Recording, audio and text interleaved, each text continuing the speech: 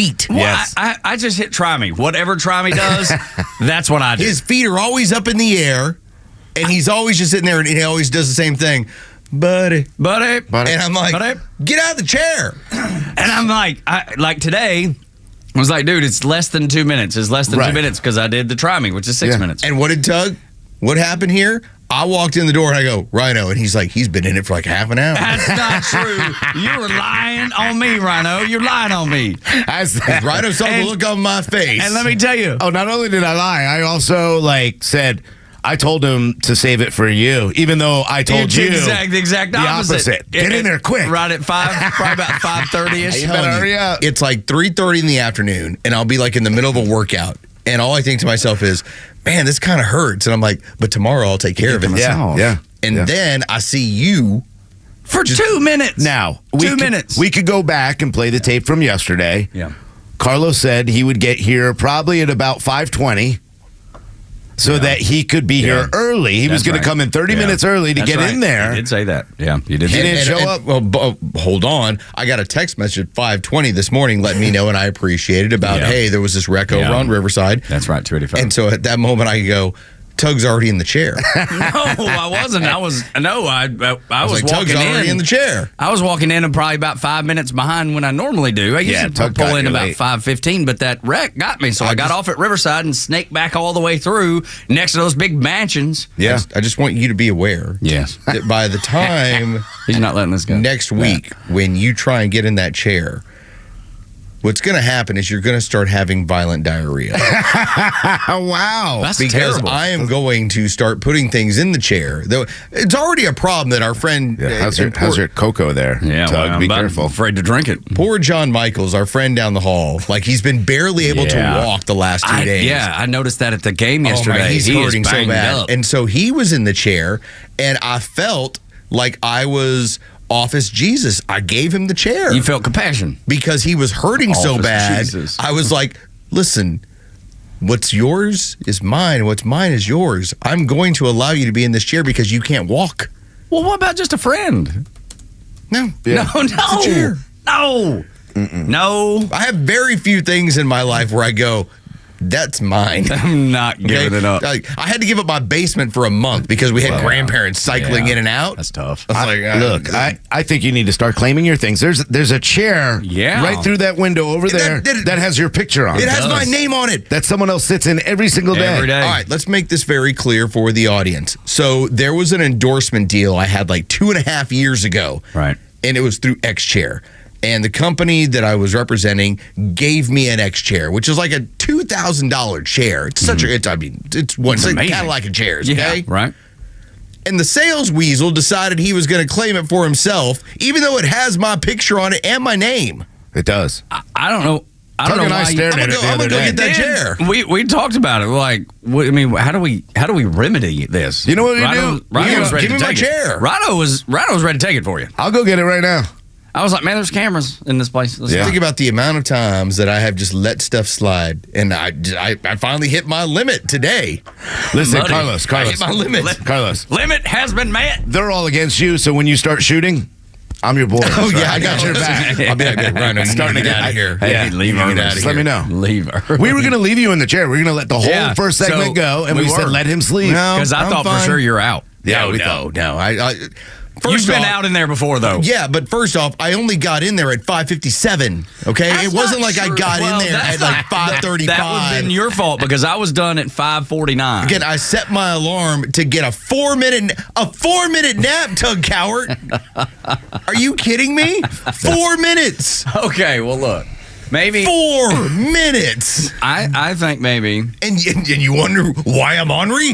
It's 4 minutes. I only got 4 minutes right now. That's so bad. It's hard to argue with him. I'm sitting there looking at my 4 minutes, phone. not enough. I'm like, wow. I'm jumping in the chair, which, by the way, has 12 to 15 minute segments. That's like, the 6 is try me. Okay, the try me is. That's the one I always do. Yeah, and you hit it like 4 times. I do not. So I'm jumping in there knowing 24 minutes. that here's the 15-minute cycle. You'd notice if I'm gone for half an hour. And I'm going to get 4 minutes of the 15-minute cycle. You can tell he's ornery because he's making up numbers. You know, when I'm you not get making mad, up numbers. When you get mad, you make up want me to numbers. go take a picture? You It says exaggerate. 15 minutes on there. I got 4 minutes.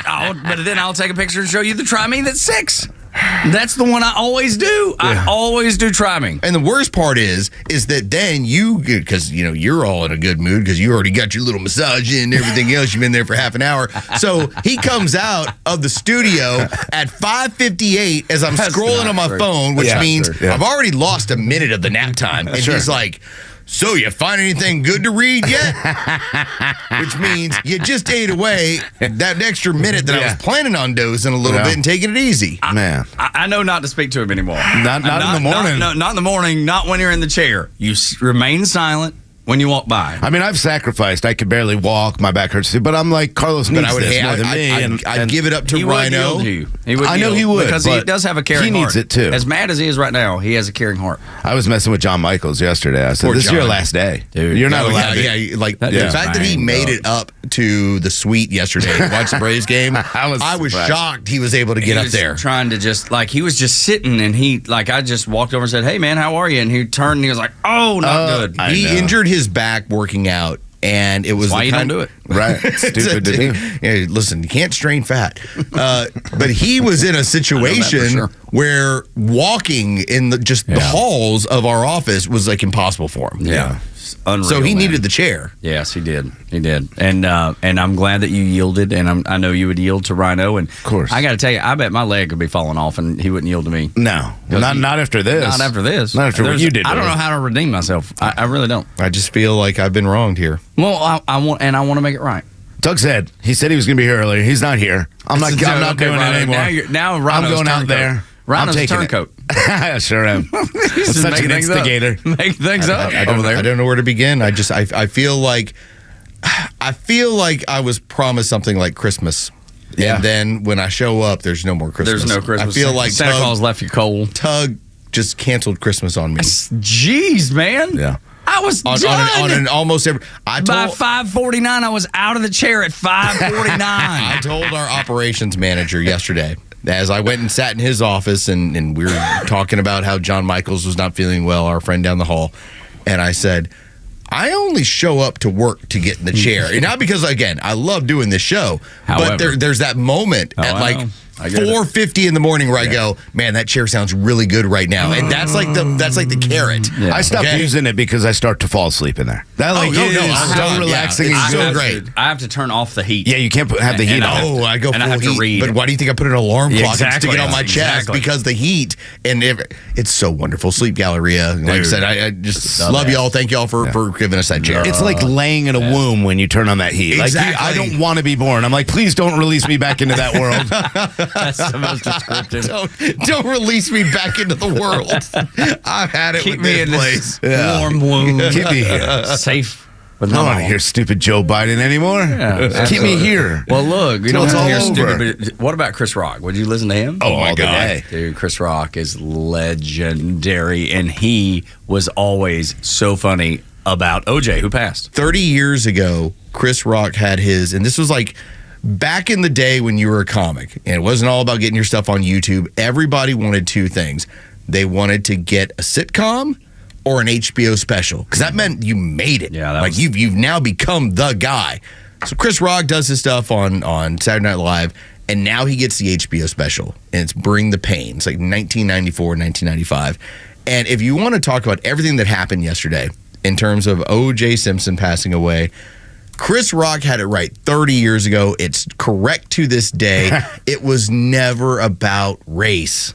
Lot of racial the shit. Lot of racial was the big thing. OJ was big. That's right. Black people too happy, white people too mad. White people like, bam, this is... I ain't seen white people that mad since they canceled MASH. Black people way too happy. Like, yeah, we won! Yeah, we won! What the f*** did we win? Every day I looked at the mailbox for my OJ prize. Nothing. My OJ prize. Nothing. And it's all about race. That shit wasn't about race. That shit was about fame. Because if OJ wasn't famous, he'd be in jail right now. If OJ drove a bus, if OJ drove a bus, he wouldn't even be OJ. He'd be Orenthal, the bus driving murderer. The jury's so stupid. out of here, man. It's so stupid. How could they not? White people would have done the exact same, okay? The exact same.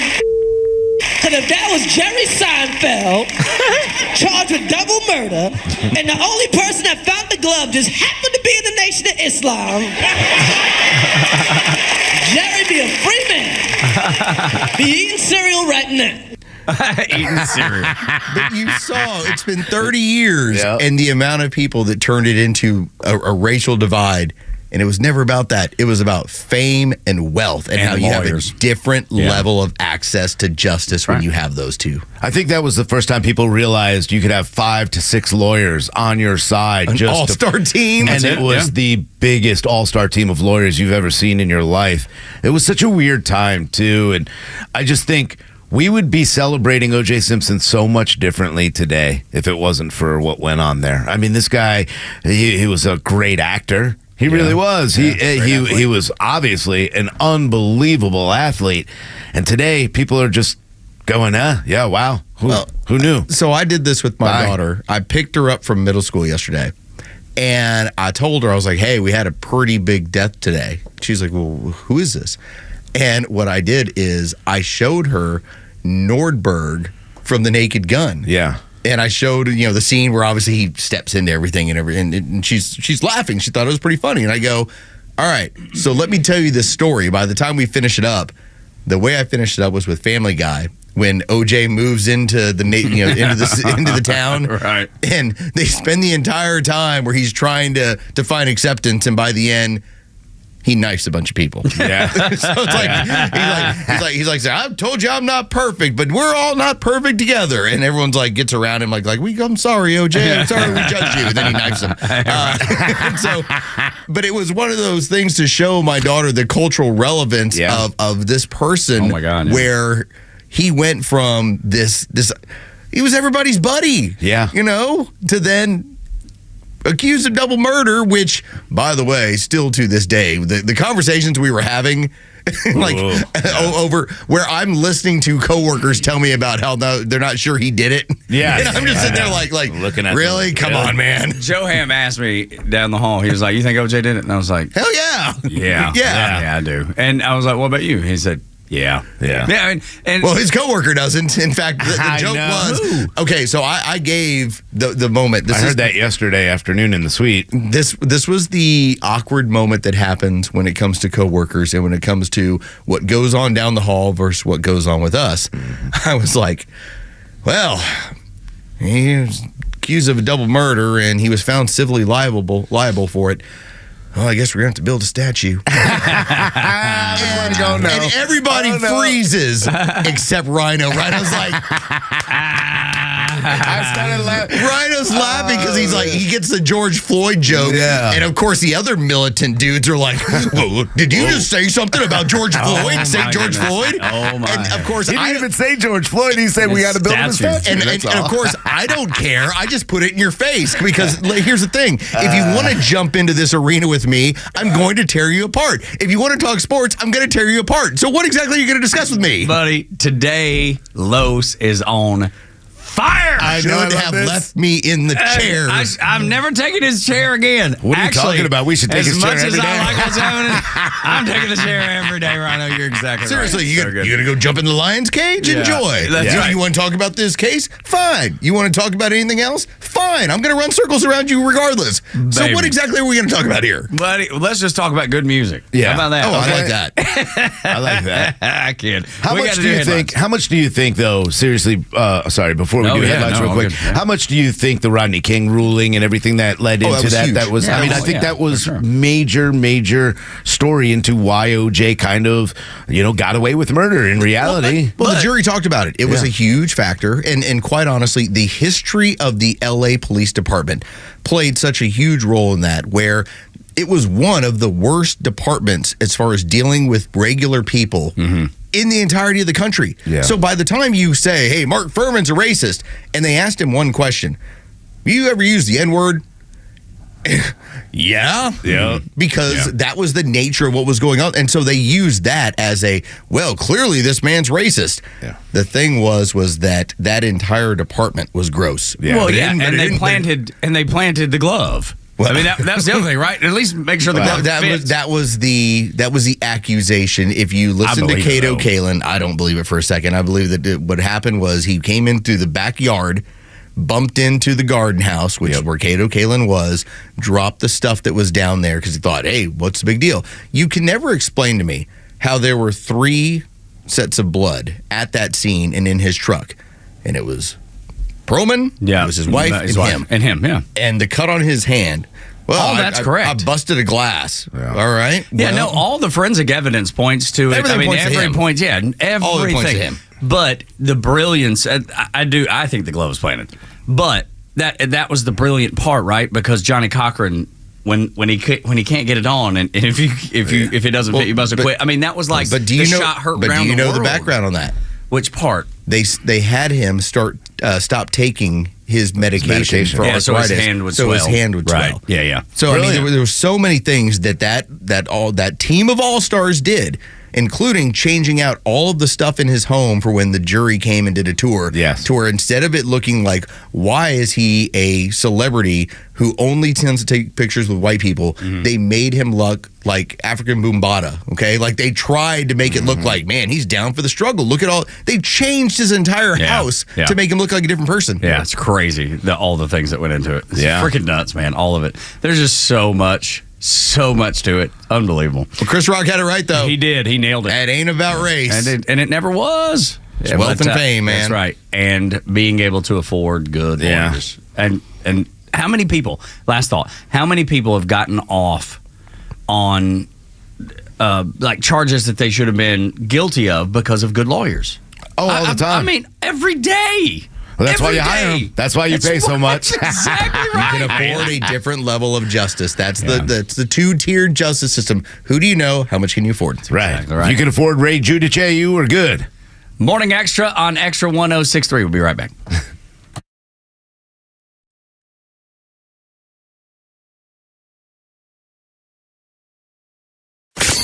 The legend Neil Bortz is only on Extra 1063. Hey, it's Tug, and here's what you missed from the Talkmaster. Look up on the internet the world's smallest political quiz. Then take it. It's 20 questions. Well, you answer those questions, it's going to put you on a grid. You know, left, right, conservative, Republican, anarchist, whatever. And about 60 to 70% of all Americans will fall firmly in the libertarian grid on that. The American people are, by and large, libertarian. They're not Democrat. They're not Republican. They're libertarian. But the narrative in the media is, well, America's a two-party state. Third parties are dangerous. Why? Catch Neil's commentary every day on Extra 1063 or listen anytime on the Extra 1063 app. My Jeep was covered in pollen. It was covered because of the wind blowing yesterday. It was covered in leaves. I had to take a paper towels and just wipe it off this morning. Try to wipe it all off because it was everywhere. Now the Jeep just needs to be cleaned. It needs a good cleaning. I mean, like getting down, waxing it, cleaning it. At some point, I'm going to have to do that. Imagine if you have to do that to the air in your house. Just clean it all the time. Would you do it? I mean, I wouldn't. That's why central heating and air conditioning is so important. They can do that for you. They have air purifying ability. They have ways to make the air in your home clean, so you're not sneezing and you're not choking and you're not coughing. So the house health improves and your family's health improves. Air purification is so important, and I don't think enough people realize that it even is available. That's the other thing. I mean, central heating and air conditioning, they can maintain your HVAC. They can put in a new Carrier system for that matter. But making sure that the air quality in your home is good, that is where it all starts, especially this time of year. Call them today if you would like to take advantage of it. I have. 770-GET-HEAT, centralheat.com. Do you have allergies? Does your family have allergies? This will clear it up, make you feel so much better inside your home. 770-GET-HEAT or centralheat.com.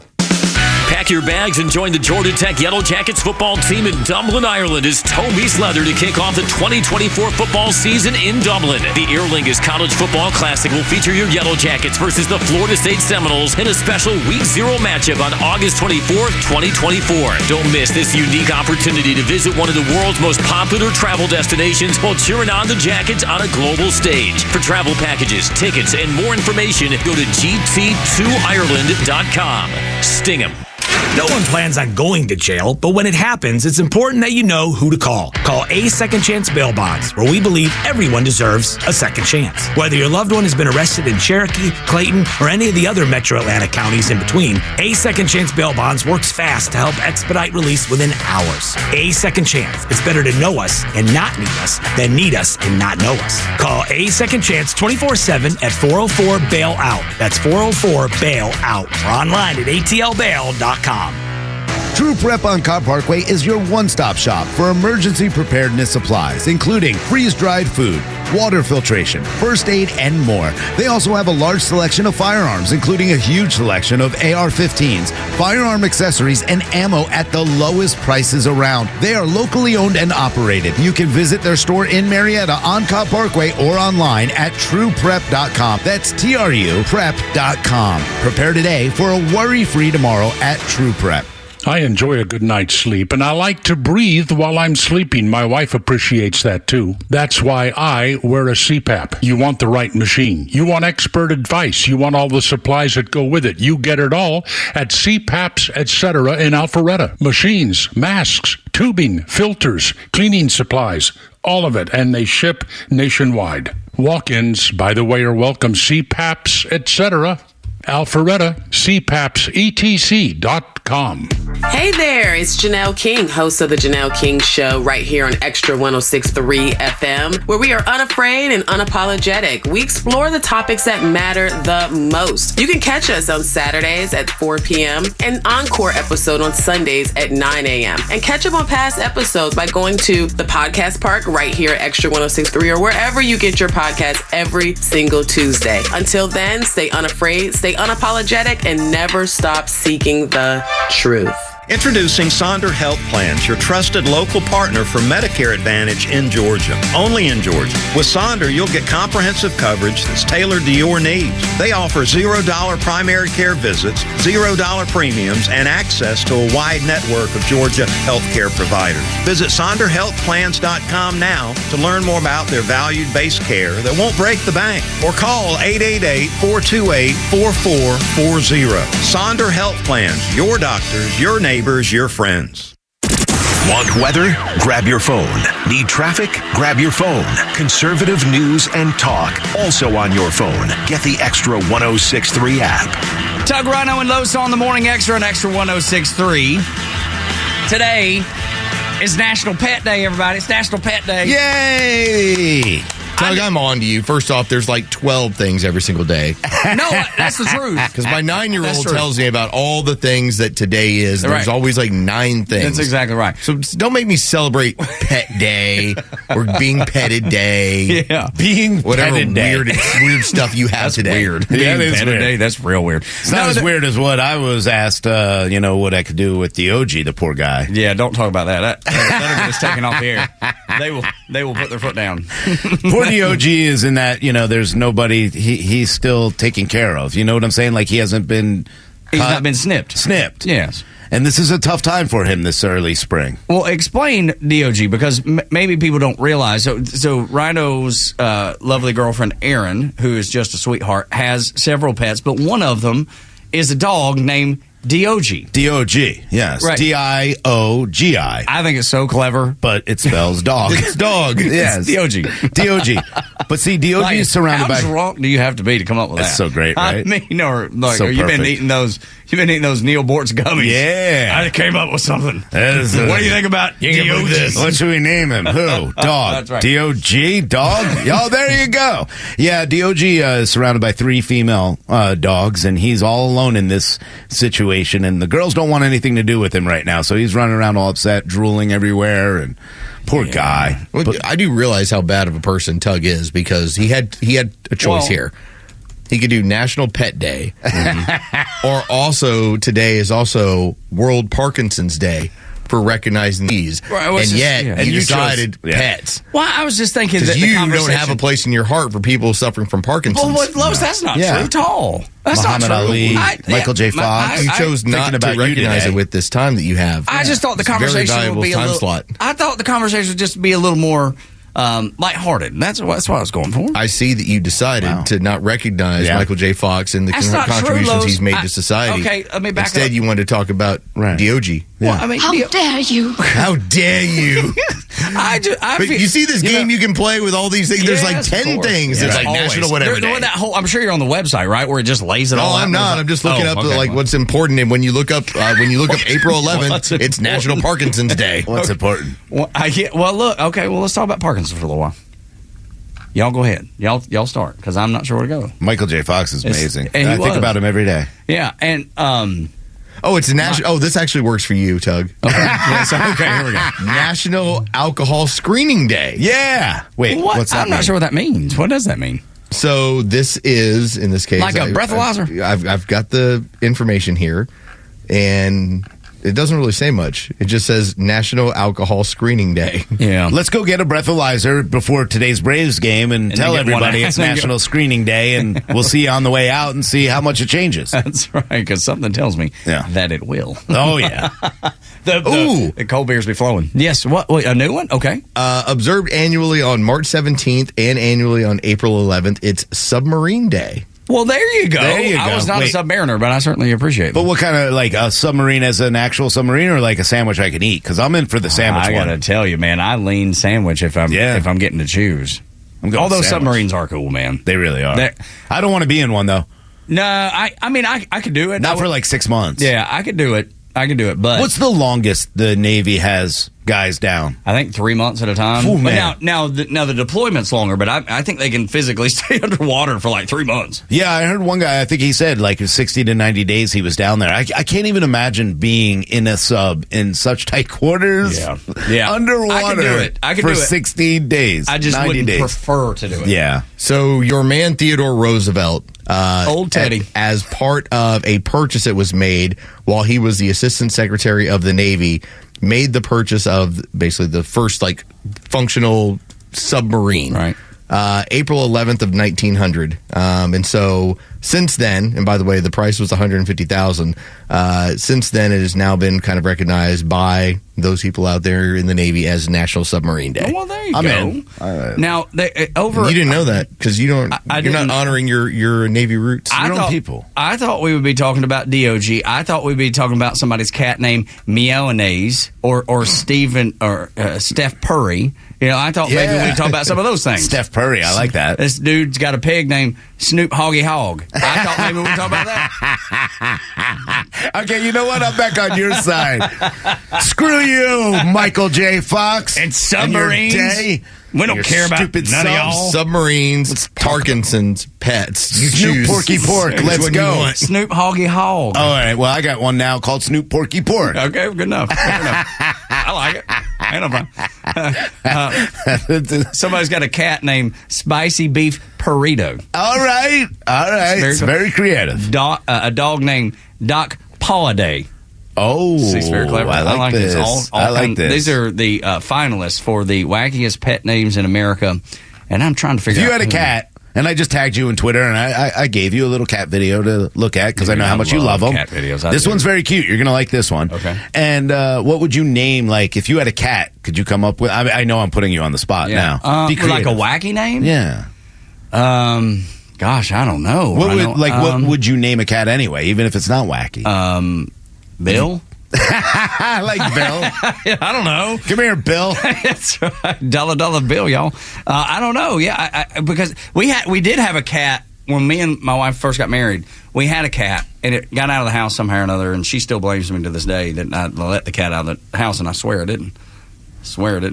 And we named it Macy Gray. There you go. It was kind of a grayish color cat, and Macy Gray was the artist at the time that had that song I Try that was huge, early 2000s. So it never came back? No, it didn't. No. If I had a hairless, annoying cat, I'd name it Bill Purr. Bill. Oh. I guess that's good. Yeah. There you go. I like that. See, that'd be good. Maybe it was a hawk. It might have been. It's funny you bring up the hawk because we had early, even before, I guess at the same time, we had Mesa Gray, the cat. My wife wanted a rabbit, randomly wanted a rabbit. So she went out one day.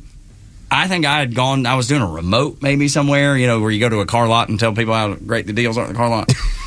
Oh, yeah.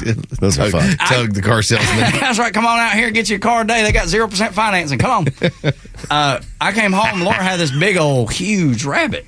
I mean, I'm like, where'd you get a damn rabbit? Yeah. She's like, over the flea market. They had one right up Cleveland Highway in Dalton. She got her a rabbit, and she named it Ernie. Oh. And so my mom and daddy had this old dog lot they weren't using. It was probably the size of this table that we're in front of. If you're watching on the YouTube channel, you can kind of see. But I don't know what was this, about 8 by 10 or 8 by 8 or whatever it is. So they had a little dog lot, and I was like, well, maybe during the day we'll let the rabbit just stay out in the sunshine and eat the grass and just have a good life. Throw a carrot over there. Yes, or whatever. Sure. One day we came home, and Ernie wasn't in the dog lot. Oh no! And there were lots of hawk feathers surrounding the dog lot. Yeah. I was like, oh no. They probably just went out for a walk. Tug, it's okay. They probably took Ernie to a surprise party. They did. It was the surprise of Ernie's life. It sure was.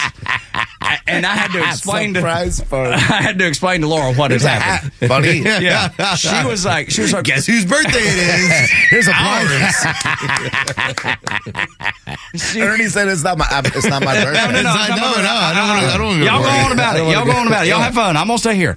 And so that big old can't hawk. believe you put a rabbit in a pen outside and didn't think to yourself like, maybe a hawk will come get it. Here's an hors d'oeuvre. Yeah. Well, I just thought it would be better than leaving it in a pen in the house. This thing hopping around and get some. You'd still have that rabbit. Yeah. Yeah. Ernie would be living.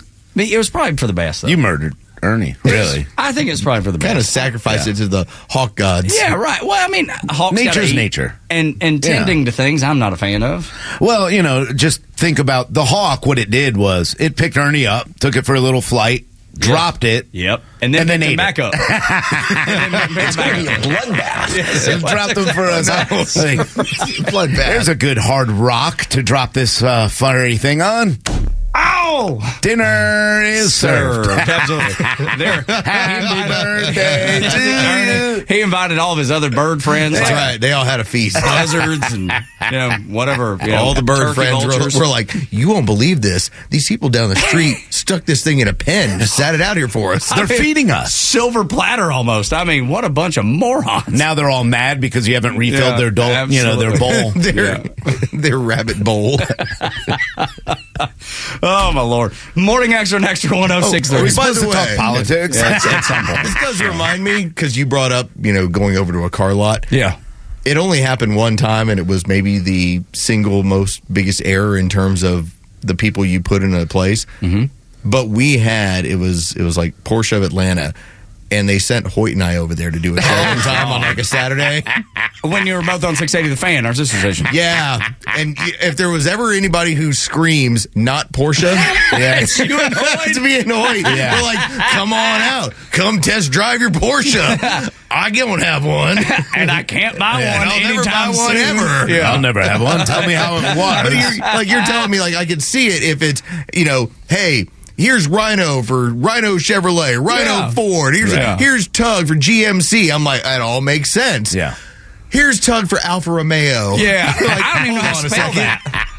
Is that 2 words or here's one? Los for Porsche. Yeah. No. Yeah, it just doesn't make sense. Yeah, I love it. They look great. Yeah, and they are. Like, of the exotic cars, if I could choose one, I'd get a Porsche. Oh, me too. Those things are unbelievable. Love them. They're the greatest. Yeah, I think the man that owns the company probably has a Porsche. How come we don't do that Yeah, anymore? the rest of us don't. No. How come we don't go out and push things anymore like that? That was always fun. Well, I mean, I always thought it was a flawed premise to begin with, I'll be honest with you. Because truly, when radio stations did that a long time, and sometimes they still do, but it was all about having a commercial on the air for 2 hours while you're there. They wanted the live commercial more than anything else. Because, hey, come on, we're going to give away some Bon Jovi tickets, if you hang out for 2 hours.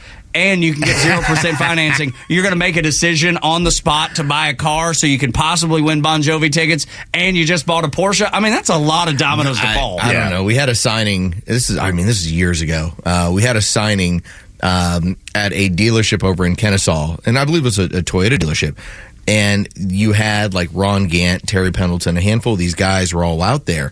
And the amount of people who showed up and then decided, well, let me just test drive a car. Right. Well, if maybe they sold an extra 4 or 5 cars, it's pretty cool. But like at least over the month, and probably not that day, but right? you just got to get them in the door, you know? Because I mean, I haven't considered buying a new car for like 5 years.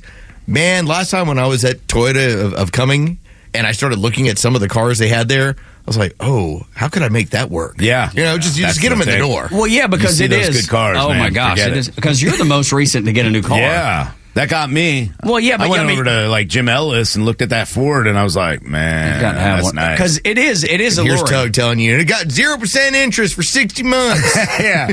Buy today. Buy today. There may be a tape at my house of when I was at Star 94 where it goes something like, hey, it's Rhino live here at the BP on Spring Street. I've got two 12 packs of Coke for $4.99. If you come now, I have Star 94 lip balm, Star 94 t-shirts, and stickers for any of you. Oh, the solo tours. Get you a deal on a 6-pack of Coke. Yeah. And some stickers. Yeah. Boy, how enticing. I would drive to downtown Atlanta for that. Yes. You know what? Wouldn't? Do you know how many people showed up? Probably so many people. A lot. Oh, Back in the free day, stuff makes people move. Back in the day, that worked. I don't know that it works as good as it used to, though. I mean, what would you stop for? I mean, is there anything that if you were listening to the radio and they said, come over here today, and let's say it's a firearm.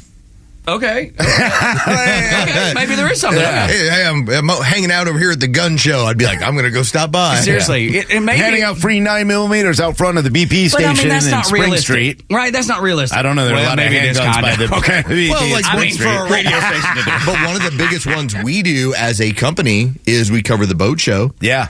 Yeah. And so, you know, Dickey Broadcasting always has a setup at the boat show because that is our audience. And let's face it, you get in front of those. Somebody, if you're ever like kind of hinging on like, should I own a boat? Yeah. The boat show will make you buy a boat. Yeah. I don't know about y'all. If Tug was out there going, hey, I'm at the BP station honoring Michael J. Fox for Parkinson's Day, I'd show up because I care. Well, and it's clear that you do. Yeah. I Not see like that you, a little bit. who'd rather talk about dogs. Well, I mean, it's I the know. OG and Like we have mayonnaise. There's a show Meowanese. not very far from you, and you should probably go see it over at Sharon Springs, over at the Little League. Mm-hmm. They're going to have where they're going to be doing a drive for old baseball equipment. Oh, yeah. No, I'm in for that. I would drop off of that. Yeah. So I'm going to make it a point. I don't think I've told Dylan, but I'm just going to go jump on his show. Okay, yeah. I think I'm just going to go show up. There you go. And be like, So drop it's off your some house. equipment, Yeah. and then Great. be like, hey, I'm here, and you're doing a show, and so I'm going to jump on your show. I've always heard, though, you're talking about the boat show. I've always heard the best day in a boat owner's life is the day he buys it, the day he sells it. Yeah. I don't know because I've never owned a boat. I enjoy boats. It seems like something that I would like, but it seems like a lot of work, and I just hear horror stories, and I would rather know somebody with a boat. Yes, that's the way to go. That's the plan right there. Yeah, boats are great as long as your friends invite you out on them. Yeah, But then exactly. when you have to like pay to have them, in a marina, then you have to clean them, and then you got to get the barnacles and the maintenance and the winterization, Yeah. and then dry docking it or whatever. I'll still buy a boat because I'm dumb one day, That's right. and I'll be that same guy. All right. I swear we'll get to Biden's legacy. We talked about boats and cat names. It's your fault. I know it's my fault. That's I the know. point, man. You decided to bring up Meow Mix and I didn't Meowanese. think it would go this long. I really didn't. But apparently it was a good topic because, by golly, we have been on it for 15 minutes. It's Tug, Rhino, and Los. On the Morning Extra at Extra 106.3, the past and present collide when Rogan quotes one of my favorite people of all time, Paul Harvey. And it all makes sense. Next on Extra 106.3.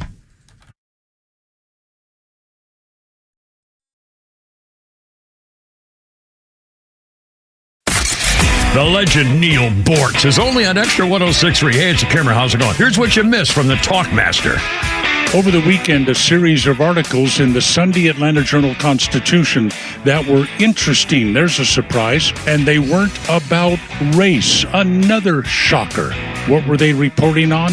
The problems getting an operator on the line when you dial 911.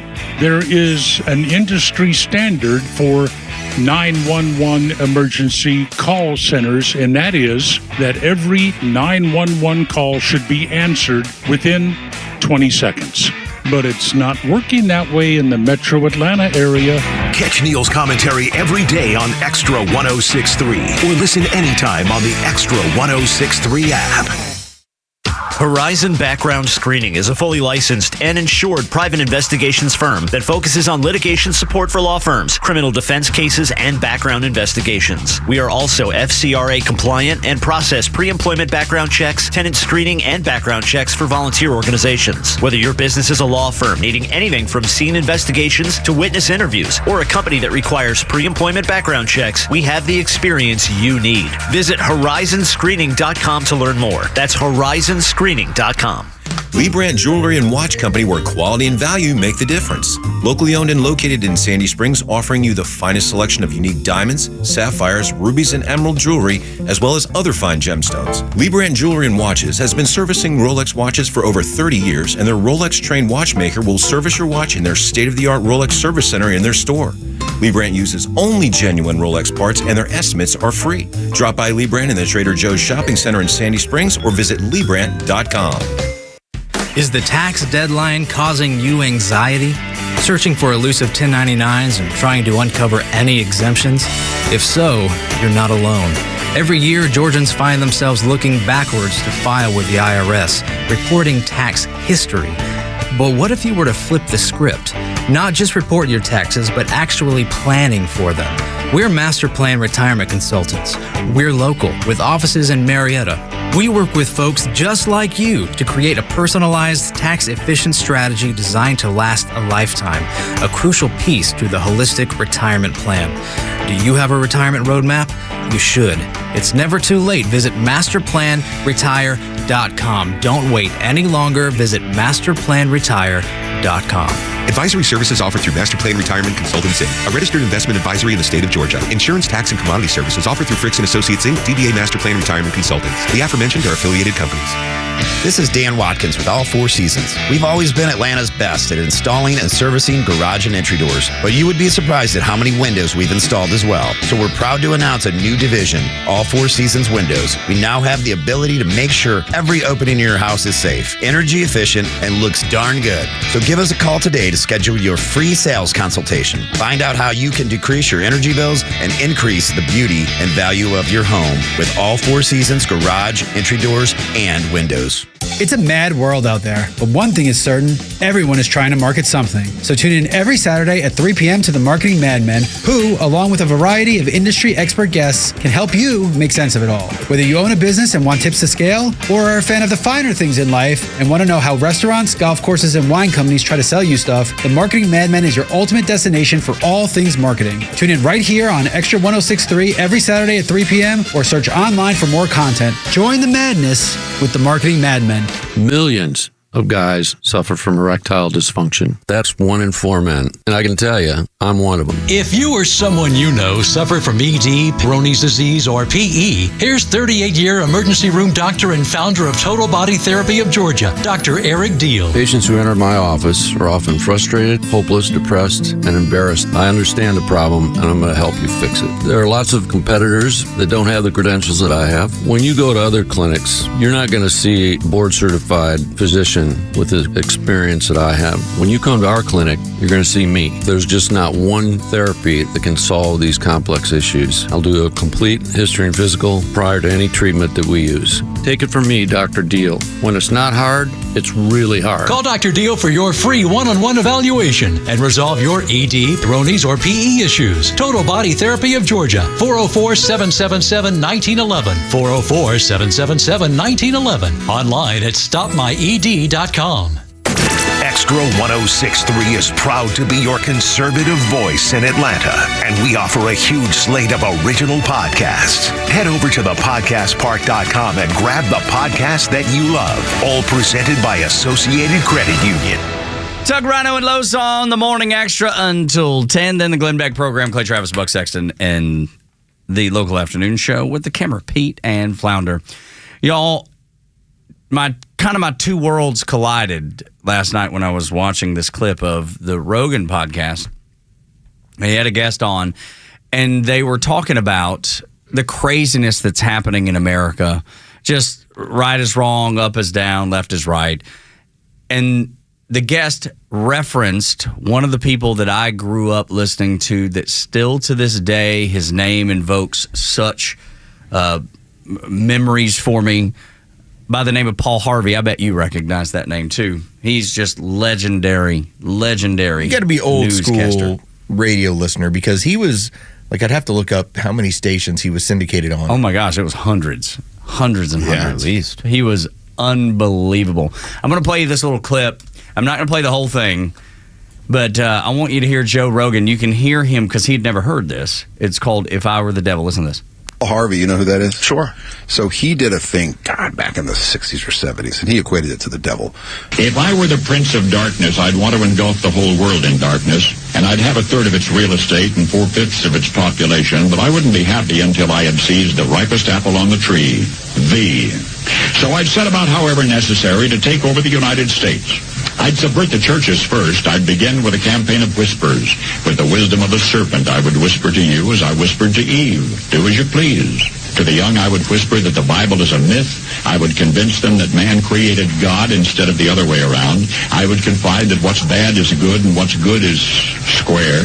And the old I would teach to pray after me, Our Father, which art in Washington.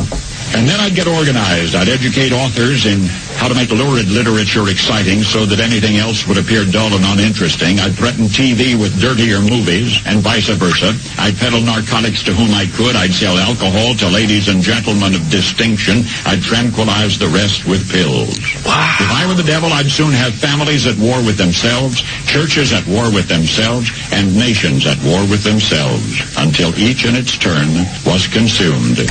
And with promises of higher ratings, I'd have mesmerizing media fanning the flames. If I were the devil, I would encourage schools to refine young intellects, but neglect to discipline emotions. Just let those run wild. Wow. Until before you knew it, you'd have to have drug-sniffing dogs and metal detectors at every schoolhouse door. Sound familiar? Wow. So he goes on, because there's another minute and a half of this that he did. And he talked about within a decade, if you followed that plan, you'd have overflowing prisons. Mm-hmm. I'd have judges, maybe even you could say school boards, promoting pornography. Soon I could evict God from the courthouse, then the schoolhouse, and then from the houses of Congress. And he goes on and on and on. And I'm telling you, if you go back and read it, Paul Harvey predicted everything that was happening and would happen in the United States of America almost to a T. It's devil, it's communism. I mean, he really read the room and saw what was going on and where they were bringing us. And you and I have had these conversations before trying to figure out there's got to be demons walking this planet Absolutely. Right now 100%. Because of what's going on and the things that we're seeing. And yeah, he's right on. And it's all the plan of the Democrats, and that's scary. So that episode, because I remember, it's much you can like watch it live. I watched it when it came out. And I also did the same thing of rewinding that to have my wife listen to it. It's unreal, man. I still remember we were driving out over like Mall of Georgia, and she was just kind of blown away by it. And remember, Joe Rogan is so well read, well researched. There's not a whole lot of stuff that gets him that way. The fact that he hadn't heard it and reacted the way he did. And do you know who his guest was at that point? Don't. It was Taylor Sheridan, the creator of Yellowstone. Yellowstone, that's right. So Taylor, of course, is a guy who, with as much as he writes, is like an observer of life. Yeah. And so when he brought that up, it was a matter of saying, here, look what's going on in this country. And he brought up, like, have you ever heard Paul Harvey say this?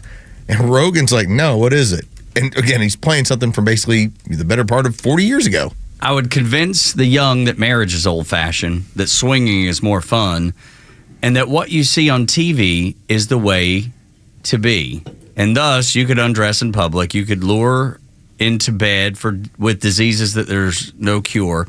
In other words, if I were the devil, in closing, Paul Harvey said, I'd just keep right on doing what I'm doing. Yeah. Yeah. Holy cow, dude. Tony, my wife was blown away by it. It just gives me cold chills because he's so... Isn't it funny? And I didn't plan to go this way with the conversation. Isn't it funny how we discount anything that's older than 5 years ago? We discount wisdom that our parents and grandparents had and that was passed down from generations to generation. You know what got me thinking about this? I was talking to Janelle King, and Janelle said if I go to a restaurant in, say, New York, where Italian food's real good, right? It's where the best Italian food in America, right? She was like, I want to go into a restaurant where there is a woman who doesn't speak English well, and she's got recipes that she's had for her entire life and have been handed down to her entire life. And it got me to thinking about this. We discount so many people because they're old. And yet, when you look at it, the old stuff is usually right 99% of the time. There was a reason we did all those things that seem boring or seem unnecessary. And Janelle's actually what got me to thinking about that. Knowledge is power. We have the opportunity to play things from Rush Limbaugh or Ronald Reagan. Yeah. Brilliance. Or Paul Harvey from the 60s. Paul Harvey. People have seen things. They understand things. They see the direction that this country is going, and then they're scared. And they've seen it for 40 years. Everybody's afraid of losing this republic, and here we are. Education's one thing, experience is another. That's right, man. And that's, 100%. I'll always tell you, there are people that are very educated that are not experienced, and experience always counts. My daddy was not well educated, but was a very smart man. He always said, he was like, there's educated idiots. Yeah. And that was his go-to. That's an educated idiot. You know what I mean? And it's so right. And the fact that we, at least I feel like we're trying to hang on to some of it. Sure. I just look at it as, there's a lot of stuff I don't know anything about, so hopefully somebody can point me in the right direction so I can learn what I need to learn. A CNN guest says the quiet part out loud in reference to OJ. Conversations had taken place in this building as of yesterday and today. Next on Extra 106.3.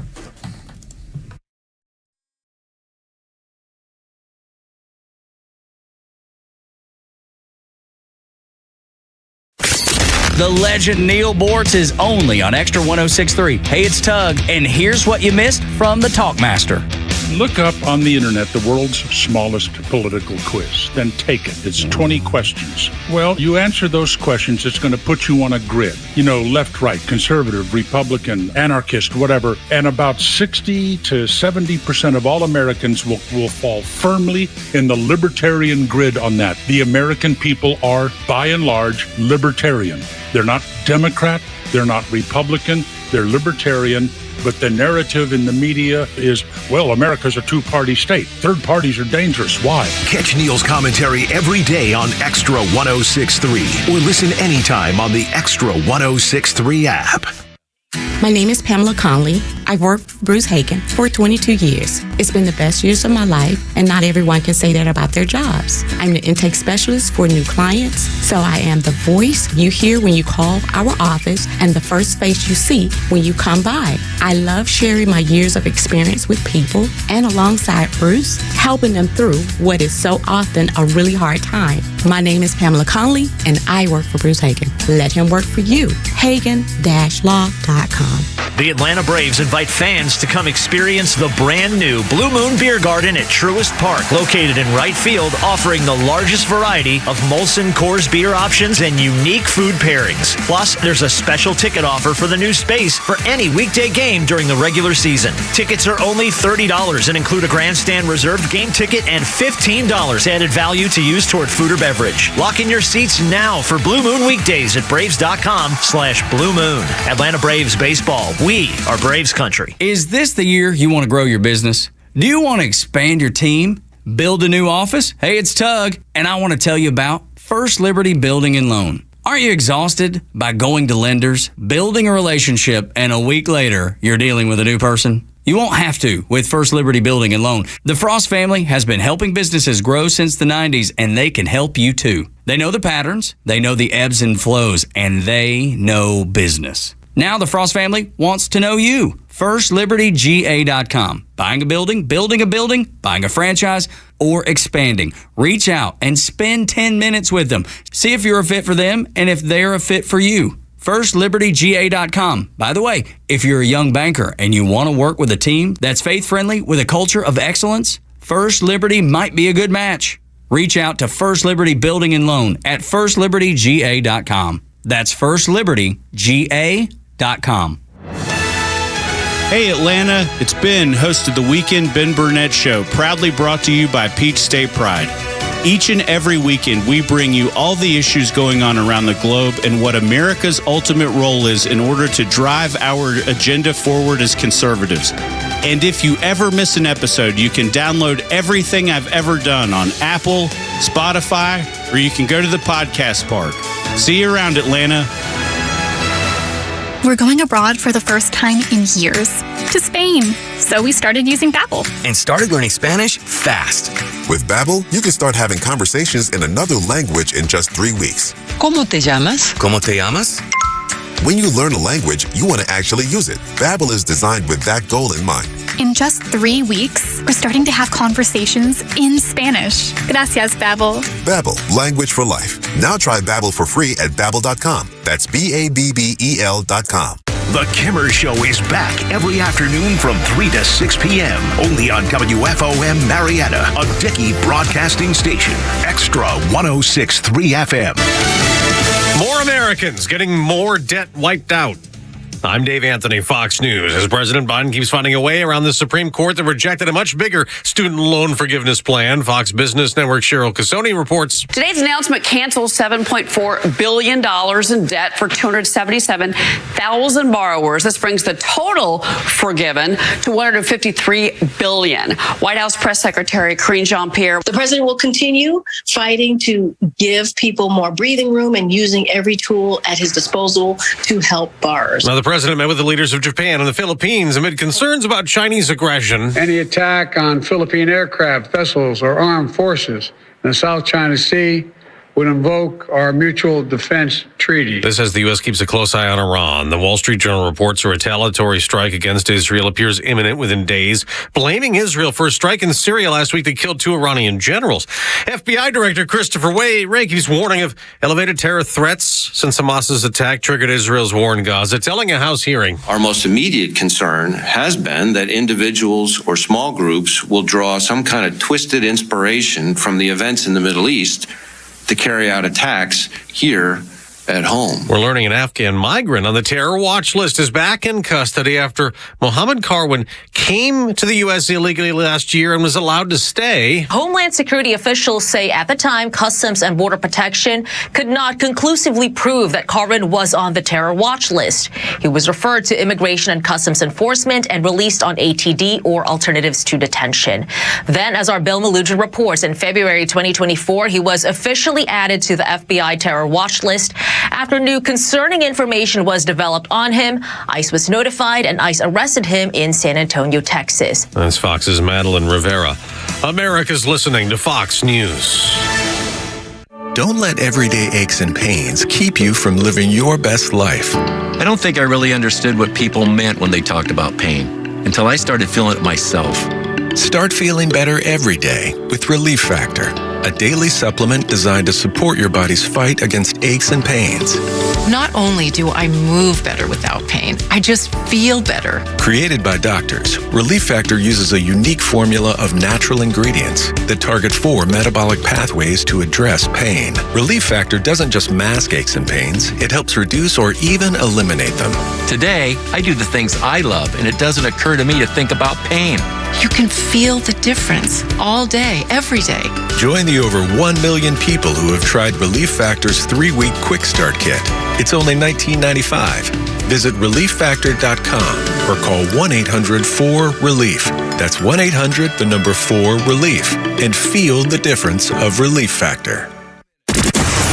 Start your day with live and local conservative talk with Tug, Rhino, and Carlos Medina on the Morning Extra on Extra 106.3. Make sure you get the app so you can listen live and on demand. If you miss anything, go back and listen to it right there, wherever you get your apps. Download it by searching XTRA 106.3 FM Atlanta. Tug, Rhino, and Los until 10. We've just been off the air talking about Saturday Night Live, back when Saturday Night Live was so good.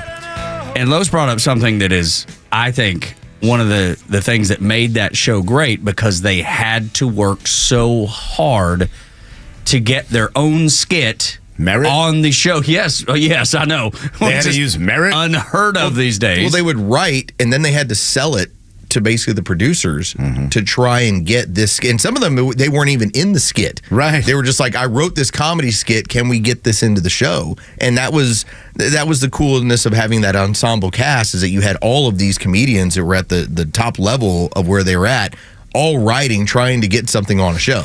Isn't it terrible, though, that the show has fallen to a point now?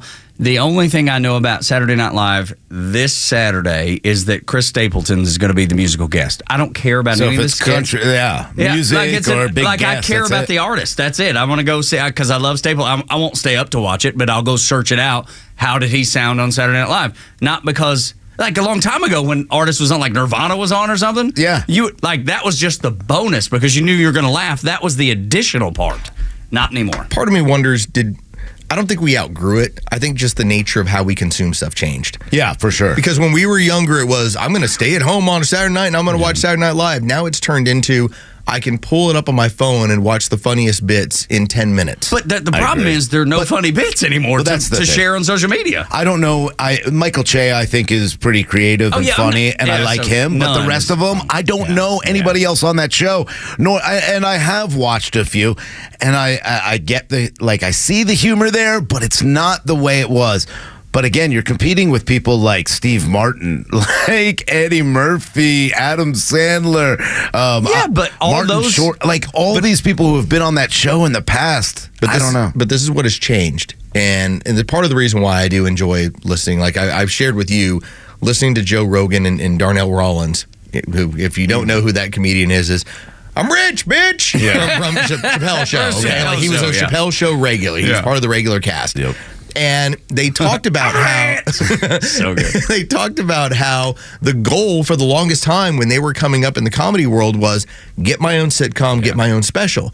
And how that has all changed, where Saturday Night Live is no longer the goal for these people. It's now turned into, can I get enough of these clicks on YouTube to where I have enough of following? Get a Netflix but I think not even Netflix, where they can show up at any club and they sell out. And they sell out easy. Yeah, they don't need SNL. Or they do a movie like Talladega Nights, or they do Night at the Roxbury, or they get a big movie out of it. That was the goal for a lot of those guys. Look, Chris Rock came out of there. Look at all the great comedians that came out of Saturday Night Live. It's sad, but I think it does have a lot to do with what Carlos said. I would love to be able to stay up late on a Saturday night and be able to watch that. Oh, yeah. Would you? Not anymore. Not anymore, because I used to. But I think that's the point Lowe's is making. Is I couldn't go online and watch it later. There's no need to do that anymore. There's no need to watch things when with the exception of live sports. Yeah. There's no need to watch things as they happen. But they don't translate anymore anyway, because they have the opportunity to do what everybody else does. Put out those clips. They're short skits. No, put them out on. But they're nobody's no good. They're not good. They're not good to do that. Yeah. But here's where I say things have changed. If you're on SNL, you're not selling out stadiums. If you're on YouTube and you've got 5 million views, you're selling out stadiums. Joe Rogan brought this up too. Right now, we're in this comedy golden era where there are more comedians who can sell out stadiums or do 3 nights at State Farm Arena and sell every single one of them out than we've had in history because of their exposure they now have that they would never get from SNL. No, that's right. That's wild to think about. But now it's a Netflix thing. Like now you get a Netflix special that you're in, or even HBO still, they have the late night comedy. You have to get those specials to be able to become huge. They don't care about it. Because they've got the outlet now. It's Netflix and HBO coming to them. They can do like, who was the comedian that we talked about where he did all the George Floyd jokes? and how he had to end up apologizing about it. He got so many millions of views that the next several of his shows were all sold out. Oh, absolutely. That's the deal. It's so different now that if you can create those viral moments, those moments where David Lucas, and suddenly, boom, you can now sell out these things. That's why SNL doesn't have the same quality it used to anymore. Yeah, it that's just doesn't true. have the same audience. Yeah. It used to have you and me. Now you and I will see stuff on YouTube and be like, that's funny. Yeah, and then we share it to each other, and we share it to everybody else, and the next thing you know, I don't know any comedians I'd go see except for the big ones now. Like, I'd love to see, obviously, if Chappelle were to do a show here, I'd go. If, Chris Rock, I mean, all the big ones. Kevin Hart. Kevin Hart just played the Roxy. Yeah. He did like 2 or 3 supposed nights. to tell anybody. Yeah, no, I'm kidding. No, well, New you're jokes. funny. They wouldn't allow phones, nothing. No, you're Couldn't go right. in there. And he had something weird. One of the folks that work over there that I'm connected with said he had a weird. Yeah, he said he had a rider that he had to have like an armored car or so many cars to make up a envoy, to make sure that he was safe going from wherever, maybe the airport to the Roxy. It was weird, man. Weird. And I guess as the world's crazy, maybe that's maybe a lot of riders have that in there, and I just don't know it. But when they told me, I was like, "Are you serious?" Yeah, it's kind of crazy. I mean, like Shaquille O'Neal used to walk in this building by himself. Yeah, I never on a understood that. weekly basis, and nobody was with him. Kevin Hart, you got to have a entourage of cars. I don't know. Yeah, just weird. You gotta. That is so weird. I can imagine the threats nowadays of you don't know what anybody. People are crazy. They are. I've seen some of the craziest people in the world over the past 3 years. Morning Extra and Extra 106.3. I'm going to bring in a clip from Stephanie Elam. She was on CNN, and she said something that I think does have some value to it because I see the way people react. But then at the same time, it makes me sad to think that that's at least partially true. Just listen to what she said. And it's also just worth noting how much was impacted by this trial, Jake. So many things happened. We saw policing changing here in the city. And it's also worth noting because of that unrest, that racial unrest in the 90s, that is why so many people who may not have been invested in O.J. Simpson were just happy to see that someone who was rich and famous and black could get away with what other people did in the system as well, too. Get away with what other people did. Other people? Well, see, that's the question I need to know. Yeah, that was right. There's that, but then, I think Chris Rock had it so right from the get go. Yeah, that we played last hour. That Los grabbed and brought in. It was less about race and more about wealth and fame and power, and we see that all the time in Washington D.C. Who's being held accountable for Hunter Biden? Nobody. Who's being held accountable for Joe Biden being compromised by the Chinese? Nobody. It's about wealth and power. Wealth and power ends up being the differentiator. When we talk about like the 2-tier justice system, it's really are you on the inside or are you on the outside? And if you just know the story of OJ built a career of whenever would somebody say like, well, he's this black athlete who won a Heisman Trophy. He's like, why are you calling me a black athlete? I'm just an athlete. I'm just an athlete. Like he transcended race. Maybe and so that was the deal, was that by the time he gets in all this trouble, it wasn't, hey, this former black athlete, that's OJ. Yeah, OJ. And that, as much as she wants to say, well, this man got away with this and he was black, I'm like, no, he was a celebrity. But I do think it gets lost a little bit because I still think there's people that feel the way that woman feels. Of course they do. And I think a lot of people do. It don't make it right, but it's lowest common denominator thinking, though. No, for sure it is. I think absolutely, but it is. Unfortunately, I mean, just look out the window. You'll find a lot of lowest common denominator. I'm going to say this, and I was talking to Tug about this earlier, and Janelle King did her show last week and talked about, or maybe it was 2 weeks ago, her show, and you can always go online and find her podcast. Here on Podcast Park, and then here Saturday and then here Saturday as well. But she talked about sometimes when we, like minority groups, a lot of times they will protect their own, and they will go, oh, I'm not going to believe this because they feel persecuted. I know, growing up Jewish, a lot of times I'd be like, wow, did you hear what he did? And if they were Jewish, the example of Bernie Madoff. And they were like, hold on. He's, I don't know yet. I don't know if he's guilty of this. They're trying to persecute him because it is a part of you protect your own. So a lot of my Jewish family be like, I don't think he did it. I'd be like, he did it. They'd be like, well, he I don't stole know. billions. Then they go to this is my favorite part with my family. They'll go, yeah, but his mother wasn't Jewish, just his father. Okay, there's so always he the wasn't born Jewish. There's always the he but. converted. He's not, but it is a weird thing. So, but I think a lot of times you go, hey, let's look at this justice system. I think people are seeing that today. Bring it back to today. I think a lot of people are going, hey, Donald Trump is being persecuted the same way we get persecuted. So I think there is something there with the minority groups that go, wait, hold on. Until all the evidence is out there, we don't know if OJ actually did this. They could be setting him up. And in all honesty, his defense team made it seem like, yeah, some racist did set this up. Go back to what that's the whole point, though, right? Is the dream team? It was about being able to afford the dream team. So if you follow any of the stuff that's been documented, and you can read the book People vs. O.J. Simpson. You can watch you had FX do a dramatization of it. You can watch the ESPN documentary. O.J. in America, whatever it was on there. One of the things that the jurors flat out told you was that, yeah, we believed he did it, but this was payback. When they got the trial moved from the Brentwood area and basically put it in the heart of LA County, they recognized we're going to be able to meld a jury that's going to know the history of LA politics and LA police and make it to where we can now make this into a race issue. Basically that's what got him off. It was a history. Remember, Rodney King had happened a year before. That's right. You'd had the LA riots a year before. This was not a city that was thinking to themselves, hey, we need to find a way to persecute another black man. Yeah. A famous one at that. It's just going back now, how things have changed in America, right? And was that a pivotal point in changing America? I mean, I guess there's thousands. You can point to all kinds of things that have led to these drastic changes that we see in the United States. And we played that Paul Harvey thing because back in the 60s, some of the things that he was bringing up and said was the changing of this country. And now where we are, where we almost don't recognize it, and I guess each one of them played a role. I guess you couldn't say that one thing was the biggest, but it certainly contributed.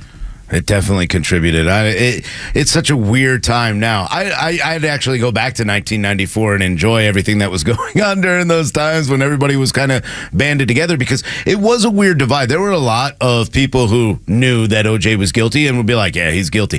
Still wanted him to get away with it, but we all kind of came together and got along, and I don't know, man. I think it was the birthplace of woke identity politics. It sure was. Because you basically had a scenario where, because of if you want to buy into the liberal mindset, the woke mindset was that, the United States was founded on a false premise and it's an evil place. And so we've now had this culminate where OJ should get away with murder. Yeah. Like that was the mindset of things have been so unfair. This is the payback. That then really fostered what ended up being the seeds of, eventually we now, if we keep that same mindset, America's unfair, America's inherently racist. Yeah. Well, that's why we don't prosecute any criminals in major cities. That's exactly right. Go ahead, Ryan. And that's why we're talking about, today, and, we haven't really covered the story, but a gentleman who, shot at police over 11 times. Police returned fire, and the parents are acting like their son was just out for a Sunday drive. Now he's the victim. The press conference with the family and the mom passing out, and you're like, what? She played it up to the point where... But she knows that's the way this system works now. But her son unloaded, completely emptied a clip at the police officers. Well, if you don't want to be shot at, what was it, 86 times? 96 times. Okay, if you don't, tried and true method for not being shot at 96 times, don't shoot at the police 11 times. And emptying a clip. Emptying an entire clip at them. But again, that's the mentality that has grown out. And it's a payday now, too. Well, we're linking all this back to what happened 30 years ago, where you had the culmination of not just a story that people were finding out about, but then the amount of how much can I create the television cameras around me, and how much can I create victimization? And it's, again, I'll tell you, it culminated with OJ, and now it's continued to go throughout society. Yeah, and then when George Floyd made it even more popular and even easier to do. Statues. And got statues all over the country because of it. We are celebrating victims. We're not looking at the problems. We're never going to fix the problems if we always celebrate the martyrs, and which are actually criminals 9 out of 10 times. There are plenty of bad police out there. There are more great police out there that go out every single day and do what they can and hope to get home to their families. There's way more of them. There are going to be some people who get through that happen to be racist, that happen to be bad police. I hope that we find a way to route them out and get them out of that position. But at the same time, you can't sit and allow these people to play victim after they attack the police. But they do, and they end up winning in these because of our prosecutors and our DAs that do not want to prosecute this because they're afraid of looking a certain way because name calling. Politics. Yeah. OJ did it. Yeah, of course. And so did Dexter Reed. That's what we're talking about with the traffic stop. Tried and true method to avoid being shot at 96 times. It's on camera. Don't shoot at police. Completely. I mean, there's complete footage, but the AP reported it differently.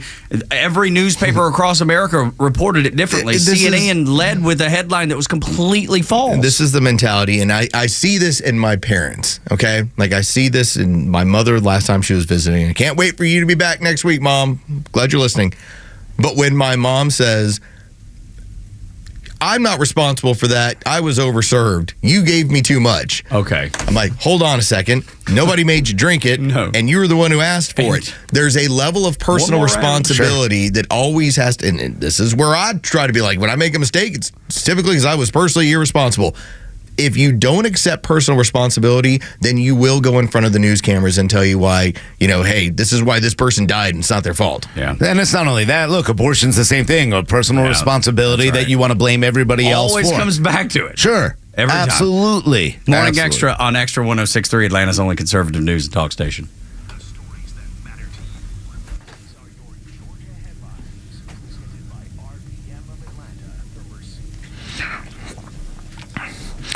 Here are your top stories in the state of Georgia for today, Friday, April 12th. Atlanta Mayor Andre Dickens announced yesterday the locations of 4 new MARTA stations. The mayor announced in March the need for the new infill stations, and yesterday he unveiled the new locations at Murphy Crossing, Krog Street, Hulsey Yard, Joseph E. Boone, and Armour Yards. Dickens released a 3-page administrative order detailing how the stations would be linked together, but did not lay out how the city will be paying for the stations or a timeline for construction to begin. A federal judge dismissed a challenge to a Georgia voting policy requiring new citizens to provide ID in order to vote. The activist group, the New Georgia Project, sued the state in 2018 over state laws that prohibit new citizens from casting ballots until they show that they're eligible. Judge Eleanor Ross ruled that the plaintiffs failed to prove the voting rights of naturalized citizens are violated by having to show papers or get a new state ID before voting.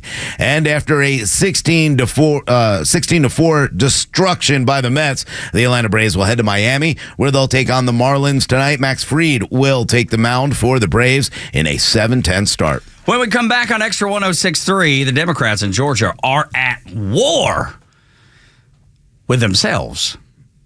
Next on Extra 106.3. Tug, Rhino, and Los, we're on the air until 10. From the latest breaking news to the conservative voices you know and trust, your best new follow on social media is Extra 106.3.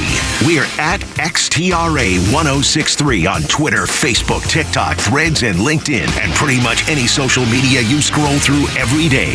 And we drop exclusive giveaways, new daily content, and the latest breaking news from Georgia and across this great nation. Interact with your favorite Extra personalities. Get the latest on our live events and so much more. Follow at Extra 106.3 across all your social media and keep up with Atlanta's only conservative voice. Hey fans, Xander from Atlanta Painting Company here, and with spring on the horizon, the home team won't be the only ones painting corners in Atlanta. This spring, save 10% off all exterior projects and get a free color consultation. We understand how valuable your home is to protect your investment with our industry-leading warranty and unmatched customer service. Don't just take our word for it. We have over 900 Google reviews telling you why we are the painters you can trust. Ready to get started? Visit us online online at atlantapaintingcompany.com to schedule your free home consultation. The Atlanta Painting Company. Painters you can trust. Hey sandwich lovers, today's your lucky day. There's a whole new way to roll for lunch or dinner delight with Nucky's Hoagies in the Roswell Corners Shopping Center. Now open. Nucky's Hoagies in Roswell is family owned and operated by the Sub-Sisters, Stacy and Shannon, whose love language is food and Nucky's Hoagies, their passion.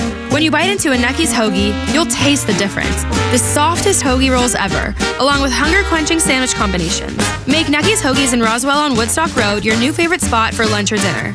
Don't let a cold, sinus infection, or allergies ruin your day. Breathe easier, sleep better, and feel healthier with Navage. Visit Navage.com, Walmart, Walgreens, CVS, or a store near you. Returning to Metro Atlanta, April 26th to the 28th, the Mitsubishi Electric Classic presented by Venture is Georgia's only PGA Tour Champions event. Enjoy local craft brews and scenic views of the par 3 11th hole and an exciting atmosphere at the Perch. Pick your favorite hole to watch along the ropes or find public seating throughout the course. Children 15 and under receive complimentary tickets with purchase by an adult. Join the party at TPC Sugarloaf in Duluth, Georgia. Tickets available at MitsubishiElectricClassic.com/tickets. Hear that? That's the sound of the annual Duck Pluck event, supporting Special Olympics Georgia athletes, and we need your help. Adopt a cute rubber duck today for just $10, and all proceeds will help provide everything from meals to housing for our Georgia athletes at the state games. So adopt your duck today at duckrace.com/Atlanta. You shouldn't need a degree in finance to choose a checking account. That's why we made Truist One Checking. No trade-offs, no compromise, no hassle. Just the stuff you want from a bank that cares. And that means no overdraft fees, lots of practical perks, and automatic upgrades. Truist One Checking. One simple choice. Visit truist.com/one. Truist.com/ONE. Truist Bank, member FDIC. Hey Atlanta, it's Mark from the Safe House. And now, the security riddle of the day. What's less secure than a fake safe from a furniture big box store? Joe Biden's fake border policy, of course. But hey, there is good news. This time next year, Joe Biden will not be president. So drop right at Atlanta Safe House and check out the largest selection of safes in the Southeast. Build a wall around your valuables with a safe from the Safe House. We have certified delivery crews to install your safe. With over 30 years in the safe business, the Safe House is the place to buy safe in Georgia. So go to atlantasafehouse.com. Pack your bags and join the Georgia Tech Yellow Jackets football team in Dublin, Ireland as Toby's Leather to kick off the 2024 football season in Dublin. The Aer Lingus College Football Classic will feature your Yellow Jackets versus the Florida State Seminoles in a special Week 0 matchup on August 24th, 2024. Don't miss this unique opportunity to visit one of the world's most popular travel destinations while cheering on the Jackets on a global stage. For travel packages, tickets, and more information, go to gt2ireland.com. Sting 'em. Look out, it's only me. It's only the Kimmer. You know, you can download the Kimmer podcast on the Xtra 106.3 app, along with a ton of other great shows. Go get it, for crying out loud, now on Apple or Android. R.I.P. Pour out a little sip for Toby Keith. I bet you never. I'll just never get. This is one of those that'll gonna stick with me for a long time. Anytime, and maybe it's just because it's fresh. Anytime I hear a Toby Keith song, I'm like, damn. Oh my God, I just forgot he passed away. That's what I'm saying. Until you You're just like, said it. Damn. The worst. Yeah. I randomly keep thinking about just different songs. Like Toby songs? Yeah. Okay. Dude. I don't know why. Ain't as good as I once was is my favorite. Oh. My favorite. Hands down. Yeah, my it's a favorite great Toby song. Like for instance, when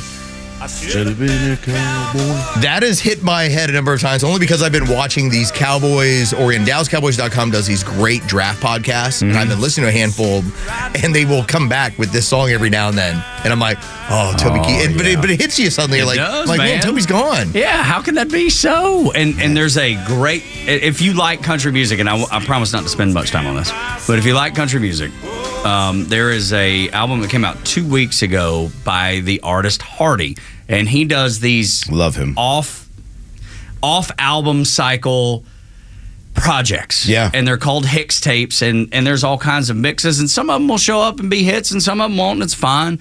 The one that he did 2 Fridays ago was of Joe Diffie, which I grew up the biggest Joe Diffie fan in the world. Joe passed during COVID. Mm-hmm. He had a lot going on. He liked to drink. Yes, he did. He ever? There's a reason he sung about propping him up by the jukebox with that drink in his hand. Ever. Good Lord. Anyway, point being, all those hits, because Joe had probably 10 number one hits in country music. The last song that Toby Keith recorded was for that. He had just gotten better from cancer, relatively better from cancer. He recorded and Mark Wills, who lives in Marietta, was on it. Man, there's so many people. There's like 25 different artists that are on this, but the last thing Toby ever recorded was for that. So if you're a Toby fan, go back and listen to it. It is so good. I always wonder, like, it's so sad that, like, when you see, like, someone like that, Toby, pass away.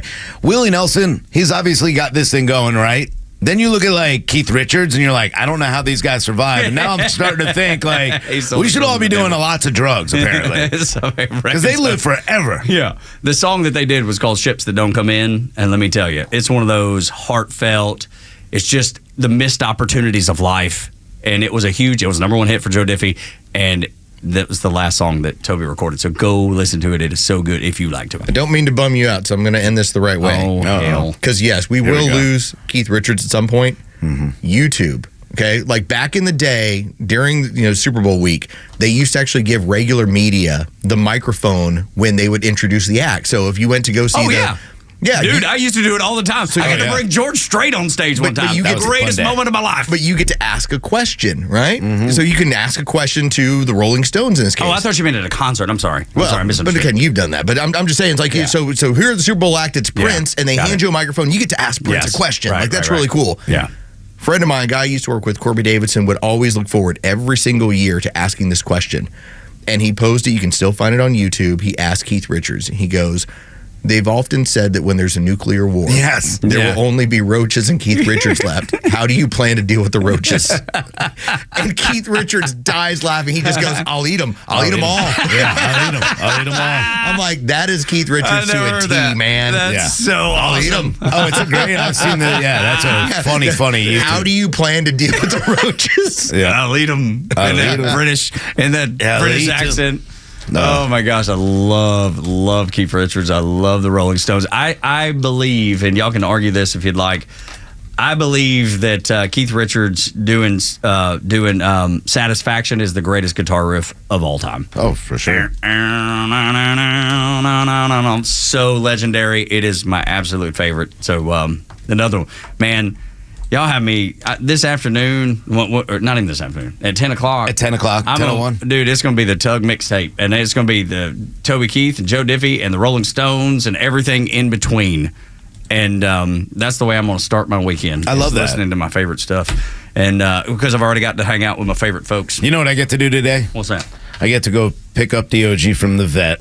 Oh, Today's the day. It's getting snipped. So you're picking him up or taking him? No, I'm not taking him. I'm not going to be the one that drops him off to get that done. It's funny you say that. That'll wreck a dog. Okay, because I'm going to pick him up and pretend like, oh my God, I'm here to rescue you. I was talking to your sweet girlfriend Erin about the same thing. My wife will not drop off our dog to have it done. She's like, I'll go pick him up. I was like, he ain't going to remember that. Right. He ain't going to remember that. Oh, and she they will. argues, and I don't believe that they'll remember that.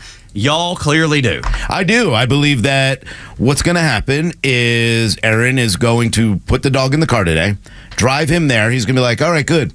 We're going to go meet a girl. I'm finally going to be able to have the babies I've always wanted. That my natural urge? Yeah, my urge is I want to be a father dog, and I want to have puppies, and I want to take care of them. So she's obviously taking me to meet a girl. He wants to be the dog father. And then he's going to find out that's not why he was there. And I'm going to come in there, and I'm going to say, I'm going to run in the room, and I'm going to be like, TOG, I'm here. Oh, no, I'm too late. It wasn't my idea, son. It wasn't my idea. No. Yeah, who did this? Who did this to you? Whoever did is a devil. It's a devil that did this to you. I'm setting it up. And I'm going to remind him every single day that I had nothing to do with this. Gosh, he sounds just like my wife. My dog only shakes at two things. The groomer, the vet. And those are the two. Other than that, she's like the happiest dog in the world, and I'm the one who takes her to all of it. I'm like, I'm the poor guy who has to do it. You don't take him to the vet, you pick him up from the vet. They're like, you rescued me, thank you. See, thank you. I don't believe. And then I'm going to cuddle him for the next 4 hours today. Y'all believe it. I just want to get a temperature of the room. Joe, let me board up Joe in. Dog realizes the person that drops them off for haircuts, snips, or vet visits. Yes or no? Yeah, they well, know. Okay. They know. I'm telling you. Are you okay with this when Cash turns around and looks at you and goes, I don't want to be your friend anymore? Yeah, I just don't think how could you do this to me? No, I think it's so traumatic, they're not going to remember who dropped them. She's very happy when I pick her up Yeah. But it's almost like Stockholm syndrome. Like, you did this to me, but you also rescued me, so I'm like indebted to you. Yeah. But I'm not going to, it needs to be done. It's for his health, and I know that, but it's really hard. But last night, we were trying to sleep, and he creeped up behind me like Joe Biden, just sniffing and drooling in my ear, like, just breathing heavy. And I'm like, dude, yeah, it's time for you to go, man. This is too much pain for you, brother. I tried to come up with every way to help him out. I was like, bro, we're going to have to make a change. Sorry, buddy. Sorry. It's got to go. It's going to be better in the long run, son. There's an old country song that I grew up on called War is Hell on the Home Front too by T.G. Shepherd that was in the 80s. The Democrats are at war. Yeah. Problem is, I know that song, by the way. Do you? It's a good one, man. It's a classic. I knew you. I figured you might because you're a classic. Get with me till it's Ooh, war is hell on the home front. Okay, take it away, Rhino. There you go. The Democrats are at war with themselves. Yeah, and this is a state war now, but we've already seen progressives versus, the regular, what they call moderate Republicans, and we see what the Democrats are doing to their own party. Well, here in Georgia, we got even a funnier thing going on right now, and it involves State Senator Elena Parent and Nadine Thomas, who is her Democratic primary matchup. And I have now realized what the Democrats are doing. See, Democrats won't go out there and tell you, this is what Joe Biden's doing. It's great. It's great. This is what, we're doing. It's great. It's great. It's always Trump is bad. Trump is bad. They are fighting so hard against Trump, they can't even tout their own accomplishments because there really aren't any. And what has happened here is Nadine Thomas puts up a tweet, and I thought it was really funny, and it puts up a tweet of Elena Parent right in front of the January 6th Capitol riots with it in the background saying, she's a MAGA extremist. So Elena Parent, who of course is a Democrat and is already in position here as our state senator, I don't know if she's a MAGA extremist. Maybe she is. Maybe Nadine's right. Now, of course, this is something that is a way to accuse them of suppressing black voter rights because Elena Parent's white, Nadine Thomas is black. So now you have a race card game being played in this area where the Democrats are fighting amongst themselves. You know what's so strange about this? We do this to establishment Republicans. We do this to uniparty people. This is part of our arguments that we have. The Democrats are so different in that if you're not Communist Party enough, that's right, then they turn on you. But it's like if you stay outside of if you act like John Fetterman, like right now they're like, do we need to take his card away? Seriously, Hillary Clinton's looking to him. And so the argument between those two within this state is, well, who's more communist enough? But that's something that you've brought up for so many conversations that we've had on the show is that the revolution is the word I'm looking for. Oh, yeah, the revolution. It just never ends. It never ends now. And that would lend itself to always going after people because you got to continue it. Well, as Rhino was telling you, they're both trying to play this game of like, who's more revolutionary? That's right. Exactly. And then Parent goes back and she goes, well, Vernon Jones likes Nadine, and Vernon Jones, he's a Trump ally, so she's definitely the MAGA extremist. She's guilty by association. Yes. They're just going back and forth, and I find it really, really funny that this is the way Democrats, they won't go and go, hey, this is what I'm looking for. I'm looking to lower taxes in this area of Decatur. I am trying to make sure that Decatur has everything they need. Clayton County is taking care of blah, blah, blah. This is what I want out of this, blah, blah, blah. It's you're too Trump, or you're too progressive, or you're too much of this, you're too revolutionary, as Carlos said. Can I play Liberal Aunt Peggy? Please do. Yes, absolutely. I love when you do. And Rhino, as you being Rhino, let's pretend you're part of the Democratic Party. Okay. You pretend to ask me, Liberal Aunt Peggy, about which one I prefer. Okay. Wait, which what? Which of the two? Between these two candidates. That you're just talking about. Okay. I have two candidates, Elena Parent and Nadine Thomas. Who would you like, Aunt Peggy? Which one's going to work with Trump? Well, they both might. I can't vote for either one of them. I'll stay home. I'll stay up. But that's the way it is. That's the differentiator. Yeah. Like within that mindset, it's will they fight him on 99% of things, 100% of things? Because if they'll work with him on 5%, you don't get my vote. No, absolutely not. Because he is the devil. He's the devil. They can't look past their emotion, their hate, and it's kind of like we talked about with your wife, who's a sweetheart. voting against your own home. This feels like, with all due respect. Yeah, well, no, but my Aunt Peg is the same person. But think about it, how silly it is when Rhino brings up, okay, here are a couple of these candidates, and the only differentiator between the two, so far as they can tell, is, well, I might work with Trump on something that makes sense for the country. Well, we can't have that. But that's the whole point, right? They will vote against their own interests because of their hatred. It doesn't matter that it would be better for you. And I think I said this a couple days ago. Like, you already know what Biden's going to do. You already know. And if you vote for him again, it's going to continue going down. Nothing's going to change. So, but you're willing to, because you hate Trump so bad, that you're willing to either not vote at all or vote for him again against your own interests. So I could play this theater game again, but I won't. But I'm just going to give you an example of how this works. All right. Think about if one of these candidates were to say, hey, Donald Trump is proposing that abortion is legal all the time up until third trimester, all the way through third trimester, and I'm going to vote with him on it. Mm-hmm. That other candidate's going to go, why is she working with Trump? And make that a campaign point. Exactly. Right. No, like, he worked with Trump on major legislation. MAGA. Yeah. Even though it's what you want. And that's exactly what you want. But it is funny because Nadine, and the one that got her was, or one that got Elena Parent very upset was, why is Elena Parent using MAGA tactics to suppress black voters' rights to fair and equal representation? None of them have gone, hey, this is, again, they just keep going back. No, you're more MAGA. No, you're more Trump. No, you're more Trump. This is what these people continue to vote for, whoever's less Trump.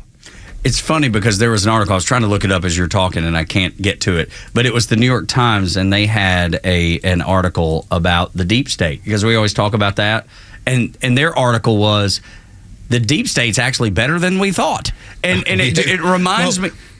4 years ago, they're like, it doesn't exist. Now it's even better than we knew. The deep state's amazing. But it goes back to that. It's that same kind of thing where, like, you hate it so bad. You hate Trump so bad that you denied it. And then now that it's against him, and okay, we've admitted that it's real, and it's against Trump, we love it.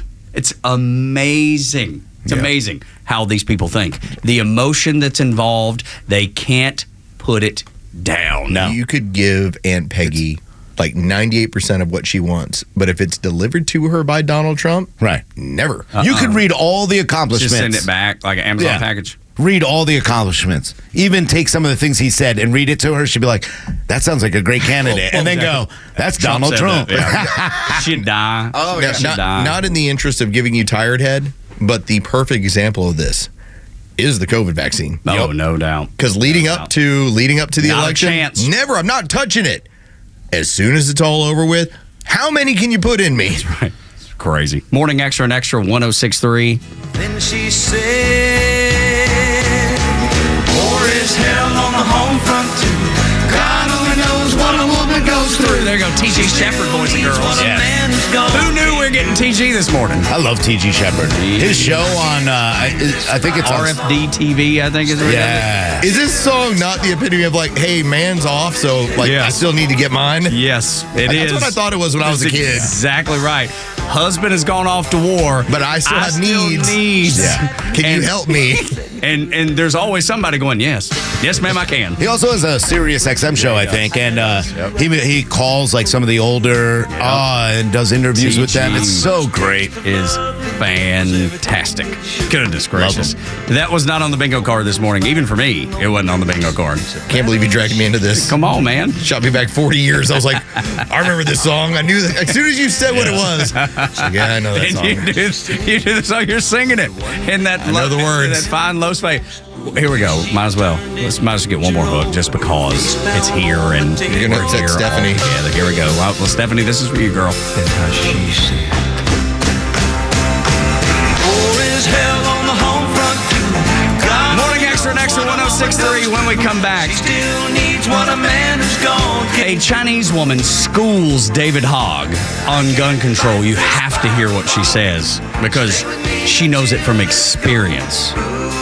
Tug, Rhino, and Los on Extra 106.3 until 10.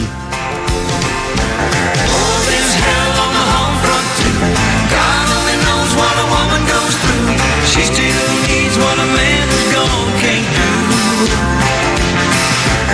do. The Kimmer Show is only live on Xtra 106.3 every weekday afternoon on your drive home. The Second Amendment does not say you have a right to own a gun. The Second Amendment says, obviously you have a gun. The Second Amendment says the government does not have the right to take it away from you. Right. Big difference. The Kimmer Show, every afternoon from 3 to 6 p.m. on Xtra 106.3 and the Xtra app.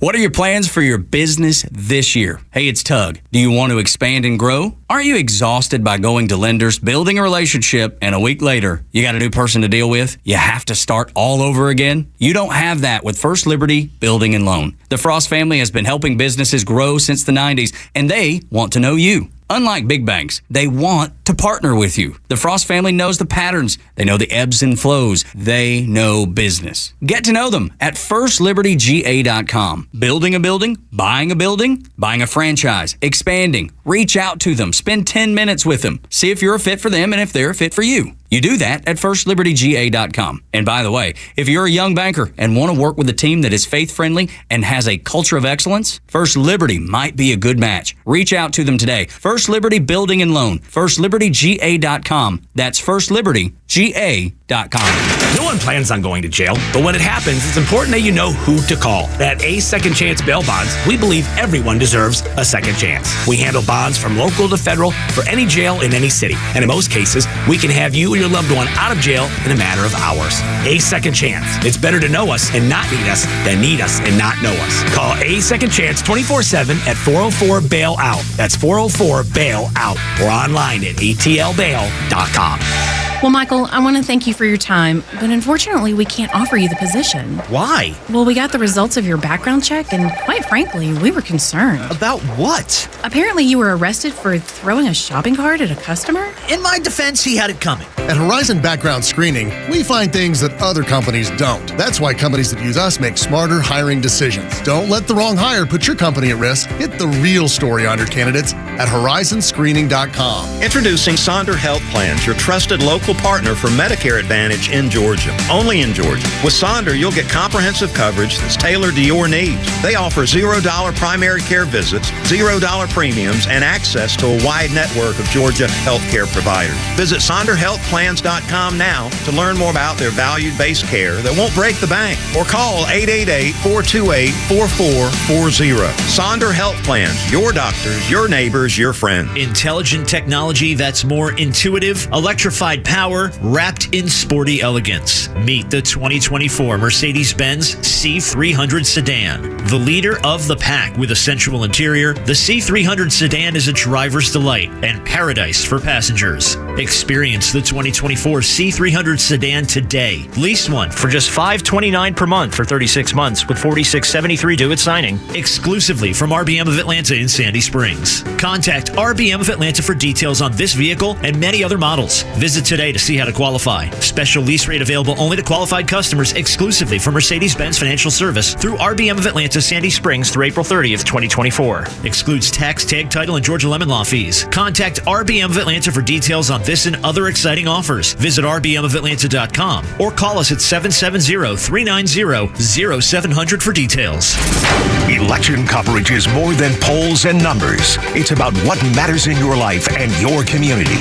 And Atlanta's only conservative news and talk station cares about your community, your voice, and most importantly, your vote. So keep it all here for the latest and download the Xtra 106.3 app and keep up with Atlanta's only conservative voice.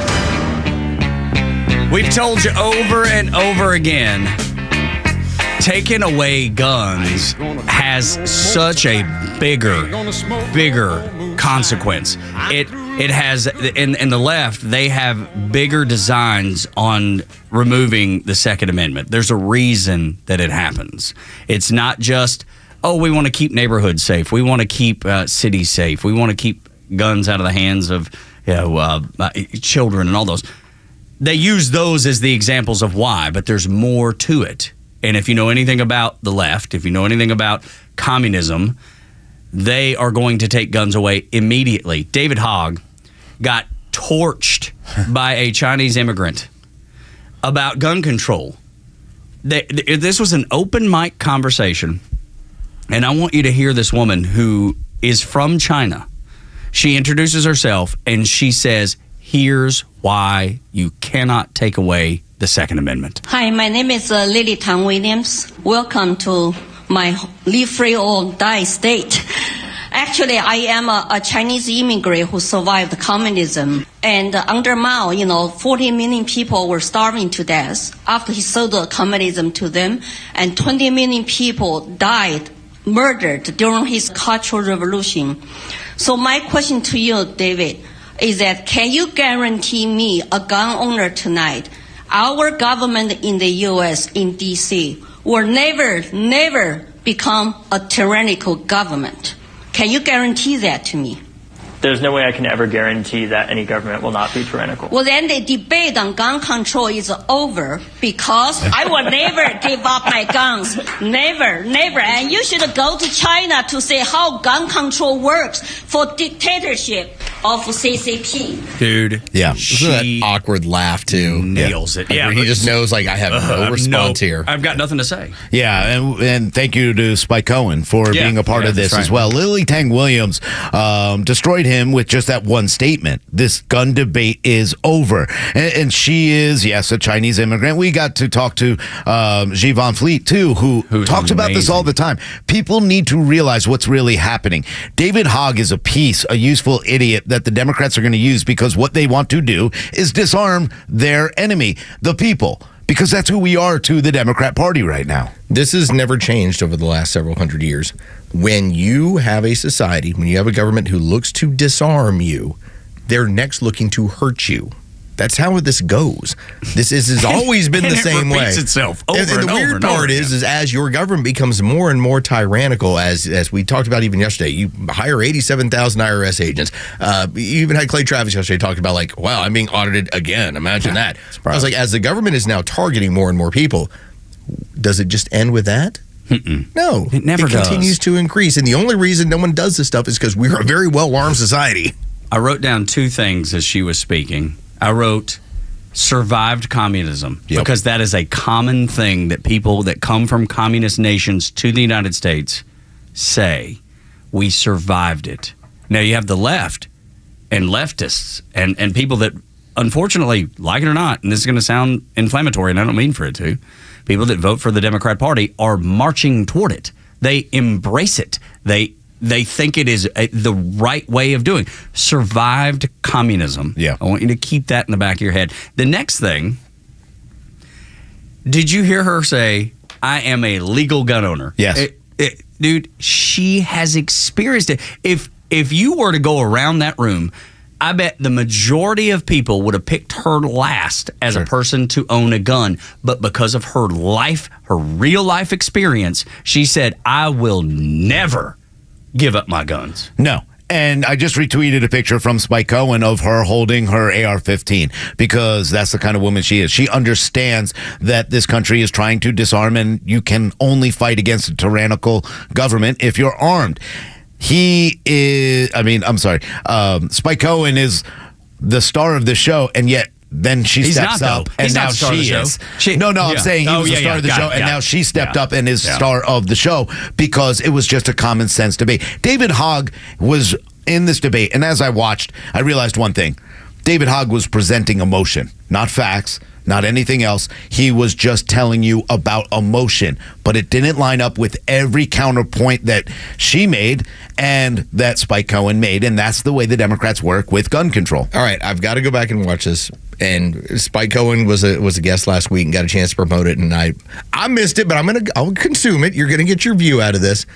But if you guys remember, I talked about how David Hogg ends up always speaking from emotion. Yes. Whereas when you use logic and reason, that is what these people are doing. Responsible gun owners have logic and reason.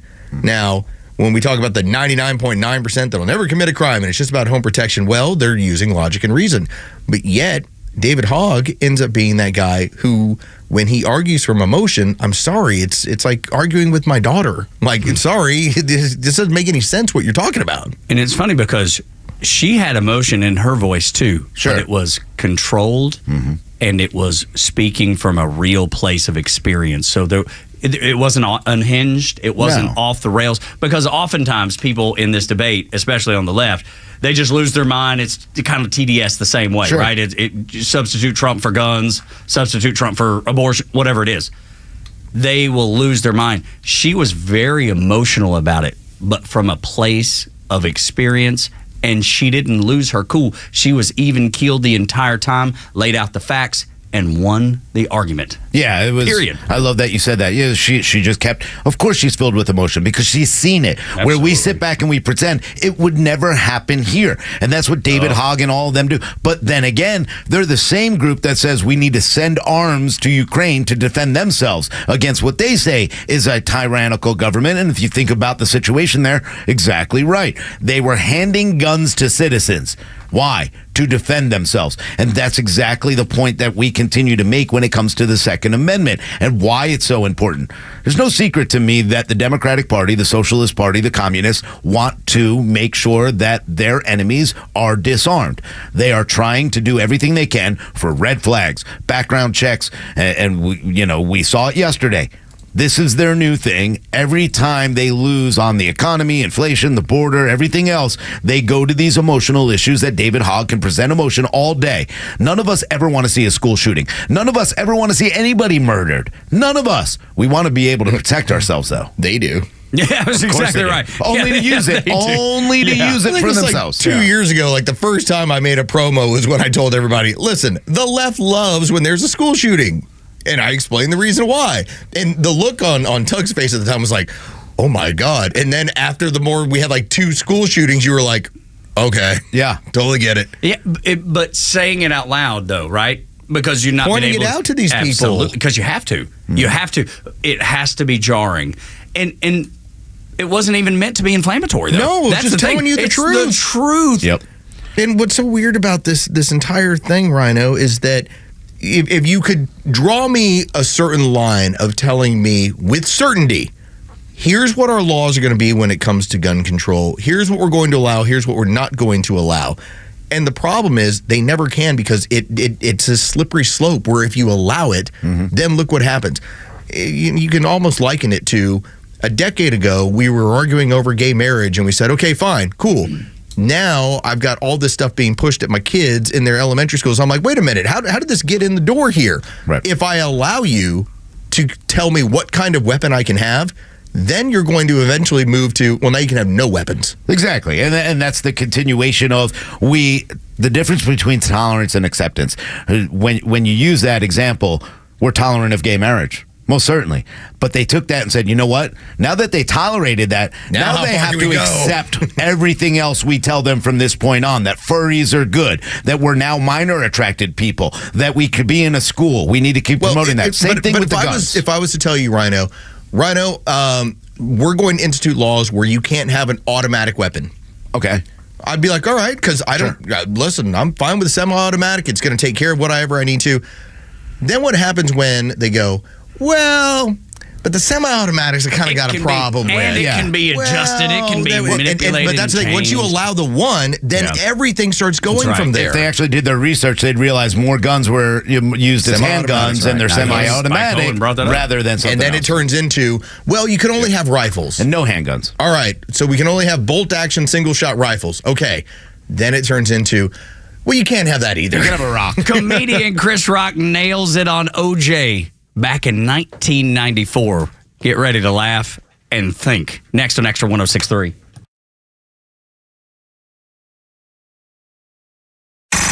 It's time for the Bortz Report, exclusively on Atlanta's only conservative news and talk station, Extra 106.3. One columnist during the last week opined that many Americans are afraid of freedom. Well, duh.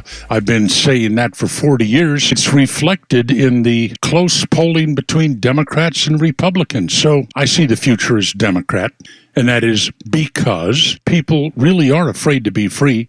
Witness Social Security, a forced retirement program with less than a 1% return. So what is your future going to be like? with Democrats. Oh my, how those that shirk responsibility are loving Biden for his attempts to get rid of student loan debt. With Democrats in full control, look for a movement to forgive credit card debt. Of course, for people under a certain income threshold. This is a certainty. Look for an end to private education for your children. Governments must maintain control of the education of the people in order to make concepts like Social Security immune to attack. Somewhere on that Democrat wish list, government wage controls. We already have the government in California setting $20 minimum wages. Look for that nationwide. Not just minimum, but almost all wages. Rent control, housing cost control. That's on the list too. Landlords will not be able to maintain their properties.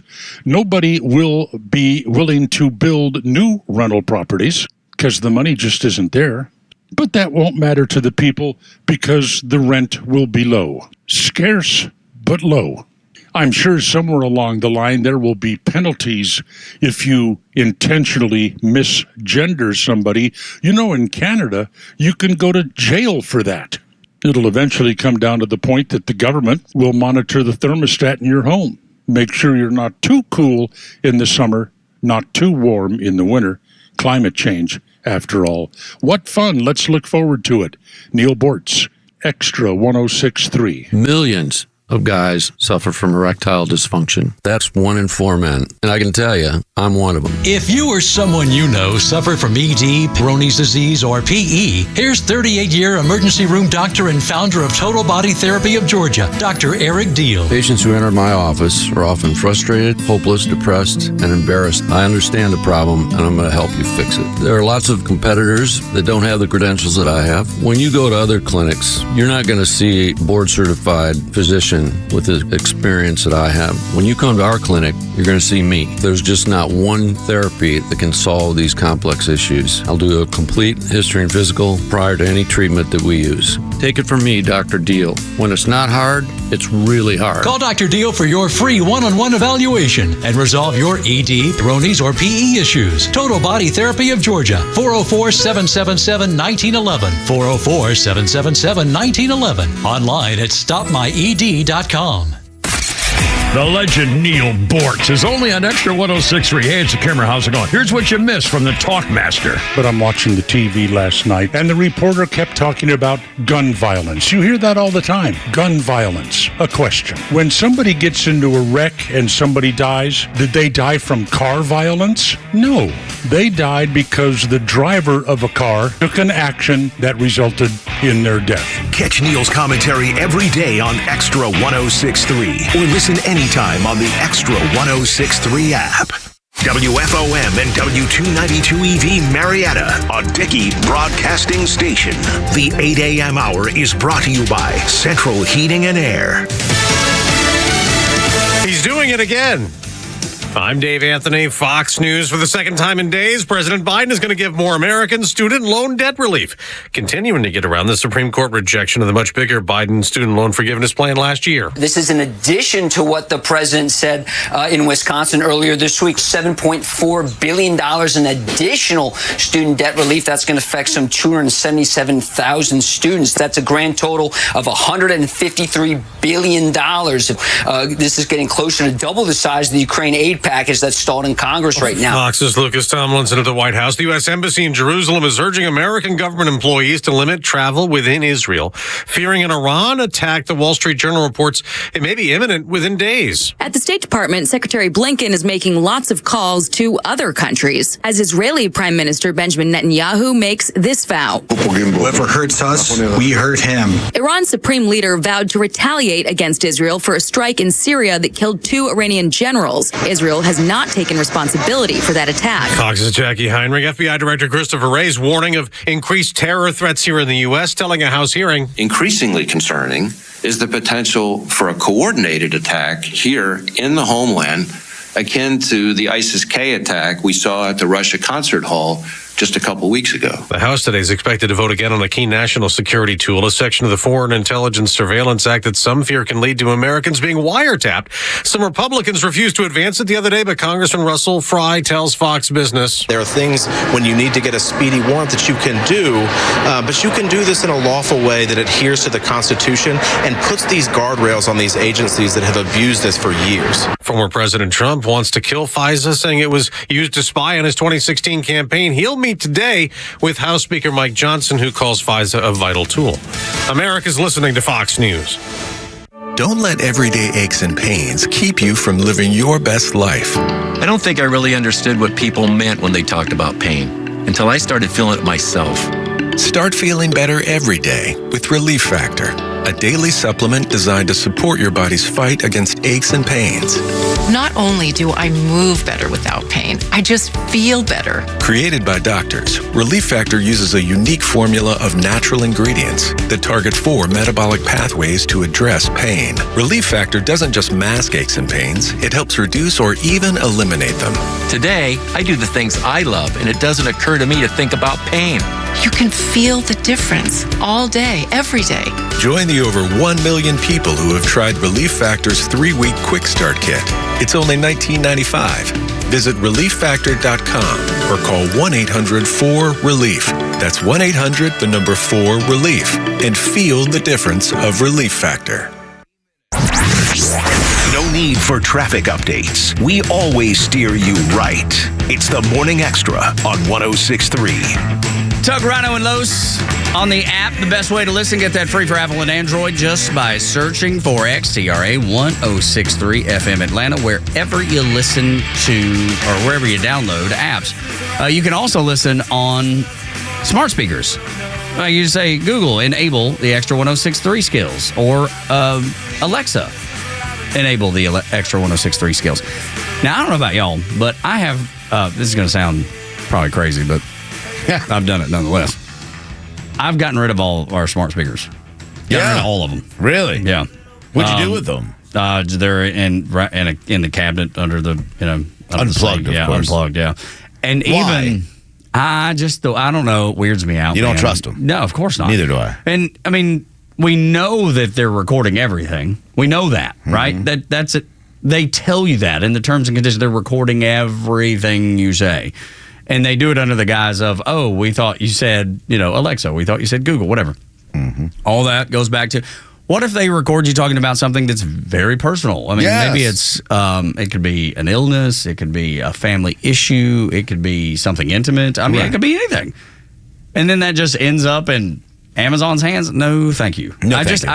Even because the only thing I've ever spent money on in 23 years of marriage to my wife, the only thing I've ever spent and splurged on, to use a word that my mama would use, splurged on, is a Sonos speaker system, and they all work over Wi-Fi. Awesome. Yeah, they're amazing.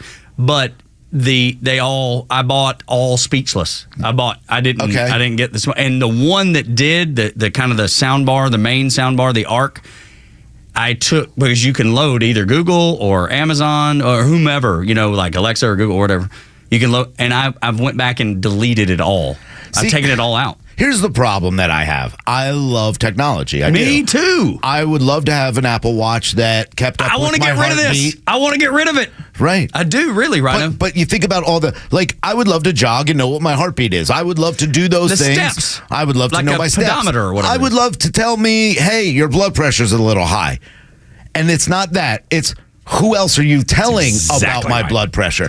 And that's the problem. I love the idea of going, hey, Alexa, turn on Extra 106.3. Exactly. I don't like the idea of her going, hey, someone's trying to listen to MAGA extremist radio, and this is his address. Exactly. Right. So my wife wants us to add Life 360 so that we keep track of all the kids and their devices. Because we've used Bark in the past, and that's been very helpful to know what's coming in and out of the house. And shout out to Tanya Jordan and the work that they do over there. Hey, girl, country call out this morning. That's right. They do a lot of great work protecting kids. So you get here's what's coming into your house, here's what's going out. And my daughter has been very diligent about being responsible with that stuff. So we appreciate that.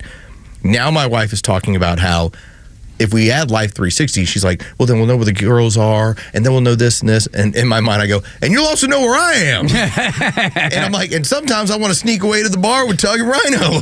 Back off. Yeah. And that's the one part about it. Like, hey, I had to stay at the office a little bit later than normal. She's like, no, you weren't. You were over here. Good old days. You went to the bar with your friends. What you do is you have another friend bring your phone over later while we're still there. Well, just leave it here and be like, hey, Tyler, drive it up here. What do they call it? What is it, the sort of bag? They do the advertising about how you put your phone in a bag and none of the signal escapes. It can't transmit. Right. I don't know what that's called. I'm trying to remember what the name of it is. It's like a Faraday cage, but it's a bag? Yeah, okay. I think it's a Faraday bag is what they call it. Yeah. So you have... I need one of those. This equipment that allows you to not be tracked during the time that you don't want to be tracked. Because you're being tracked all the time. All the time. And to that point, I told you about my friend that owns the State Farm Agency and the fact that Ford and GM is selling all that information to insurance agents, and people are seeing a steady increase in insurance prices for cars specifically because they can narrow it down to who you are and how fast you're going and how quickly you brake and how much you get on the brakes and how long it takes you to stop because you're going so fast. They are using everything you let them against you. That's the reason I've gotten rid of all my smart speakers. It's more because... But does it matter anymore? No, it doesn't. And that's my wife's point. My wife makes the same point. It's on principle. I wonder that. It's on principle. There's nothing useless principle, but principle. There are cameras in the battery that are watching us. Where's that going? They're tracking us. Red our light cars. cameras. Yeah, our cars and are then interstate cameras. They can follow you all the way to your house. The best bet is to get a tent and go live on the Appalachian Trail and no one will find you. But other than that, you are going to be tracked somewhere, somehow, and they're going to know.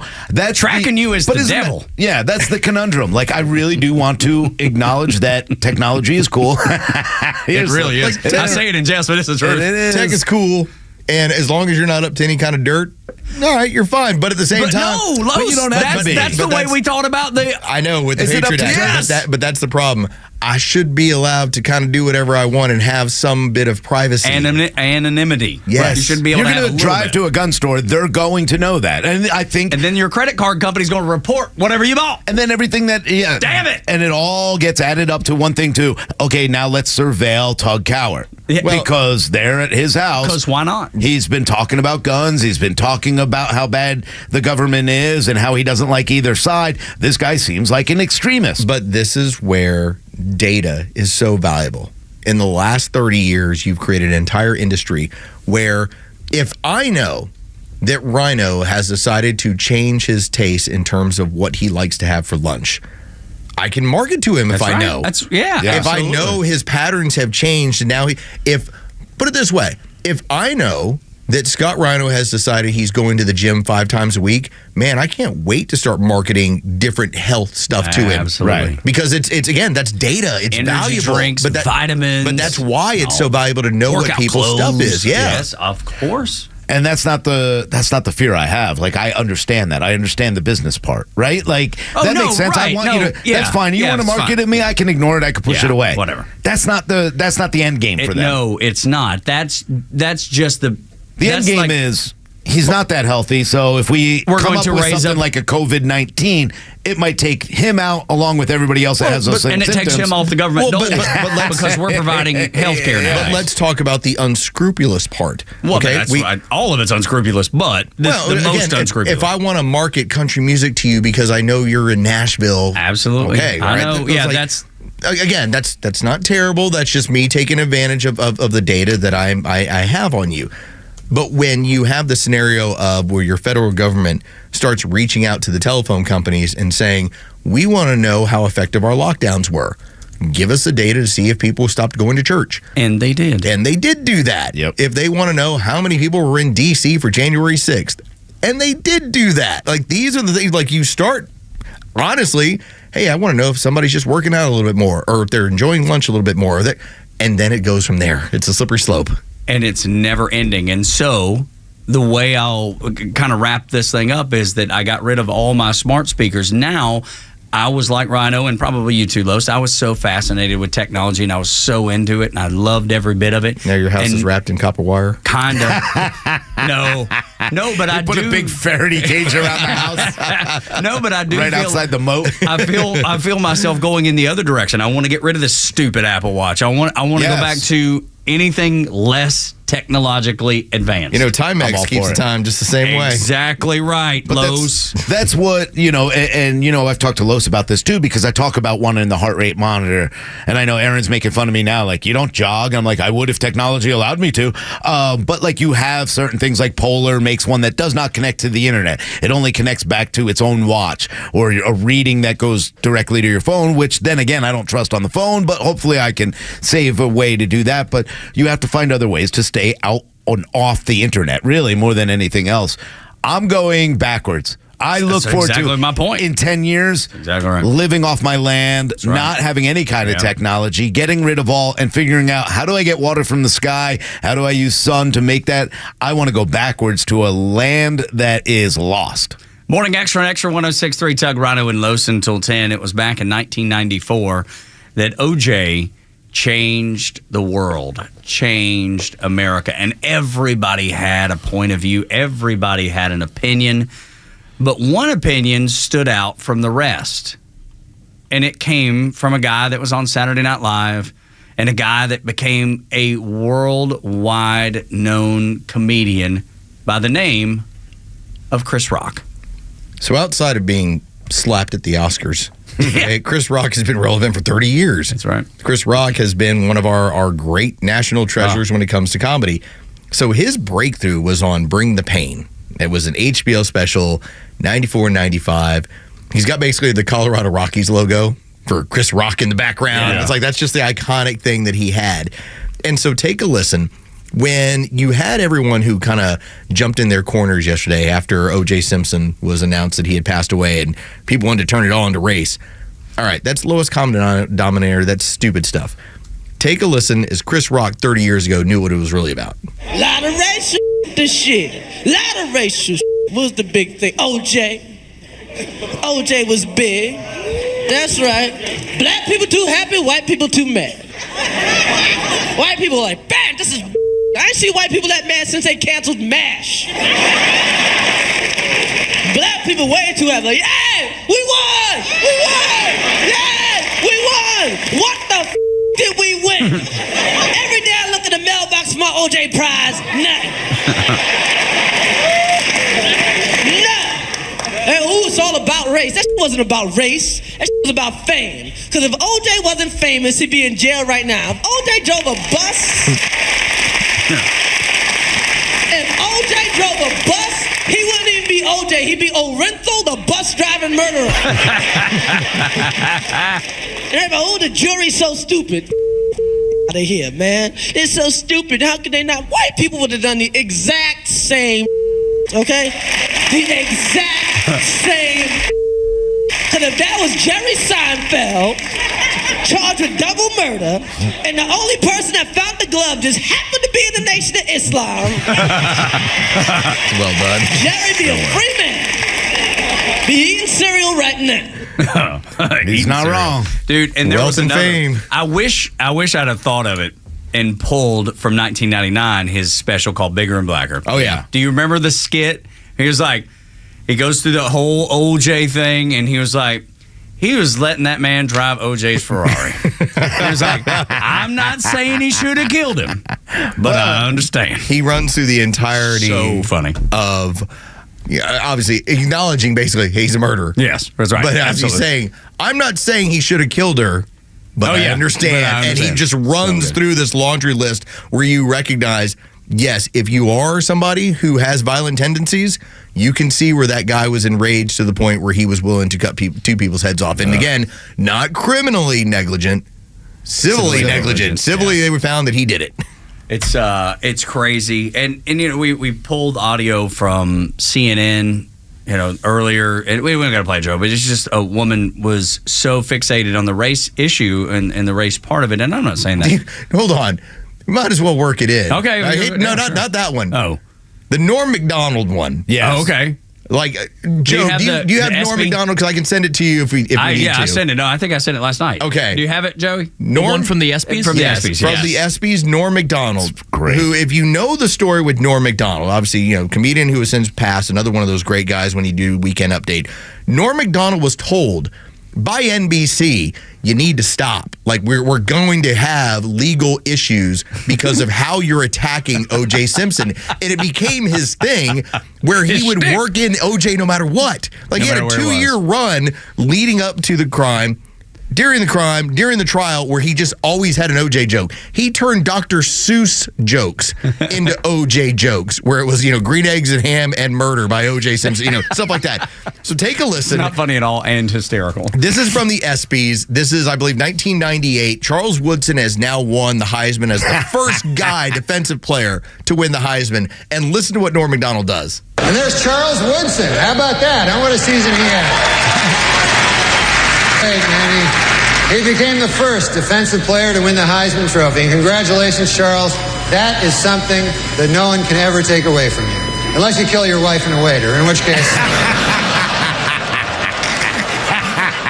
Ken Griffey Jr. His head is in his hands. He's just dying laughing, and he's so my God, embarrassed that he's laughing this hard over that joke. Funny. But you want to talk about sneak attack, and that's what Norm Macdonald would do anytime he could with O.J. Simpson. So brilliant. He was so brilliant. And we've got more at the end of the show. And I hate to tease. There's nobody who thought O.J. was innocent. Not one person. They're down the hall. Well, no, they'll tell you. They'll tell you, but that's different. Deep down, come on. Yes, you have to reckon. And there was only one thing that me and one of my coworkers were able to really agree on yesterday, was that the history of the LA police created enough of a scenario with that jury where they could realize maybe you did set him up. Yeah. Because the history of the LA police is not a good one. No, you're right. Absolutely. And I'll say this, the law said O.J. Simpson was innocent of that. Without a doubt. In a criminal trial. Carlos lays it out in a civil trial. He was found guilty in a civil trial of murder. But O.J. Simpson, in their minds, is innocent because it was done in the justice system. I get that. But deep down inside, none of you believe that he actually didn't do this. He just got away with it. Nobody believes he's innocent. Good for his money. But you can find, and this is very similar to like what happened in New York in the 1970s and the early 80s when you had drugs that were starting to filter into this country at the level that they were. The amount of corruption that was found within that police department was rampant. I mean, it was just huge. Like you can go through, some of the documentaries on it. The amount of police officers that were arrested for drug-related activity. You had the same thing in the 70s and 80s, except it was also the level of police violence that was going on in LA. And so, with that as the backdrop, you get why you had jury members who had lived in that community for this long who said, that's what they're about, and they're going after one of our guys. They all knew he did it. They flat out have pointed out he did it, but they're like, this is get back. I just try to I try to wrap my head around being in that position on the jury. And I don't know that, the point is, did he commit murder or did he not? Doesn't matter what your belief on anything else is. The question, you're not being asked all those other questions. You're being asked, did he kill someone or not, or two people or not? And for people to be able to say, nope, and just wash their hands of someone, not just, I don't know if there's levels of murder. I guess there is. Sure. Like involuntary. But I just mean like how gruesome. Because those you talked about it earlier. Like so. It was desecrating a body is different. So that's what I'm saying. Like the way he did it was so gruesome that he had to convince himself for years and years and years afterwards, coaching himself through it, that he didn't do it, so he would always be on and never give up the ghost that he did. It was a brutal rage attack. Yes.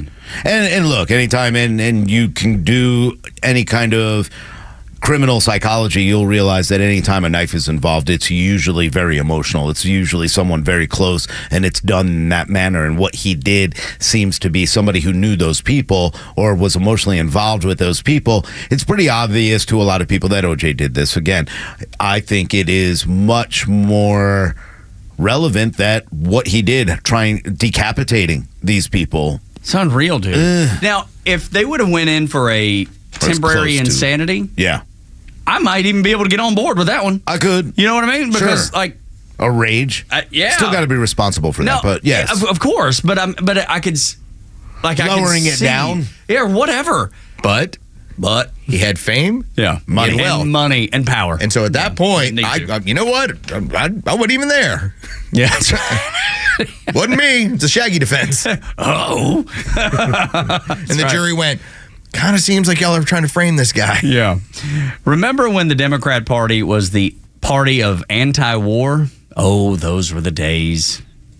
Next on the Morning Extra on Extra 106.3, Tug, Rhino, and Los until 10. Then Beck, then Clay and Buck, and then Kemmer. Thank you for that clip.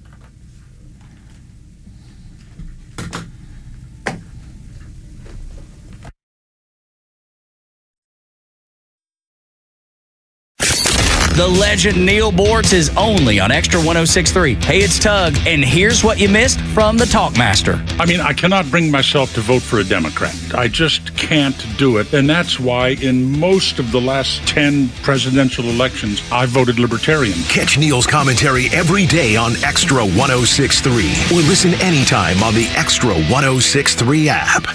I don't know if you've been listening when I talked about my camping trip, and we talked about it a little yesterday. $450. $450 on groceries. And that was with the discount. Thank goodness I had the discount. Otherwise, it would have been over $500. And that was just for essentials. Essential food just to get me through the weekend with my son and my beautiful girlfriend. This was a huge problem for me. It can't be a problem for you. Go get the essentials. I know I'm talking about a camping trip, but even for camping, freeze-dried food is a great, great alternative than going to the grocery store and paying for high-priced essential items. They have them all at True Prep in Marietta on Cobb Parkway. They also have water filtration. We were around a lot of water. We were around lakes. We were around rivers. They have items that I could have used just to get water right from those rivers. That's how important it is to make sure that in case of an emergency, you have these supplies as well.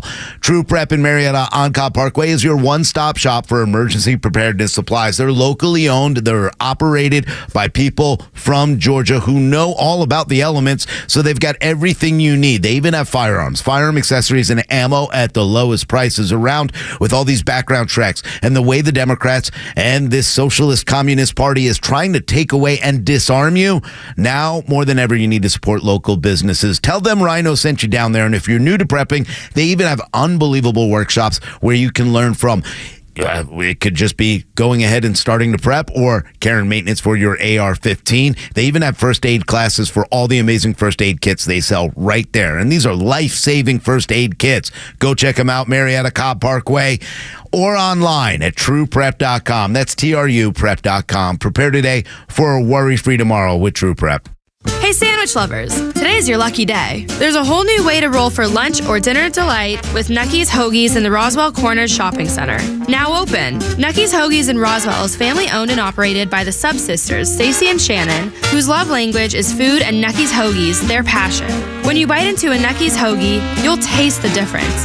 The softest hoagie rolls ever, along with hunger-quenching sandwich combinations.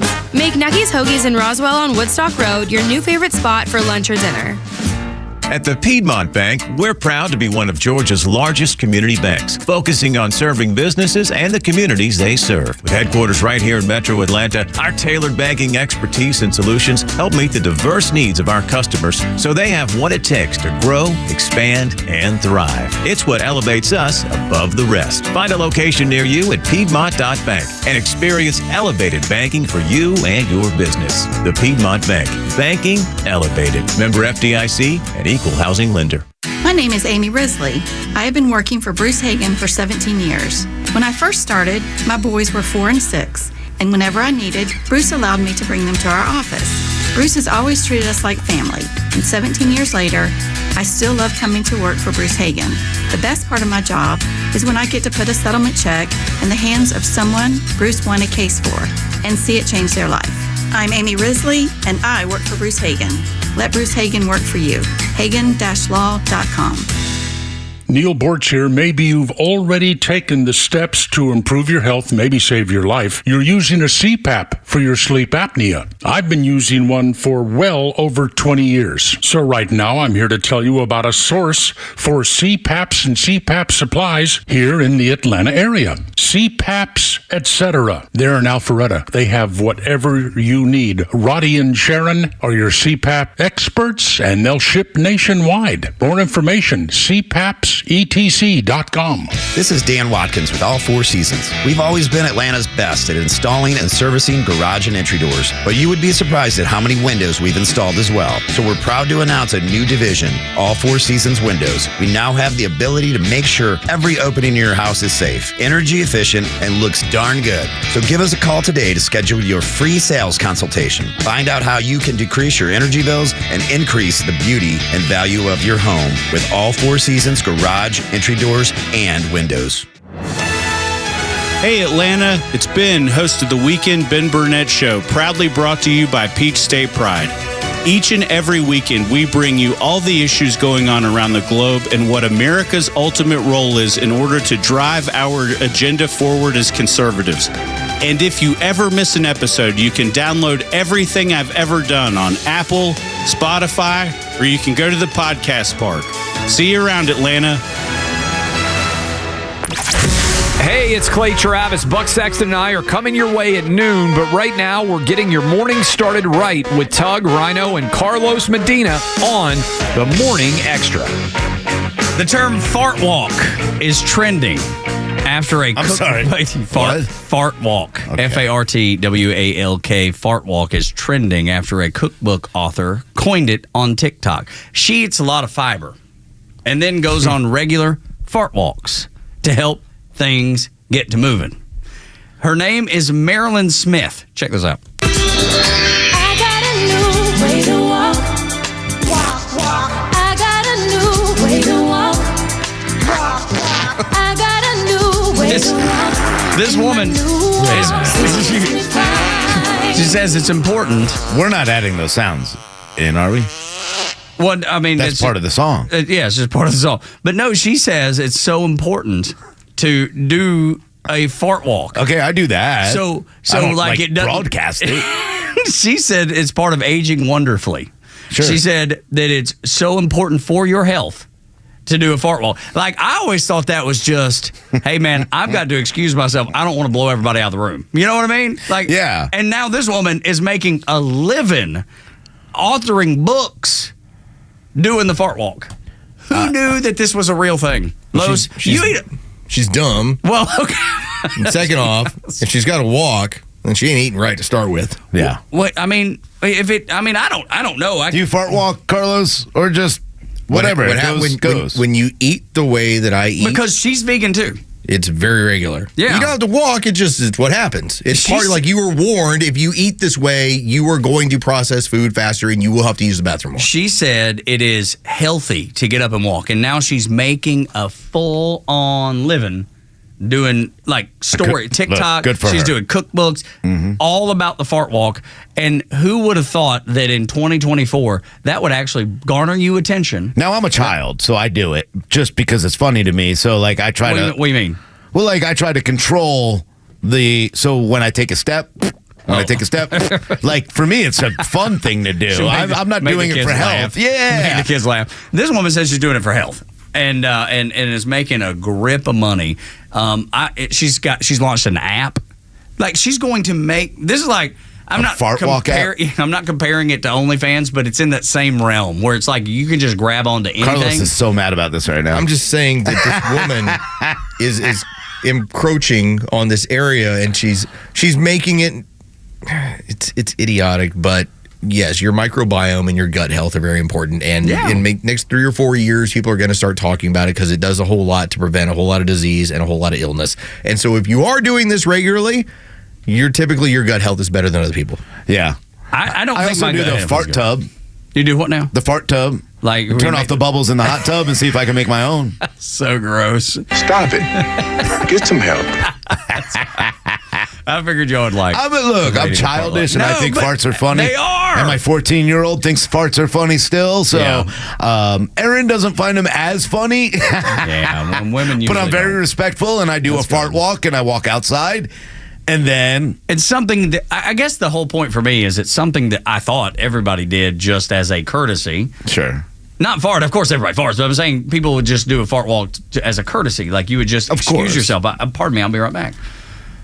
And this woman is taking it and making money off. She is making probably. I mean, I don't know if she's making millions, but at some point she probably will. Yeah. A book, an app. She's blowing up on social media. She's got a viral video talking about it.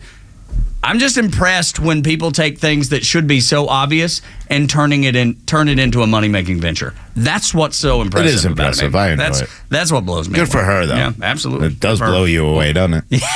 Yes, it does. That's right, Pepto-Bismol. That's exactly right. Marilyn Smith, in case you want to look it up about her strange health strategy, if you will. Remember a long time ago, y'all, when the Democrat Party was the party of anti-war. Oh, yeah. I mean, that was their calling card. They were anti-war. They were against every war. They were against Vietnam, and they were vocal about their disdain for U.S. involvement in wars around the world. Those days are long gone. Sean Penn, Barbara Streisand, among many, many other notable names that you will recognize, are advocating for Congress to act on Ukraine. They've written an open letter that says we're letting the Ukrainians down by not sending them this $60 billion, this additional $60 billion. And I couldn't help but think, how about letting the American people down by sending the money that we don't have, by spending this money in debt in a feudal war that we know we can't win? How about looking out for the American people? How are these people always, Los, on the wrong side of every issue? I need to write down a list of what it requires to be on the cult. Because the list does change. At one point, you had to be anti-Wall Street. Now you're all about Wall Street. You had to be anti-Big Pharma. You love Big Pharma. And you used to be anti-war. You have now, these people have found a place where they're constantly looking to see what conflict we can be involved in. And 20, 30 years ago, that was just not the case. These were the peace and love. You know, that's what their whole hippies thing was. Yes, I don't. All that. And we've become the hippie conservative party. We're the ones that are saying, hey, no more money to Ukraine. I'm for no more money to Israel. If you want, I'm fine with that. I don't want. The problem with these people, and this is where I don't understand Barbara Streisand. I don't understand Sean Penn. I don't think they're that dumb, but they seem to be, because if they went back in history, they'd realize you're supporting the people that created this situation in Ukraine. We're the ones that overthrew that government. Our CIA are the ones that continue to overthrow governments and then start these wars and then come in and fund those wars, all to really take care of the military-industrial complex and their friends. So unless Barbara Streisand and Sean Penn have members of their family that are on the boards of all these military companies, I don't understand why they don't see what they're cheering for. We supported the coup in 2016. Yep. We decided to install the government that was going to be anti-Russian. That was the previous administration that had been there, that had been duly elected, looked at it as, we have to work with the Russians to find peace. We were the ones who said, no, treat them all as their enemy. And if there's anything, we'll have a regional conflict. What consistently jumps out to me as far as just the mentality is that it is true. Like, the application of force around the world does create peace and strength. Absolutely. Ronald Reagan, that was his calling card. That's been universal. That if you want peace, you have to be willing to inflict war on people. You have to be willing to inflict your strength on them. Yeah. But at the same time, we don't have consistent objectives in any of these things. No, we don't. We have now gotten to this point where we're more than happy to create proxy wars that we're paying for. Yet there's no real objective. What is it? You going to beat the Russians? You're not beating the Russians. The Russians have already won. So what are we talking about here? We're talking about getting rid of populations is what we're trying to do. And by the way, our support of Israel suddenly within 6 months flips entirely. Yeah, absolutely. What's the objective here? So weird, man. To keep it going. But it always... To get it to Taiwan, to get it to Iran, to get it... Look where Iran is today. We should worry about what's happening today. Iran said in 2 days the CIA is even coming in. Not that I trust the CIA It's World War III, right around the corner. Iran has said in 2 days we're going to attack. We're going to, exactly. And we're steps away because it involves Israel. It involves every conflict that we are involved in, and we're setting it up. And the Democrats are all benefiting from it because it goes, and look, establishment Republicans and the Uniparty are all benefiting from war and from sending money to other countries to be filtered back to here. It is just a way to steal money from the American people once again. So remember under the Obama administration, we had those African girls that had been abducted. Mm-hmm. Bring home our girls, the whole campaign. And the big thing was a hashtag. That was if you put a hashtag, then your virtue signaling. Okay, your virtue signal is there. It now created into these levels where it's like, oh, let me put a Ukrainian flag, or let me black out my profile. It shows my support for these things. Right. But not actual real support, and not an actual clear objective. And so all of these things that are going on around the world, they don't care. It only is about domestic policy. It's, does this make us look bad? If tomorrow you have Taiwan come under attack from China and it makes us look weak and it threatens an election, guarantee you Biden and them launch right into it. Sure. They always talk about the threat to democracy, and these stars, these Hollywood stars, in their open letter said it's a democracy that we claim to support. I'm like, a democracy? It's not a democracy over there. What was their They've their canceled. election? They've canceled the elections. Thank you. They have banned basically Christians from gathering. I mean, there's nothing democratic about what's going over there. There was a coup to put them in power. Right. That's not a democracy. But then they go on further. They go further and say Ukraine is fighting by itself. We're not asking for American troops, but what America must do is support Ukraine. That's just minimal. Why? And well, that's a great question too. But the problem that I have with that statement is they're not asking for American troops right this moment. But when this continues to go south and you have Antony Blinken talking about bringing Ukraine into NATO, there it is. U.S. troops will be involved. Your sons and daughters will be involved. Do you think any of the people that are asking for this are worried about their kids going to war? Nope. But ours, that's different because they will. Of course they will. And again, we're going to start a world war where it's not just the Americans, it's not just the Ukrainians. Bring in all the rest of the NATO countries as well and their children that are going to have to fight this war. And everybody that will have to fight because Article 5 will be invoked if you bring Ukraine in. This is their game. And they are going to set up to where Russia then aligns with China, Iran, Brazil, go through the entire BRICS organization and realize they're setting up an axis of evil, and they're trying to make you think that the axis of evil is one side, but it could be us. I would love to just be able to sit down with somebody who has a different view of this. And if I could just get them to at some point understand one thing and one thing only. Ukraine is where we launder our money. That is where money goes in, money comes back out. That is it's a novelty. It's what it is. And so when you have all these, we're defending freedom, we're defending democracy. If we can just agree that the reason why we're there, it's because we're defending our honeypot.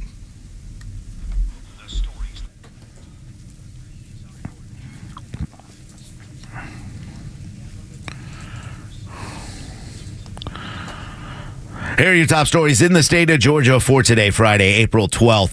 Atlanta Mayor Andre Dickens announced yesterday the locations of 4 new MARTA stations. The mayor announced in March the need for the new infill stations, and yesterday he unveiled the new locations at Murphy's Crossing, Krog Street, Hulsey Yard, Joseph E. Boone, and Armour Yards. Dickens released a 3-page administrative order detailing how the stations would be linked together, but did not lay out how the city will be paying for the stations or a timeline for construction to begin. You're going to pay for the stations, by the way. A federal judge dismissed a challenge to a Georgia policy requiring new citizens to provide ID in order to vote. The activist group, the New Georgia Project, sued the state in 2018 over state laws that prohibit new citizens from casting ballots until they show that they're eligible.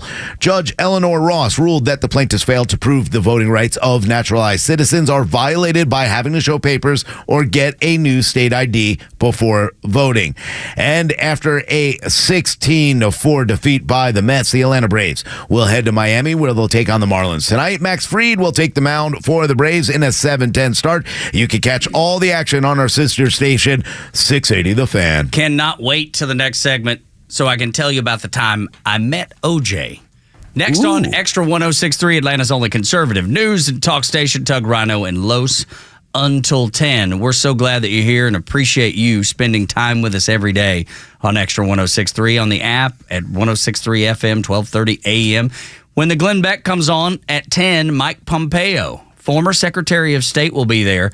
The case to renew a reformed version of the Foreign Intelligence Act. They'll talk about that. Then Senator Mike Lee, Foreign Intelligence Surveillance Act should not be reauthorized without warrant requirements. We're going to get to that as well here on this show. But just a couple things to look forward to during the Glenn Beck program starting at 10 here on Xtra 106.3. It's brought to you by this hour by Central Heating and Air Conditioning, your Atlanta carrier experts, 770-GET-HEAT or centralheat.com.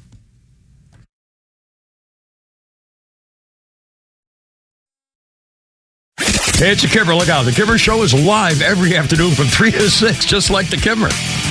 Meanwhile, the NAIA, which governs 250 small colleges around the country, has banned transgender athletes from competing in the women's sports by a vote of 20-0. And this is pretty cool. That's finally somebody is showing some balls, literally, and is showing that there's support the women. What happened to support the women? I thought we were all for it was all the women. Me Too movement and believe the woman, and all of a sudden they say, well, women, you can be a guy. The Kimmer Show every afternoon from 3 to 6 p.m. on Xtra 106.3 and the Xtra app. Yesterday was so much fun, with the exception of the outcome of the game. Went over to the Braves games with the boys here at Xtra 106.3. Rhino, Los, and Board Up Joe went. And my friends from Southern Exteriors were there too. Got to hang out with them, Jason and Big Mike. We got to talk about all the things, family and friends, and all the things that they do, the things that they do differently than everybody else. What do they do differently? Well, they do exactly what they tell you they're going to. When they come out and give you an estimate, which they don't make you wait to do, and then when you agree to the job, they don't make you wait. But when they come out and tell you what they're going to do, they put it in writing, they shake your hand, look you in the eye, and they will get it done at Southern Exteriors. You know, we had all this rain lately. Leaky roofs are a real thing. You want to talk about damage? Water inside your home is the most damaging thing to your home. Whether it's, ruining the sheetrock, whether it's creating mold. There's so much. With all this rain, do you have that one spot that you've been nervous about for a while? Or do you just feel like the roof needs to be replaced altogether? Southern Exteriors can do either or. I want you to reach out to Jason and Big Mike. Guys are just salt of the earth. Wonderful folks to work with. I want you to reach out to them at 877-9-SOUTHERN. 877-9-SOUTHERN or southernexteriors.co. Don't make the mistake of putting .com because it's not .com. It's southernexteriors.co. Well, Sally, thank you for your time. But unfortunately, we can't offer you the position. But why? Well, we got the results of your background check, and we saw some red flags. Like what? Apparently, you were accused of dog-napping a chihuahua named Mr. Cha-Cha. Mr. Cha-Cha was my soulmate. At Horizon Background Screening, we find things that other companies don't. That's why companies that use us make smarter hiring decisions. Don't let the wrong hire put your company at risk. Get the real story on your candidates at horizonscreening.com. Baseball season is back. If too much celebrating leaves you in trouble after the game, it's important to know who to call. Call A Second Chance Bail Bonds. We handle bonds from the stadium to the city, and in most cases, we can have you or your loved one out in a matter of hours. A Second Chance. It's better to know us and not need us than need us and not know us. Call A Second Chance 24/7 at 404-BAIL-OUT. That's 404-BAIL-OUT. Or online at atlbail.com. Springtime is here.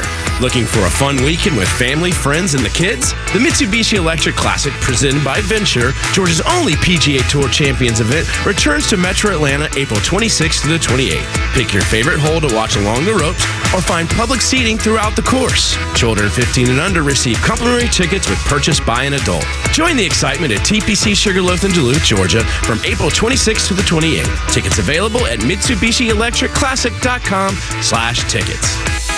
Lee Brandt Jewelry and Watch Company, where quality and value make the difference. Locally owned and located in Sandy Springs, offering you the finest selection of unique diamonds, sapphires, rubies, and emerald jewelry, as well as other fine gemstones. Lee Brandt Jewelry and Watches has been servicing Rolex watches for over 30 years, and their Rolex-trained watchmaker will service your watch in their state-of-the-art Rolex service center in their store. Lee Brandt uses only genuine Rolex parts, and their estimates are free. Drop by Lee Brandt in the Trader Joe's Shopping Center in Sandy Springs or visit LeeBrandt.com. Introducing Sonder Health Plans, your trusted local partner for Medicare Advantage in Georgia. Only in Georgia. With Sonder, you'll get comprehensive coverage that's tailored to your needs. They offer $0 primary care visits, $0 premiums, and access to a wide network of Georgia healthcare providers. Visit SonderHealthPlans.com now to learn more about their valued-based care that won't break the bank. Or call 888-428-4440. Sonder Health Plans, your doctors, your neighbors, your friends. Hey, Atlanta golfers. Did you know that one of the best courses in Georgia is located right here in Tucker? Heritage Golf Links is a beautiful mixture of modern and traditional link-style play with incredible facilities and beautiful views designed around a 20-acre lake. And when you're done playing, have a drink at our full bar or a great meal while sitting on our lakeside patio overlooking the course. So come on out and have a great full Georgia day at Heritage Golf Links. Book your tee time online at heritagegolflinks.com or on our new app that is available now. Miss any of the show? No sweat. Grab your Extra 106.3 app and listen to show replays whenever you want. Download the Extra app now for Apple and Android by searching for XTRA 106.3.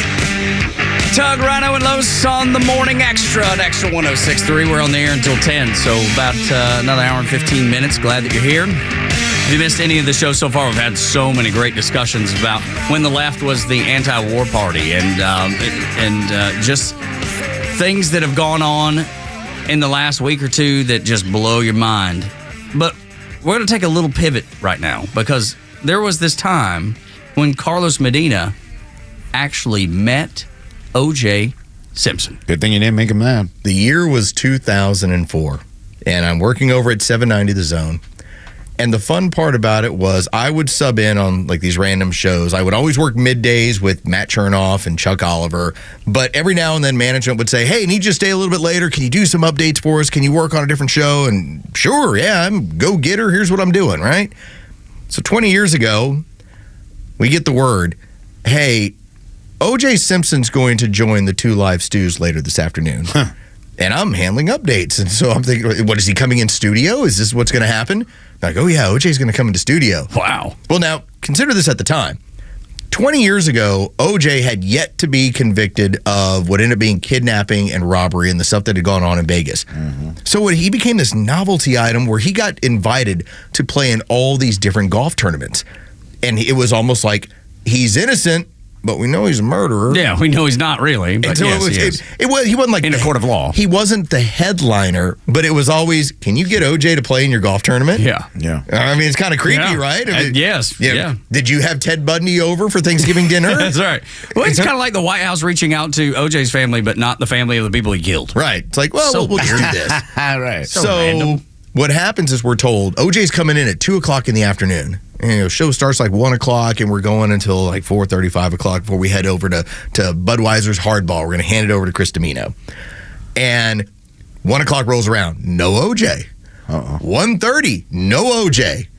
2 o'clock, no OJ.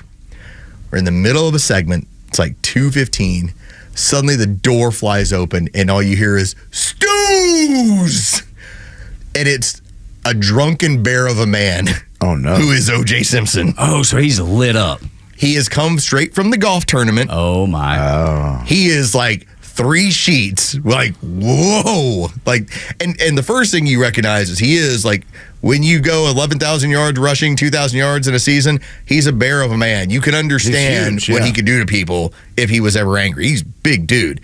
And so he walks in, and now he's doing the OJ thing. He's like, it's all smile. It's all energy. And you realize, no wonder this he's so charismatic. He's so charismatic. Yeah. He's got everyone eating out of the palm of his hand within 30 seconds. And at the time, Doug and Ryan Stewart, they're having fun with him. They're talking with him. I'm sitting there yapping with him. And it's time to start a sports update. And at the time, Terrell Owens, the receiver from the NFL, was in Philadelphia. And y'all remember back in the day, like, you remember the video of him doing like the sit-ups in the driveway and all that stuff? So he's having a contract dispute in Philadelphia. And OJ's sitting at the desk. We're all broadcasting. We're all doing our thing. And it's just me at the time. And I do the headline. I'm like, cancer, where's 81 in Philadelphia? And OJ looks at me. And he thinks this is hilarious. He knows what I'm talking about because he follows the NFL obviously very closely. And he starts kind of smiling and laughing over like, that's a pretty good way to start up what your sports broadcast is. And I start smiling at him. And then I think to myself, this man killed 2 people and murdered them. And my face changes. OJ sitting there going, man, that joke killed me. And OJ's face changes. Uh-oh. Because he knows I know, and he knows I'm thinking about it. Ooh, wow. Man. And that was the weird part about like everything's all fun, all good energy. And then it wasn't. And then you think like you could be sitting across from somebody and you go, oh, hey, this person skinned 2 people alive. And suddenly you're like, your face kind of changes, right? Yeah, it's natural. Well, that person who did it also was doing the same thing to you. Like, exactly. Like, oh, you get it and I get it. Yeah. So that's so weird. So we end up, we knock that stuff out. We all finish up. And I'm thinking, okay, this has been the awkward part, right? Yeah. We had this moment. We're past that. I asked him to do a radio liner for some friends in Dallas. And you want to talk about like winning the lottery. Right. I sent an email to them and they're like, hey, this is O.J. Simpson. I never listened to Bob and Dan on the ticket. My friends Bob and Dan are like, how did you get O.J. Simpson to give us a radio liner? So I'm like the hero of the day, right? Sure. Yeah. So we're coming to the end of the show. And Rhino knows this. Domino 20 years ago, Rhino. Mm-hmm. Okay. It's a different Domino. Domino's like a cuddly bear of a man now. Yes. Got 2 daughters. They're starting to get everybody out of the house.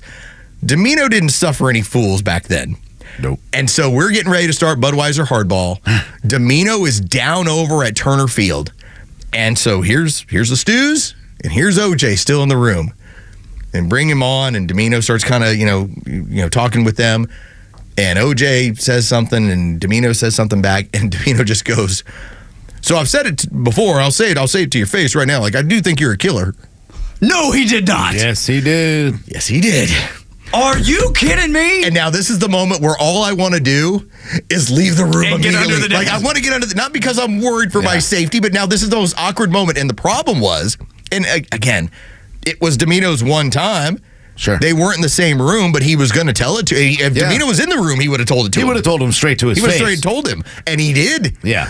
So this as soon as what's the response? You can't leave me hanging. Okay, so the Stews kind of wrap some things up. Like heads rolled. Just kidding. That's what I'm afraid of. So the Stews quickly get rid of Domino. They're like, okay, Budweiser Hardball coming up next. Blah, blah, blah. And as soon as we get to break, they turn. They're like, man, we're sorry about that. We apologize. With this and this. He's just it.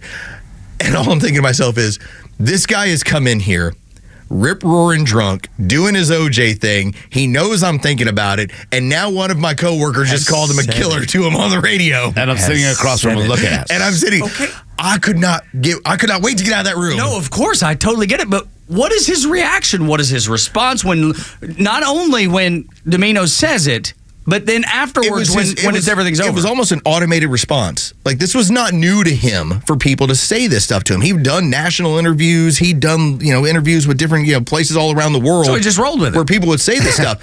And it was almost like there was an immediate, you're one of those guys. Because everybody in that room at that time was, hey, Juice, man, how was your golf game? How was this? He was so used to having his ass kissed. Of course. Every day, no matter what, that even after that trial, it was still the same mentality until the Vegas robbery and kidnapping issue. Okay, so take me back then, because you're sitting in the room. Okay, so he rolls with the punches after Domino, but what happens then when? Because you're saying I'm dying to get out of the room. Well, that's Doug and Ryan who are now like apologizing on behalf like Domino, and all he's doing, because again he's still drunk and doing his thing. It's almost like he didn't care about those heard things. that, though. He's hurt, exactly. He's heard it from others. Yeah, water off a duck's back. Right. He was just kind of like, oh, you're one of those guys. He knows. He knows. But you want to talk about that moment where it went from we should go grab Domino now. I know. Like, I made him laugh. We had a good time, dude. And then it was Carlos awkward. is all like, hey, I'm the good guy. You don't kill me. And then Domino made it more awkward. Is Domino here? Yeah. I'll go look for him. Okay. Go ask Maybe him. like I'm telling you. 9:30. See if we can get him on 9:30 to talk about that and the Braves too. I thought you would like that story. Oh because my God. of how I've never heard that. Crazy it was. I've known Chris for 10 years now, and I've never heard that story. I mean, I know y'all have known him for so much I'm longer. telling you, we were both on each side of it, and all I thought to myself is, oh my God, this is the most awkward thing I've ever been a part of. 8 o'clock hour brought to you by Central Heating and Air Conditioning. Call them 770-GET-HEAT or centralheat.com for your Atlanta carrier experts. When we come back, let's talk about the COVID shot. I know it's not an adventurous thing that you want to talk about, but there's one person that took it that ain't with us no more.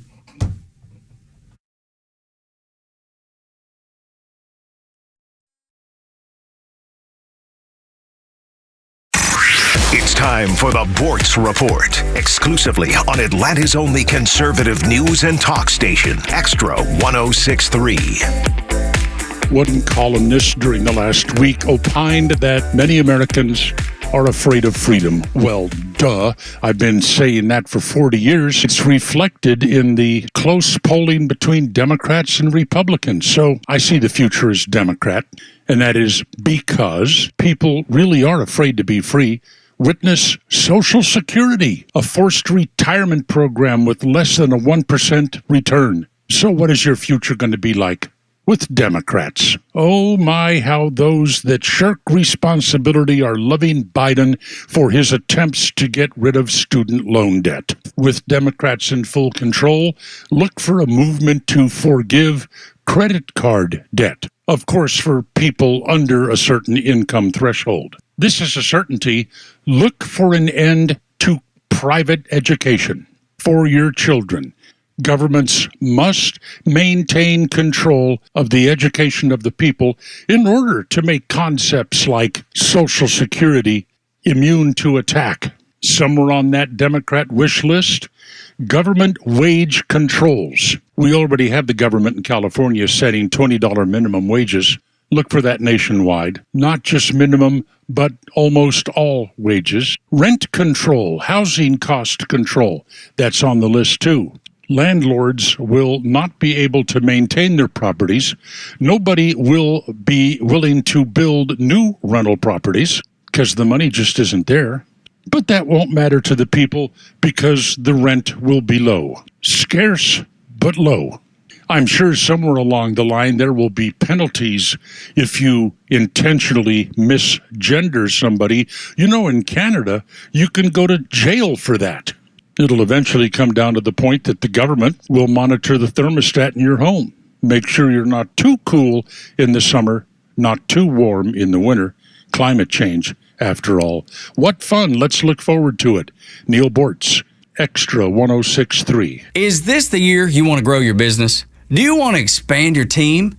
Build a new office? Hey, it's Tug, and I want to tell you about First Liberty Building and Loan. Aren't you exhausted by going to lenders, building a relationship, and a week later, you're dealing with a new person? You won't have to with First Liberty Building and Loan. The Frost family has been helping businesses grow since the 90s, and they can help you too. They know the patterns, they know the ebbs and flows, and they know business. Now the Frost family wants to know you. FirstLibertyGA.com. Buying a building, building a building, buying a franchise, or expanding. Reach out and spend 10 minutes with them. See if you're a fit for them and if they're a fit for you. FirstLibertyGA.com. By the way, if you're a young banker and you want to work with a team that's faith-friendly with a culture of excellence, First Liberty might be a good match. Reach out to First Liberty Building and Loan at FirstLibertyGA.com. That's FirstLibertyGA.com.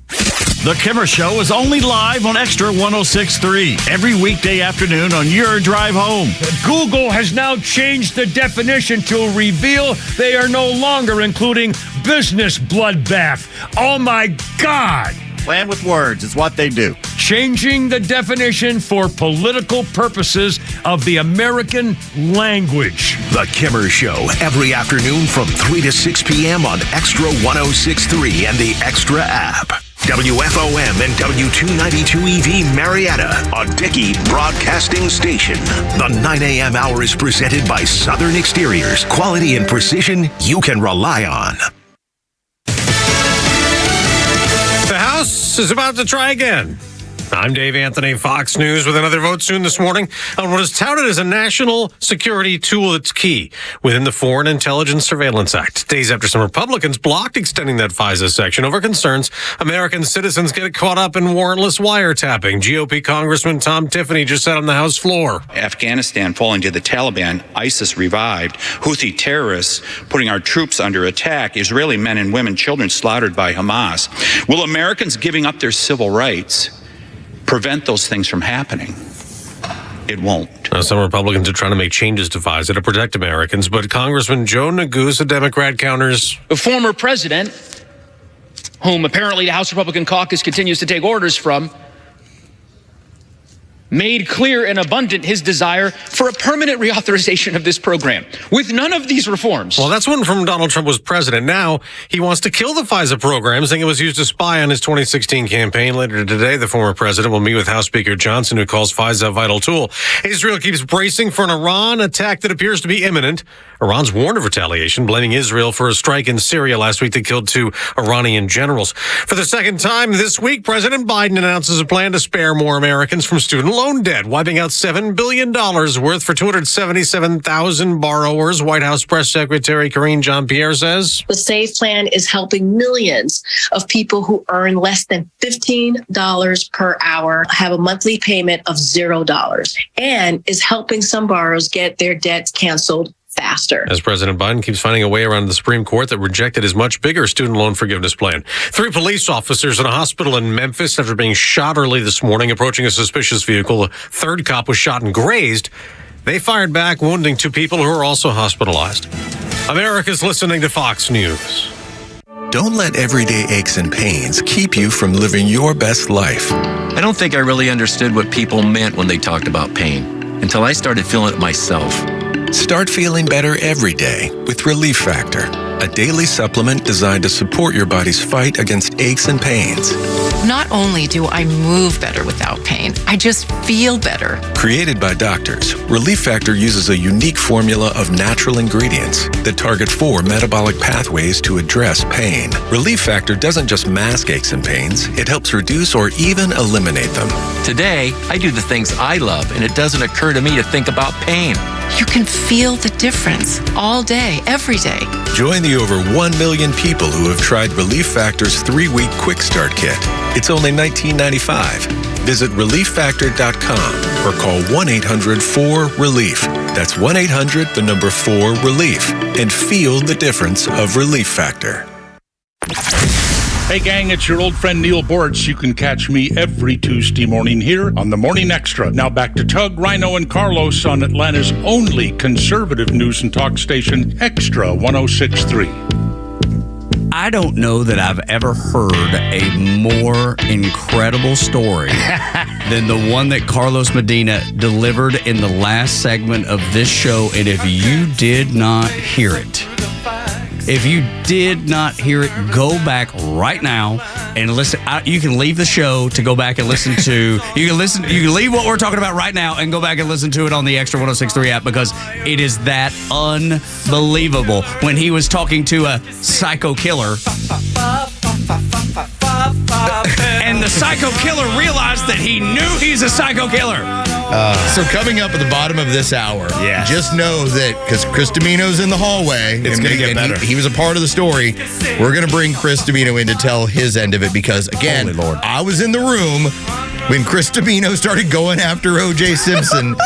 And I have never in my radio career wanted to be out of a room so badly. There's other times where it's been bad. That was the worst. It's like you getting in a cage with a bear and someone from the outside zapping the bear. I was like, wait, what are you doing? It's like here, poking the damn bear. Here, put this stake around your neck. No, stop. That's right. Dude, it's unbelievable. The story that Lowe's just told. Like I said, go back and listen to it on the Extra 106.3 Got a chance to meet O.J. Simpson back in the day. The time Lowe's met O.J. And then, like he said, coming up at 9:25, Chris Domino, the other half of the story, telling his point of view when he called out O.J. Simpson live on the radio for being a killer. Good Lord. Yeah, he did. Good Lord. Look, I've done plenty of things that are wacky and silly in radio in 20 plus years of doing this. Never have I ever called out anybody for murdering someone live on the air. Never. Would you? Never. If OJ was sitting across from you, you wouldn't ask it in a nice. I would. There's no doubt I would. There is a, and I'd be like, Tug said you killed him. There is an wasn't me. Yeah, Doug said it's not an unwritten rule, but there is an aspect of when they're a guest. There's ways you ask things. There's things you don't address. Yeah. Like I still remember, and this is a small way, but like Cam Newton came in here. And Cam Newton had just had some shoulder issues, and his handlers, the only thing they brought up was, don't bring up the shoulder. And so the condition of the interview was, don't bring up the shoulder. So that's the reason. So you have those things that happen. That's the one where they didn't have any conditions on OJ, but still no one would bring that up. Yeah, it's just because they figured you wouldn't. Yeah, they like nobody's crazy enough to do that. For a guy who cut your throat. Well, you know what? You know how we would all get around this? Everyone would bring up, hey, looking back at the trial and everything that occurred to you, what kind of, and it was always like a perspective of like, tell us what that was like trying to find the real killer. Yeah. Yeah, they would play along. Golf course. Yeah, they would play along. Instead of challenging, they would play along. And unfortunately, with Doug and Ryan, and by the way, like, I love Ryan Stewart. Doug's cool. Ryan is like, I put him like way up on a huge pedestal. Again, Doug cool. Ryan's a whole other level of cool. Well, explain to folks who weren't listening. Those are two live studios. Yeah, there was a show that was big like here in Atlanta. Very nice dudes. But like Ryan, to me, he played the NFL. He's just a star. Like he does the same thing OJ does. He walks in a room, he takes over the room. Okay, watching Ryan have to then try and navigate things with OJ. Yeah, and some of the stuff they were bringing up of like Juice. What's it been like to be persecuted for this long? I'm sitting back and I'm in the room the whole time because a lot of times you'll leave the room when you do sports updates. I stayed in there only because you're kind of like in the middle of everything, and I wanted to listen to everything while I was working on my computer. And the amount of how they wouldn't address it while still trying to kind of give him cover was kind of like the nature of what happens when you had O.J. Simpson join your radio station. Well, because there's still people out there that are willing to say that he didn't do it. I mean, there's people in our building that now we've learned that will do that. And it is funny to hear the justification for some of this stuff when they will alibi for O.J. Simpson. And I would say 9 out of 10 will flat out tell you, like, hey, he did this. And then you'll get the crazy conspiracy theories, which, by the way, old school conspiracy theories, when you tell me, like, his son probably did it, I'm like, it matched OJ's DNA. Yeah, I mean, the DNA was right It's there. like the DNA was it. Well, it wasn't that exacting. Trust me. Yeah. It's exacting now. It's like we can go back and pull all this stuff up and be like, this is who it is. That's exactly right. But with all that being said, it was really about fame and wealth, and that is just the nature of what was going on 30 years ago. Oh, my gosh, what a mess. What an absolute, but what and an Domino incredible had his story. What an incredible story. Unbelievable story about O.J. Simpson. 9:30 is going to be fun. It will be. It absolutely will be. And we'll get some Brave stuff in there, too, because the Braves got their tail kicked yesterday. Good Lord. Man, I was so happy to leave that game yesterday. There's errors all over the field. I left in the second inning because of the delay. Yep. And on the way home, I felt pretty good about it when they're like, it's 7-0 New York Mets. I'm like, we're good. Made a good decision. They made 3 errors in the first inning and a half that I was just like, I'm not going to watch the rest of this. It's a bad day. And look, that's one of the things about I'm willing to give up some of these bad days. That was a bad day for them yesterday. We're still early in the season. We're going to learn from those. It's going to happen. But I was ready to go. I had a great time yesterday, by the way, with you two and Joe, and we snuck Joe around there. And yeah, that was the other thing, too. And we haven't even gotten a chance to really address this, but if there is such a thing as like the mayor of the Battery, it is Tug Coward. Oh, for stop. sure. The amount of people he talked. This is amazing. Oh my gosh. Yeah. He Tug talks doesn't with even know. everybody. He converses. He knows everyone's name there. Now it also talks to the highfalutin things that he does. Stop. I knew that's where this was going. I never been to the Delta Club. Right. Now I've been to the Delta Club. Yeah. Now thank you, Tug. By the way, Tug, thank you, as the Tug. mayor of the Battery, went over to He a couple of the people escorted and he flat out said, "Hey, where's your vegan stuff?" Right. I knew it was in there. Yeah, and so that was really cool. So thank you. So I was able to get a little vegan pizza. Dude, and they hooked you right up. Yeah, though. they were like, here, take all of it. They gave him the whole pizza. Oh, I know. It was great. Because they're like, no one else is going to eat this thing. You And can then Tug eat ate it it all. all. They missed it because that was It's really good. So stinking good. Yeah, Tug ate most of it. But like Rhino and I wanted to go get a drink. Yeah, this was the fun part. And we recognized We're waiting for Tug. We were waiting for Tug in the suite. Like, and again, we're waiting. Tug's in the suite with us, but his conversation is With going. Terry, I believe, right? Yeah, to Miss Terry. Yeah, and Miss Terry was taking care of us in Sweetheart. fine fashion. Sweetheart. Boston lady, really cool woman. After about the first 15 minutes is the point where Rhino and I were like, let's just go downstairs. And the best part was we walked all the way downstairs. We actually walked outside first. We thought we saw a place that had it. That didn't. Then we had to walk those long ramps that you have to walk back and forth all the way down to the first level. To the Svedka area. We get to the Svedka area. We grabbed that.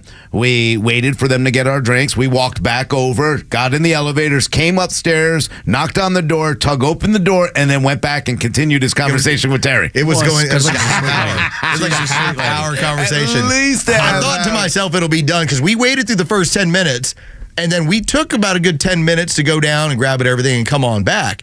So he was like 20, 30 minutes deep into this conversation as the mayor of the Battery. Her son is in the Air Force. Yes. Yep, now you know all about that. He wants to get, because he's an enlisted guy, wants to get his degree done, wants to convert to an officer. He works in weather for the Air Force now, who controls all the weather for all the military. So it was just relatability. Yeah, and sure. she was a sweetheart, like I said, from Boston. And we just talked about how great Boston is as a city.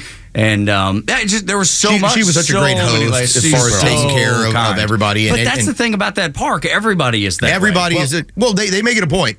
If you're not a people person, you ain't working there. Well, my thing is, you had 9 innings to do that. We just wanted a drink, Tug. But I know, that's true. fine. I know. I was like, I just want a drink right now. And then I got hungry, so we all decided, hey, let's go downstairs and see what the Delta Club has to offer. And then a gentleman, while we were walking out of the suite area to the elevators, Bob came up to say hey, and I was Great like, guy. Carlos, keep walking. We're going to lose him again. That's right. And now but you that know was what a my quick- wife. That was a quick My exchange. wife and son. Like if you bring this story up, they will commiserate with you. And who was the young lady that we talked to as far as they were preparing the sushi when we were stalking her? that was oh my Tony. gosh, Tony. Tony, Yes. yeah. First Chef off, Tony. Chef Tony, the sushi that they had prepared looked amazing. And I'm okay fan of sushi. It's not all the time.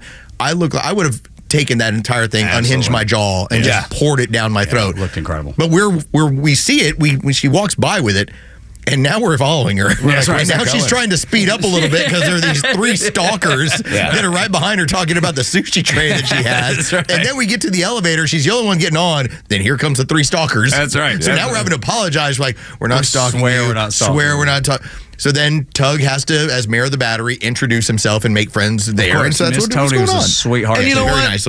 I wanted that sushi so bad. They're like, oh, yeah, we have this in the suites. And now I'm like, no, we don't. We have peanuts and popcorn. And Chick-fil-A. We'll And the Chick-fil-A give sandwich. DBC credit for Chick-fil-A hot dog. I had to tell Tony because she goes, yeah, this is heading over to this suite and this is what we have and this is how we cater it. And I go, well, my coworkers eat like 7-year-olds. Chicken nuggets. And hot dog. Corn dogs. Man, But it was still fun. Tenders No, right it now. was. It was a great day. It was a great It time. So much fun being at the Battery, being at the ballpark, watching the Braves, even in a lousy game. It's just fun to hang out with coworkers outside because we do this every day. And when you get to hang out and talk about anything else, Like OJ. like OJ. You talk about OJ. That's where that sweet conversation was. No, that's exactly right. Because it had just really kind of happened. I'd made the joke, and if you didn't hear it in the opening hour, you're going to hear it again. I looked at Rhino, and I as they're all commiserating, they're talking about this stuff on ESPN, and one of our coworkers was talking about how he wasn't found guilty, and I just look at Rhino, I go, well, guess they're going to have to build another statue. Oh, my. And the amount of Joe's like Joe Virgin River sitting on the couch, he just starts looking at his phone. Our other friend, John, Don't pay attention. kind of like looks down. Brian Finneran just kind of walks off because he knows this is the awkward moment. Oh, yeah. And the one person who I've directed this at is just like, so what are you going to do? You going to tell me about your George Floyd statue? What are we doing here? Sold up. And Rhino's dying laughing over there because he's like, you know, my laugh is like you could barely hear it. Right. I was gonna say that. The one thing I know about you is that your laugh is really loud. Rhino's doing the whole like, way to make it awkward. Yeah, Joe Virgin River. This whole conversation was not short. This was like 15, 20 minutes. And I'm sitting there on my phone the entire time. But that was the trying crescendo moment. Okay. Yeah. Well, what happened was... Well, it started with, we were trying to watch the Masters, and Carlos goes, so this is what we're going to get. Which they were doing an OJ OJ perspective is what they were doing. During Masters coverage. This is great. So I was a little bit perturbed by that. Me too. Well, the presentation, though, is irritating, I think. Yeah, well, it was, you have these guys. Remember, we had the delayed start. So these guys are just now getting out there. And you're looking at like the first 6 holes or so. You know, ESPN's real coverage won't start until 3 o'clock. So it's like they've got this isolated coverage. But they've basically decided, we're not going to show you the biggest golf tournament in the world. We're going to do we're just going to talk to OJ for the entire time. And I get it why, and I didn't want it at the time, and put it on another channel, whatever. I was like, put it on ESPN Plus, whatever. Like, give me an option to at least, if I would just want to watch golf, let me watch golf. Yeah, and it was everywhere. It was everywhere. The one thing that stood out to me, and we talked about it so much with the COVID vax, and we've talked about this at length, turbo cancers, all the things. And look, Lowe's has led the charge on this, reading and researching and listening to doctors. And I don't know that these are connected, but I can't help but go, I wonder if these are connected. There's a weird progression. And again, just because it happens doesn't mean that it's all linked to this, but there is something very weird about all-cause mortality being up and the fact that more people are having the incidence of stage 4 cancers, where you were cancer-free 3 months ago, 3 months later it's stage 4. Like that's pretty rapid how that works. All right, so guess who told you go get your COVID vax and just passed of cancer? Hey, Twitter world, it's me, yours truly. It's OJ. Heard something really interesting today. You know, with 99 or whatever % of people dying are the unvaccinated from the new COVID stuff. Falsehood one. Over 90% of hospitalizations, especially in Florida, are among the unvaccinated. A female doctor was on this morning, and she made the best analogy I've heard. She said that being vaccinated is like wearing your seatbelt. That it doesn't guarantee you won't get in an accident, but if you do, you have a much better chance of surviving. Hey, get your shots. I don't like wearing masks, and it's you people who aren't getting the shots that has brought this mask thing back. It's you people. It's you people. Falsehood 3. That's right. Now tell me you're innocent too, by the way. Give me falsehood 4. I didn't even think of that, but yes, that's right. Of all the things, but that's. Look, I don't know that those are related, right? I didn't even know. Did y'all know he had cancer? No, I didn't. I didn't either. No, apparently he'd been in hospice for the last month or so, that it hit him very quickly and took him out very quickly. I can just relate it to when my dad went down this road, and he'd been cancer-free for 7 years, and there was an uptick in some of his stuff. I told him and the family advocate, hey, stop. No more. No more. None of these shots. None of them. And everything went back to normal. The doctor told him to? The doctor didn't. Remember, this was not something that was established. This was something that people were starting to pay attention to. Right. That what was going on, it looks like your T cells would go to sleep for a while. Mm-hmm. Your cancer-fighting cells would basically stop. And so the whole idea was, the more of these shots, are you continuing to do long-term damage to your immune system? Again, nobody wants to really dig into this because then you've got a lot of culpability in this stuff.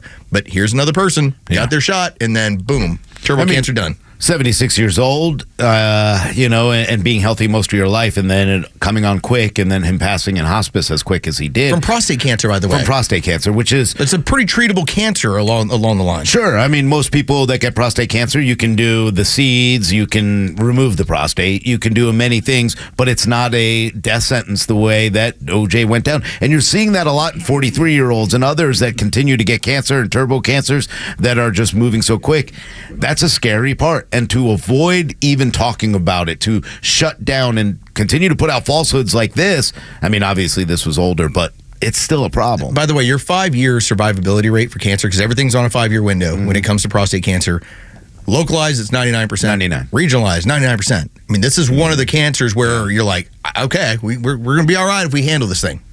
It's just, there's so much out, and I know we got to get to headlines, but Hank Aaron. Sure. I just remember how quickly that came. And I'm not saying that's what I'm not accusing. I'm not. Well, you weren't allowed to even. You weren't even allowed to ask the question. But we're allowed to question. No, right. And I think we are now. And it's okay to question that, right? Because it doesn't make sense. And just that one stuck with me. He was my favorite player. He was my dad's favorite player. He was number 44. He died on my 44th birthday. There's just a lot of things there that it was just like, and none of that's connected. It just that's the reason I think it sat with me for so long and still sits with me today, wondering. You just asked the question, why do we see this happening not only to 76-year-old OJ, why are we seeing this in much younger people? Why are we seeing it in DeMar Hamlin falling on a field? Yeah. Weird stuff. All kinds, man. Oh, the amount of football players. Just ask the question. Like soccer players, football that are having issues cardiovascularly right now. College basketball players dropping dead. Just a lot out there. Morning Extra, Next 106.3. 9 o'clock hours brought to you by Southern Exteriors, your home exterior solution. Got to go to the game with those guys and Rhino and Los 2 yesterday, and it was so fun to hang out with them. Mike and Jason, just great guys. If you want exterior service in your home, roof, the siding, painting, windows, doors, gutters, they do it all. And they will do what they said they will do. That's the key. They don't make you wait. You get a personalized project manager. They just do things differently at Southern Exteriors. SouthernExteriors.co, 8779 Southern.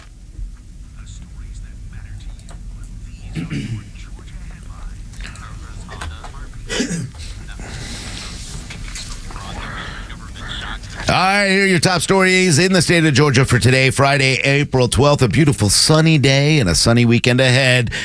Atlanta Mayor Andre Diggins announced yesterday the locations of 4 new MARTA stations. The mayor announced in March the need for the new infill stations, and yesterday he unveiled those new locations at Murphy Crossing, Croc Street, Halsey Yard, Joseph E. Boone, and Armour Yards. Diggins released a 3-page administrative order detailing how the stations would be linked together, but did not lay out how the city will be paying for the stations or a timeline for construction to begin. A federal judge dismissed a challenge to a Georgia policy requiring new citizens to provide ID in order to vote. The activist group, the New Georgia Project, sued the state in 2018 over state laws that prohibit new citizens from casting ballots until they show that they're eligible. Judge Eleanor Ross ruled that the plaintiffs failed to prove the voting rights of naturalized citizens are violated by having to show papers or get a new state ID before voting. And after a 16-4 defeat by the Mets, the Atlanta Braves will head to Miami, where they'll take on the Marlins tonight. Max Fried will take the mound for the Braves in a 7-10 start. You can catch all the action on our sister station, 680 The Fan. Chris Domino will join us next to tell us about OJ and the Braves.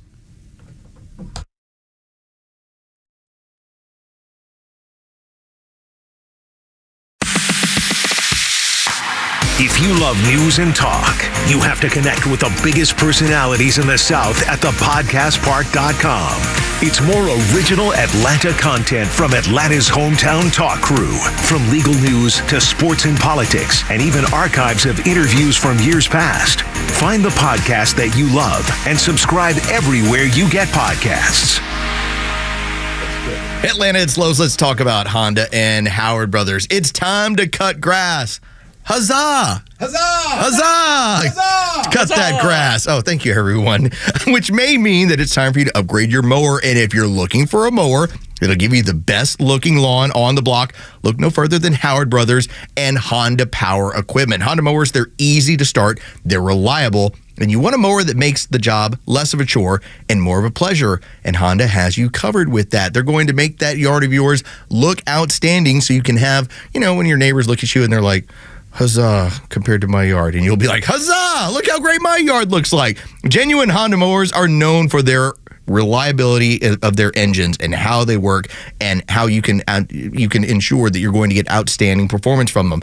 Howard Brothers, the reason why you go there, they're going to be able to show you how to work that mower. They're going to show you how to maintain that mower and keep that mower working at a premium level. That's what they're able to offer you. Need more? Go to Howard Brothers. The grass is always greener. You take care of it with Honda and with Howard Brothers. The Atlanta Braves invite fans to come experience the brand new Blue Moon Beer Garden at Truist Park, located in right field, offering the largest variety of Molson Coors beer options and unique food pairings. Plus, there's a special ticket offer for the new space for any weekday game during the regular season. Tickets are only $30 and include a grandstand reserved game ticket and $15 added value to use toward food or beverage. Lock in your seats now for Blue Moon weekdays at Braves.com/Blue Moon. Atlanta Braves baseball. We are Braves country. My name is Amy Risley. I have been working for Bruce Hagen for 17 years. When I first started, my boys were 4 and 6, and whenever I needed, Bruce allowed me to bring them to our office.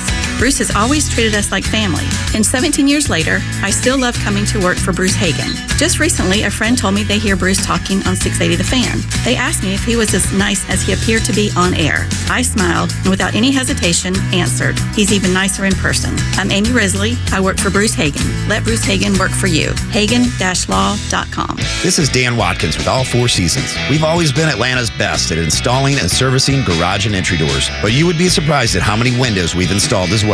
So we're proud to announce a new division, All Four Seasons Windows. We now have the ability to make sure every opening in your house is safe, energy efficient, and looks darn good. So give us a call today to schedule your free sales consultation. Find out how you can decrease your energy bills and increase the beauty and value of your home with All Four Seasons garage, entry doors, and windows. Millions of guys suffer from erectile dysfunction. That's 1 in 4 men. And I can tell you, I'm one of them. If you or someone you know suffer from ED, Peyronie's disease, or PE, here's 38-year emergency room doctor and founder of Total Body Therapy of Georgia, Dr. Eric Deal. Patients who enter my office are often frustrated, hopeless, depressed, and embarrassed. I understand the problem, and I'm going to help you fix it. There are lots of competitors that don't have the credentials that I have. When you go to other clinics, you're not going to see a board-certified physician with the experience that I have. When you come to our clinic, you're going to see me. There's just not one therapy that can solve these complex issues. I'll do a complete history and physical prior to any treatment that we use. Take it from me, Dr. Deal. When it's not hard, it's really hard. Call Dr. Deal for your free one-on-one evaluation and resolve your ED, Peyronie's, or PE issues. Total Body Therapy of Georgia, 404-777-1911, 404-777-1911, online at stopmyed.com. It's a mad world out there, but one thing is certain, everyone is trying to market something. So tune in every Saturday at 3 p.m. to the Marketing Madmen, who, along with a variety of industry expert guests, can help you make sense of it all. Whether you own a business and want tips to scale, or are a fan of the finer things in life and want to know how restaurants, golf courses, and wine companies try to sell you stuff, the Marketing Madmen is your ultimate destination for all things marketing. Tune in right here on Extra 106.3 every Saturday at 3 p.m. or search online for more content. Join the madness with the Marketing Madmen. Central Heating and Air Conditioning wants you to know the start of the new season is the perfect time to ensure your home's comfort. Don't wait like most people do to have your HVAC system serviced. Your home should have maintenance twice a year. Maintenance helps keep your system running at peak efficiency and extends the life of your equipment. So turn to Atlanta's Carrier experts for your system's maintenance. With Central, you get Carrier products, Carrier warranty, and Carrier peace of mind. It's allergy season, and Central Heating and Air can fix what ails your house and possibly your family with home ventilation and air quality products. Central has packages designed around health using variable speed, fresh air ventilation, air cleaners, air purifiers, dehumidifiers, and more. Central Heating and Air is one of the few second-generation, locally owned and operated HVAC companies in Atlanta. With Central, you're not just a number, you're a member of the family. It's been that way since 1947, and they've serviced over 100,000 customers right here in Atlanta. Call 770-GET-HEAT or go to centralheat.com. We're smart, we care. We're Central Heating and Air. Wake up with the Morning Extra on Extra 106.3 Atlanta. If I were to say there was an expert on Braves baseball, you would say Chris Tamino, because everybody knows Chris Tamino is an expert on Braves baseball. He's an expert on baseball in general. Nobody knows, in my opinion, nobody knows more about baseball. And I think that Carlos... He's baseball Jesus for a reason. That's exactly right. I mean, it's cool to have... I would imagine it's cool to have that. So bend the knee, dude. Well, yeah, that's what I'm saying. Like, I think it's great. I think it's awesome. Yeah, I'd like as many titles as possible. Yeah, seriously. Put them all on the tombstone. That's exactly right. No, but that's the thing. Like, everybody knows you as that. However, There was one thing that I did not know about you, is that you were willing to challenge a murderer on live radio. I had no idea about this side of Chris Domino. So let me set it up from, as we talked about it, to end the last hour. Okay. So Chris Domino and I are both working over at 790, and this was the moment when O.J. Simpson was coming in from a golf tournament. Right. He'd been drinking. He was going to hang out with the Two Live Stews. Yes. And I'm just trying to do sports updates. Yep. Okay, so I'm like, I'm captured. I'm stuck in the room. And Chris Domino proceeds to tell O.J. Simpson some things about his life maybe he didn't want to know about. Yeah. So we had, Nick and I had O.J. on. We did this thing where we spoke to like 25 or 26 or 27 Heisman Trophy winners. Yeah. Including the first guy, Jay Burwang, or whoever won one. Wow. Who, by the way, didn't go to the NFL. He made more money in business. Doesn't matter. So we get O.J. on. We did 45 minutes with O.J. Simpson. 45 minutes. He's on the phone. He's down in Florida. And at one point, we thought he hung up on us. And we said, well, I guess that ended abruptly. But then the phone in the back rings. It was O.J. He said, hey, I don't know what happened. I got cut off. And he comes back on. Wow, okay. Cut off. I think I just said that. Yes, how about that? Sorry. So Murphy's Law there. So I had said to him during that conversation, I believe you killed 2 people. I believe you cut 2 people's heads off. And, damn, dude. Yeah. And then it went on. So this is the first time, by the way. Yeah. This is our first encounter with him. And, he dropped the typical, well, if that's the case, why do people like me so much? Why do people come up to me? I was like, I don't know. Like, that is celebrity. That has nothing to do with anything for me. And then I also asked him how, remember, he said he was going to spend the rest of his life looking for the killer. Yeah. And I said, well, I hope you bump into him on the 14th hole at that golf course you keep playing every day. So because that's the only way you're going to find him. Right, is if somebody comes up to you on the 14th hole and said, I did it. That's just so bold, man. I love it. Well, so Chris delivers it like that. Yeah. Okay. Yeah. Then when now fast forward, OJ's in studio. Now I'm on the phone someplace. Well, I think you were getting ready for Budweiser Hardball, I believe. Okay. Yeah. I think that because remember, I think you were at Turner. Yes. And we were back over in the studio. Correct. So we're doing our mix where we're just getting ready to hand it off to Chris, and Chris is going to get you set up for the evening of baseball, and he flat out, because he'd already told OJ before. So when he tells him this time around, OJ's face, it was almost like he was just so used to it. Like it didn't bother him anymore. Yeah. But it was awkward for me. I'm like trying to escape the room. So here's the other part of the real story. I had also said that I think his pro career was a little bit overrated. His college career is phenomenal, but I thought his pro career, and I used Joe Namath, Bob Greasy. There were certain guys whose pro career their is stars overrated. bigger than Namath is a Hall of Famer. If you look at his numbers, you're like, how is he a Hall of Famer? Bob Greasy too. Yeah. So, and I never said OJ had a terrible pro career. I just said his college career is better. His pro career is overrated. He had a 2,000-yard season, first to do it, 14 games, phenomenal. Didn't score a ton of touchdowns. And I think I had said I'd probably have Roger Craig and I'd probably have Sean Alexander as a pro. He's a Heisman Trophy winner. I'm not talking about his college career. I just said he made up some Pro Bowls, but like some guys win Gold Gloves or go to All-Star games, once you get on that roll, you probably get it a couple of more times than you should. He was more offended that I said his pro career was overrated than I said I believe he killed 2 people. And it's not even close. It's not even close. It's true. Oh my God. Were you mad at Carlos that he's in a cage with a bear and you just zap that bear from the outside? So I told the story. So this was back when Terrell Owens was in Philadelphia and he was causing all those issues that was going on there. And I remember I started the sports update by saying cancer wears 81 in Philadelphia, and I started getting into the update. And OJ starts laughing. He thought that was really funny. And I kind of smile at him. He's smiling at me. And then my face changes because I'm like, this is somebody who murdered 2 people. And my face changed and his face changed because now he knows I'm thinking about it. And I think that was always his safety net was I go to all these golf courses and all these people treat me like I'm royalty. Yeah. And so he didn't have to deal with that stuff very often. One of the other lines, and I remember he had said, well, why did the neighbors let their kids come play? Because his kids were younger, I guess. Then why do they let their kids come play at my house? I said, I don't know. You have good snacks? Yeah. I don't know. Like, it was just like one of those where you go, snacks. No, but I was just sort of like, you didn't kill kids. One is not the other. Yeah, and those don't go together at all. Most people don't run from you if they see you. Now, they're probably thinking whatever it is they're thinking. They think they say exactly what you said. Either he did it or some people believe he didn't do it. That's fine. Come on. Let me explain something. We also had Marsha Clark on at one point years later. We had Chris Darden on years later.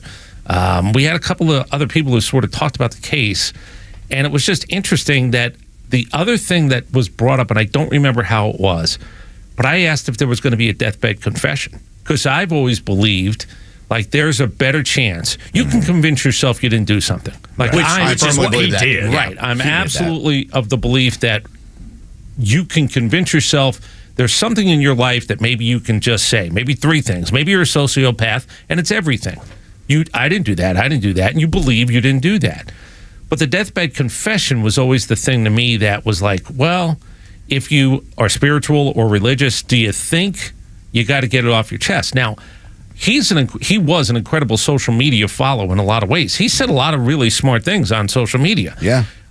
He really did. And he became a social media darling in a lot of ways, sort of like America's Guest, where you just go, oh, he got away with it. And some people are happy and some people aren't. Right. Whatever. I'm not even dealing with my happiness or unhappiness about the whole thing. That aside. I believe what I believe. Yeah. I believe he screwed up a lot of people's lives because he murdered 2 people. And a lot of people end up paying the price now, even after he's gone. I hope people think about the family and the victims as much as they think about O.J. Simpson and his football career and everything else. They don't. But the thing is, I've always thought the death... I was hoping, when I heard he passed away, I said, I hope he's got a timed tweet that is going to come out where he's just going to do the... Well, did you see the New York Post? No. They had a report today that the people that went to visit him at the end had to sign non-disclosure agreements. Okay. Wow. In case he were to have said something. And that's where you wonder, I'm like, hey, when you get to that level of illness, sometimes you're medicated. I was kind of hoping he would do it. Yeah. On a good day. Yeah. Maybe it'll come out later. Maybe it's a time release capsule, like you said. Yeah. But that's the thing. He had convinced himself that he didn't do it. Oh, yeah, of course. Now, so did the Stews or did anybody, because, they're playing Ryan the game. Stewart was extremely pissed at me. Was he Yes. pissed? Yeah, he was pissed at me. I was in that room going, uh-oh. And I'm not saying he didn't have a right to be pissed at me. Like, he thought that I would... Maybe Ryan didn't know the history and maybe, like, whatever. Well, you referenced it saying, I've said this to you before. Yeah. Yeah, and so then when you did it, now it's like, oh, here we go. I think Ryan, and again, rightfully so, he's their guest, but I was on. But I think he was pissed at me because I did bring up the pro football career thing, too. Oh, really?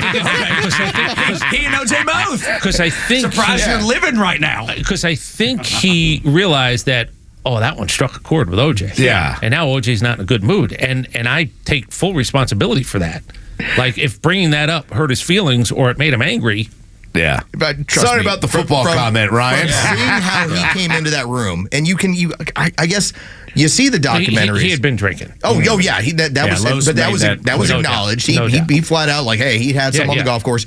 But his entire life, until that whole Vegas scenario with the kidnapping and the robbery, was golf course after event where he was America's guest, even though everyone acknowledged, like, I think this guy killed 2 people, but everyone paid to have him come in and play golf. I mean, who wouldn't want a picture of him? I would love to have a picture taken with him, holding his finger over my throat. Things like that to be fun. I'd skip that one. I disagree. Yeah, I'm with you. I'd skip that. So there was one other thing that happened after this. I don't know if we have 2 seconds. There was one other thing that happened. Plenty of time. We'll make time. John Feinstein, the writer, the author, he was supposed to come on with us. He had another book. I call him, whenever something happened with Bob Knight, John Feinstein was the guy to call, even though he hadn't spoken to Bob Knight in 10 years, 20 years, 30 years. Like, literally, he wrote the book in 87 or whatever it was, and he became the Bob Knight expert.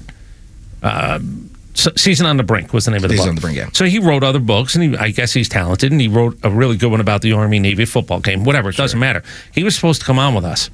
He got pissed because we had OJ on, and he was getting bumped.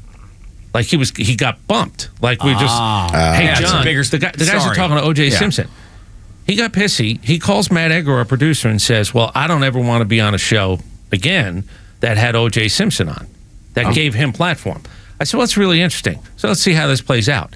Well, every time he wrote a book, we'd get a note from the publisher saying, hey, John would like to come on. And he writes a lot of books. When he wrote a book. But I called him because he went at it pretty good with Matt Egger. Like, he laid in him a little bit. You guys are disgusting. You have this guy on. I called John Feinstein back and I said, let me ask you a question. You got a paycheck from ESPN, right? I said, do you not remember ESPN's coverage during the OJ thing? Lord. Yeah. I said, do you not remember the coverage? I said, you were working for people. They paid your check first and the 15th who were making money off of OJ Simpson. And you're going to come play high and mighty with us? Yeah. I said, you got it all wrong. You got it backwards. You want to yell at a producer? Matt was a producer at the time. Yeah. I said, you're so off base. And I lit into him pretty good. And I was so angry that he lit into a producer. If you had the balls to actually do that, call me off air or come on air with us and just say, holler at me. I think right. But when I more than gently reminded him that he worked for ESPN and what the coverage was, I said, so you had no problem walking into that building that was making money on the OJ story forever. You have a problem with a radio station that actually is doing something that you probably couldn't get to do, which is speak to O.J. Simpson yourself. Well, and ask him a very direct question about his involvement with this crime. And write a book about it. Yeah, so there were just some things that happened after that. Darden and Marsha Clark's, they just asked me, what do you think? I said, look, you're going to win some, you're going to lose some when you're prosecuting, when you're a defendant, when you're a defender's attorney. You're going to win. But I think they were honestly upset.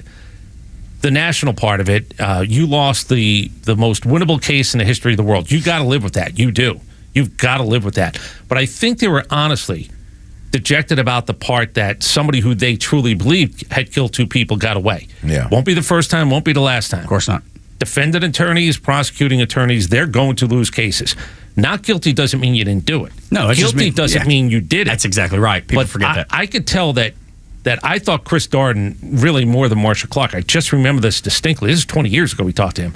I just remember he was really shook up about the idea that out into the world when a guy who killed two people. Yeah. And I think that's the job. Unfortunately or fortunately, that's the job. Well, the unfortunate part about so much of that from their perspective is that every documentary shows you had circles run around you. Yeah. By again, a legal team that was worth millions of dollars. I say this on the air all the time. Don't ask a question you don't know the answer to, and do not put somebody on the stand that you don't know everything about. Yeah.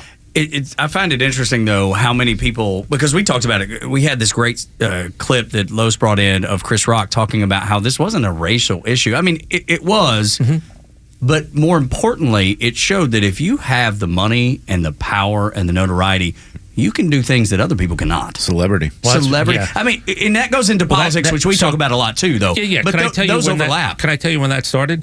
The first guy who came out of a cave who had the best arm so he could actually kill things with a rock, he became more important than everybody else in the cave community. Sure. So this has been forever. Yeah, it's not anything new, but I think it's just... It was just interesting in 94 when Chris Rock does his HBO special and he flat out tells the whole audience, you think this was about race. This was about fame and wealth. It's like, had he not had those things, he's in jail. Yeah, had it been another former football player not named O.J. Simpson. It's like you. Well, you know what? It's like you talk about the UPS driver. You know, if Brad Pitt's the UPS driver, okay. I don't blame my wife. Right. You can be Hollywood good looking, Hollywood famous, rich good looking, rich famous. My test has always been the UPS uniform. If you walk up in the brown shorts and my wife says right now, then I know that you're really good looking. Right. You know, that's the thing, as opposed to movie good looking, TV good looking, sort of famous good looking. Famous rich. So it's called the UPS test. I know who passes it. I know who passes it. I know who fails it. Right. But that's the thing. Like OJ, if this was a run of the mill dude who's just a regular Chris guy Rock on the street, said if he's the garbage man, he's going to prison. No, he's I think OJ Simpson. I think if he's really any other level of NFL player, any other level of athlete or celebrity. His celebrity was so high he could afford it. Big. And it was you the said money. They ran. He was going to kill himself in the back of that Bronco. He was going to kill himself until a lawyer got on the phone with him and said, hey, we're going to get you out of this. Give us a shot. Because otherwise... You know who one of the 5 people, I won't bore you, but Al Cowens is one of the 5 people that I really still like to speak to. Yeah. And I don't know if he'll say anything now. He disappeared. Yeah. Like disappeared. Yeah, he legitimately told everybody, I'm not talking. Smart. I don't know if he'll do it now or not because his name is back in the news.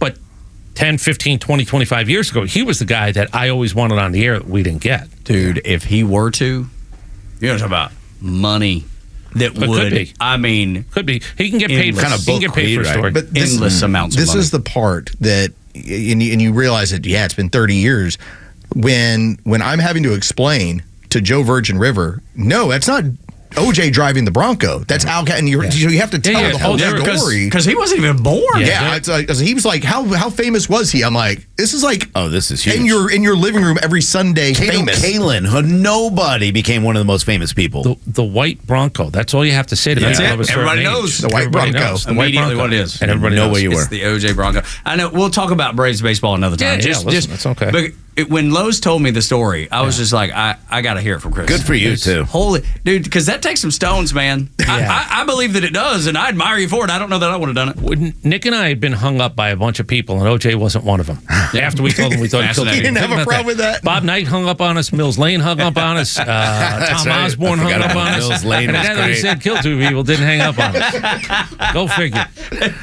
That should set your Friday in motion right there. Chris Domino, the best, the greatest of all time. We love him, and we're going to try to lure him in here every Friday at 9:30 just to talk to him, maybe about Braves, maybe not, maybe about OJ, maybe about... Now you guys know the UPS test. Dude, the UPS or the test Mills is Lane solid. story. That was a great hang-up, by the way.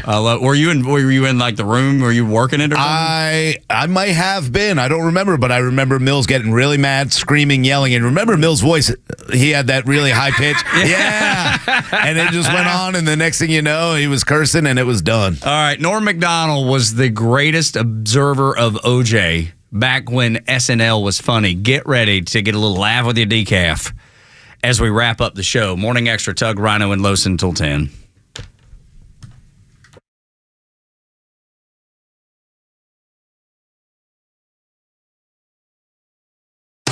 Atlanta radio legends collide on Extra 106.3.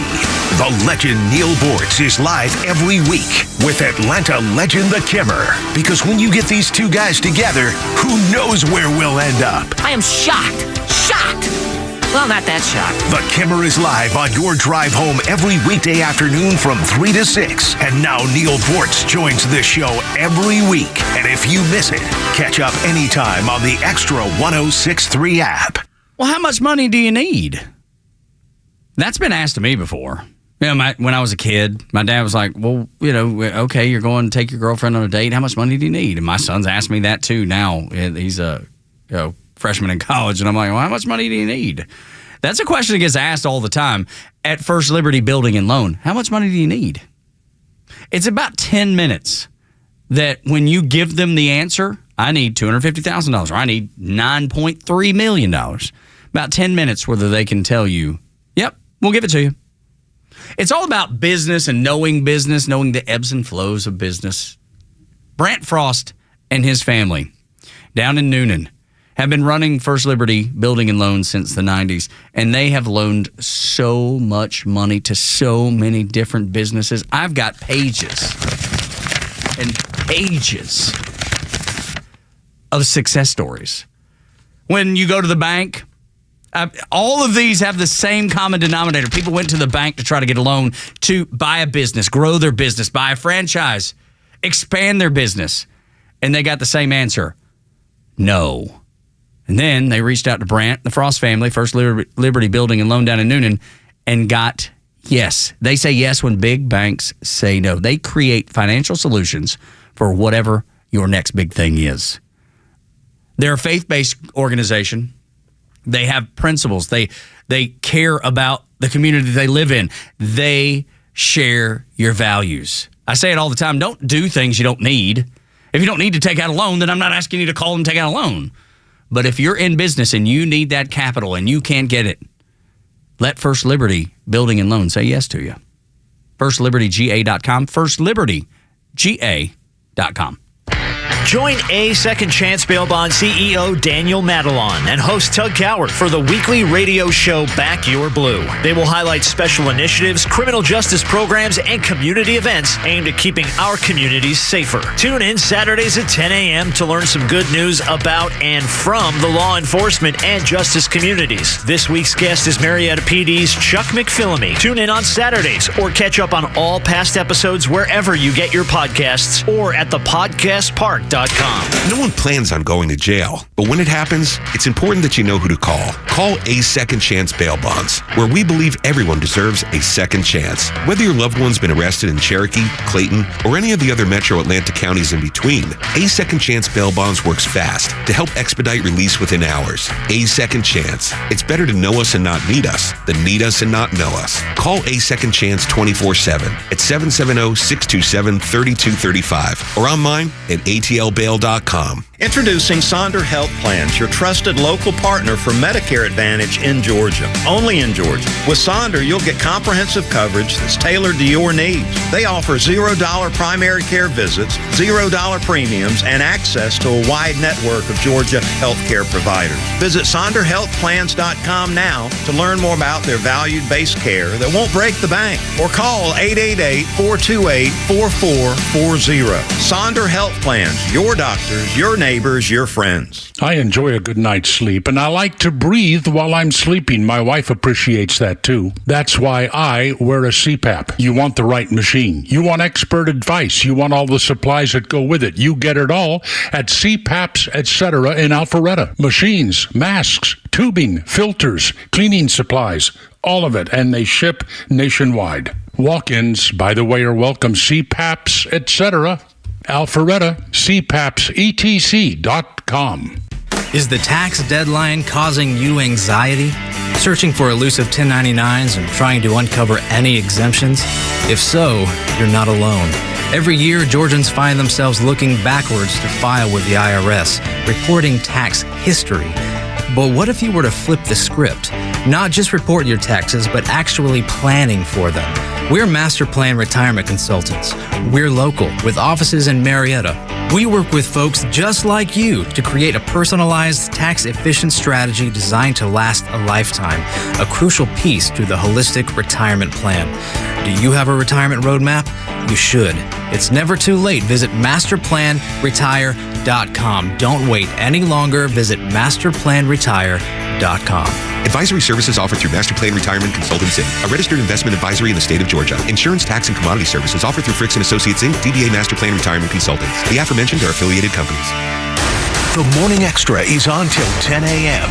and the live and local conservative talk continues on your drive home with the Kimmer Show, 3 to 6 p.m. on Extra 106.3. Tug, Rhino, and Los on the Morning Extra on Extra 106.3. We started at 6 and we wrap up in about 10 minutes. Weekend time. It is almost weekend time. Or closing time. Or closing time.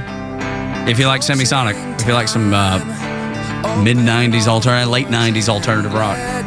This is one of those songs that is still, to this day, gets played at the end of the night at every bar, every restaurant, anywhere that plays music at the end of the night, this one's getting played. This is from the Godzilla soundtrack. Best soundtrack ever. Oh, I got to check that. I've never. Yeah, it's a great soundtrack for 90s lovers. That's a fantastic soundtrack. I love the song. Godzilla soundtrack. What? Okay, Godzilla, the album. Okay, I'll look that up here in a little bit. Yeah, it's a good one. Okay. We've been talking a lot about OJ. It's hard not to. I think it's irritating to me that he called OJ's family and gave condolences. The White House did that and did not do that to the family of the people that were murdered. No, of course not. The logic behind that is so flawed, like the logic of everything that the White House does at this point these days in the Biden administration. They do everything backwards. It is it just gives you that pit in your stomach where you're like, man, if you could just not get it wrong all the time, and yet you do. They don't care. Well, that's part of it. They don't care that they get it wrong. They don't care that they treat criminals like they're victims. They don't. Yeah. The one thing that makes it okay is that I know there's a greater plan, and I don't got to worry about Joe Biden for much longer for whatever reason. Whatever happens, he gets voted out of office or whatever. So as mad as that made me, I wanted to end the show on something that makes me laugh harder than anything else, and that is something that we've all kind of reveled in this morning, and the fact that Norm Macdonald got in trouble from NBC, who owns Saturday Night Live, who puts out Saturday Night Live. He got in trouble because he talked about OJ so much. They're like, you've got to stop talking about OJ. You have to stop talking about OJ. And he didn't. Which made it even better. I love this. This is like a little collection of OJ greatest hits from Norm Macdonald as the weekend update anchor on Saturday Night Live. Well, let's get to OJ. OJ Simpson's lawyers say they don't want the families of Nicole Brown and Ronald Goldman in the courtroom during the trial. They're afraid the presence of the family members will just remind OJ of how much more killing he still has to do. It was revealed this week that defense lawyer Johnny Cochran once abused his first wife. In his defense, Cochran said, "Hey, at least I didn't kill her like some people I know." my God. This week at the O.J. Simpson trial, the infamous bloody glove was finally introduced into evidence, and O.J. didn't help his case any by blurting out, "There it is, I've been looking all over for that thing." Couple more. In his book, O.J. Simpson says that he would have taken a bullet or stood in front of a train for Nicole. Man, I'm going to tell you, that is some bad luck when the one guy who would have died for you kills you. That is the best one. Oh, no. You don't get worse luck than that. Tomorrow, Judge Lancito will take O.J. and the jury on a tour of the now famous crime scene. For the jury, it will be their first look at the actual location. Of course, for O.J., it will be just a case of been there, done that. There you go. A couple of the biggest hits. So great. What bad luck when the one person who will stand in a train in front of you kills you. Talking about your all-time bad luck. Oh, my Lord. So there you go. You think OJ enjoyed those jokes? I don't know. I think he had convinced himself he didn't do it. I do, too. I think he was that crazy. I do, too. And so maybe they got to eat at him somewhere inside. You would think. I believe everybody has some kind of soul inside that, even as evil as some people are, there's they know it's wrong. There's something they did wrong. They know it. They know it's wrong. Yeah, people. There's inherent. I think it's inherent to know. Like Democrats who think the economy's good. Like they know deep down inside. They know better. Yeah. No, they don't have souls, but deep down inside they know the economy stinks. They know the economy sucks for sure. What do you think about that, Lois? That's a great question. Do you think where do you think he stood on all that? I think that, first off, like genius level of stuff. Yeah. And I think when you start taking a look at everything, you go, okay, like when we said this before, our comedians are supposed to be the truth tellers. Yeah, they're the window to the soul. They're the window to the soul. There's a reason why we grabbed audio of Chris Rock from 30 years ago to show you this was really the mentality. And I think if you put Norm Macdonald in today's society, you'd be like, okay, what do you got for this, Norm? Absolutely. Pretty genius. Yeah. He'd be brilliant. He was genius. God rest his soul. Morning Xtra and Xtra 106.3. Thank you so much for being here. Thank you for supporting this station and companies like Southern Exteriors, who sponsors the 9 o'clock hour. 8779 Southern, southernexteriors.co. It's southernexteriors.co. And Howard Brothers and True Prep and the companies that share your values. We don't ask you to go buy things you don't need, but when you do need their service or goods, just let them have the first crack at earning your business. I want you to have the best weekend ever. I hope you'll laugh with us early Monday morning at 6 here on the Morning Xtra for Los, Rhino, and Board Up, Joe Virgin River. I'm Tug. Y'all come back now, yeah?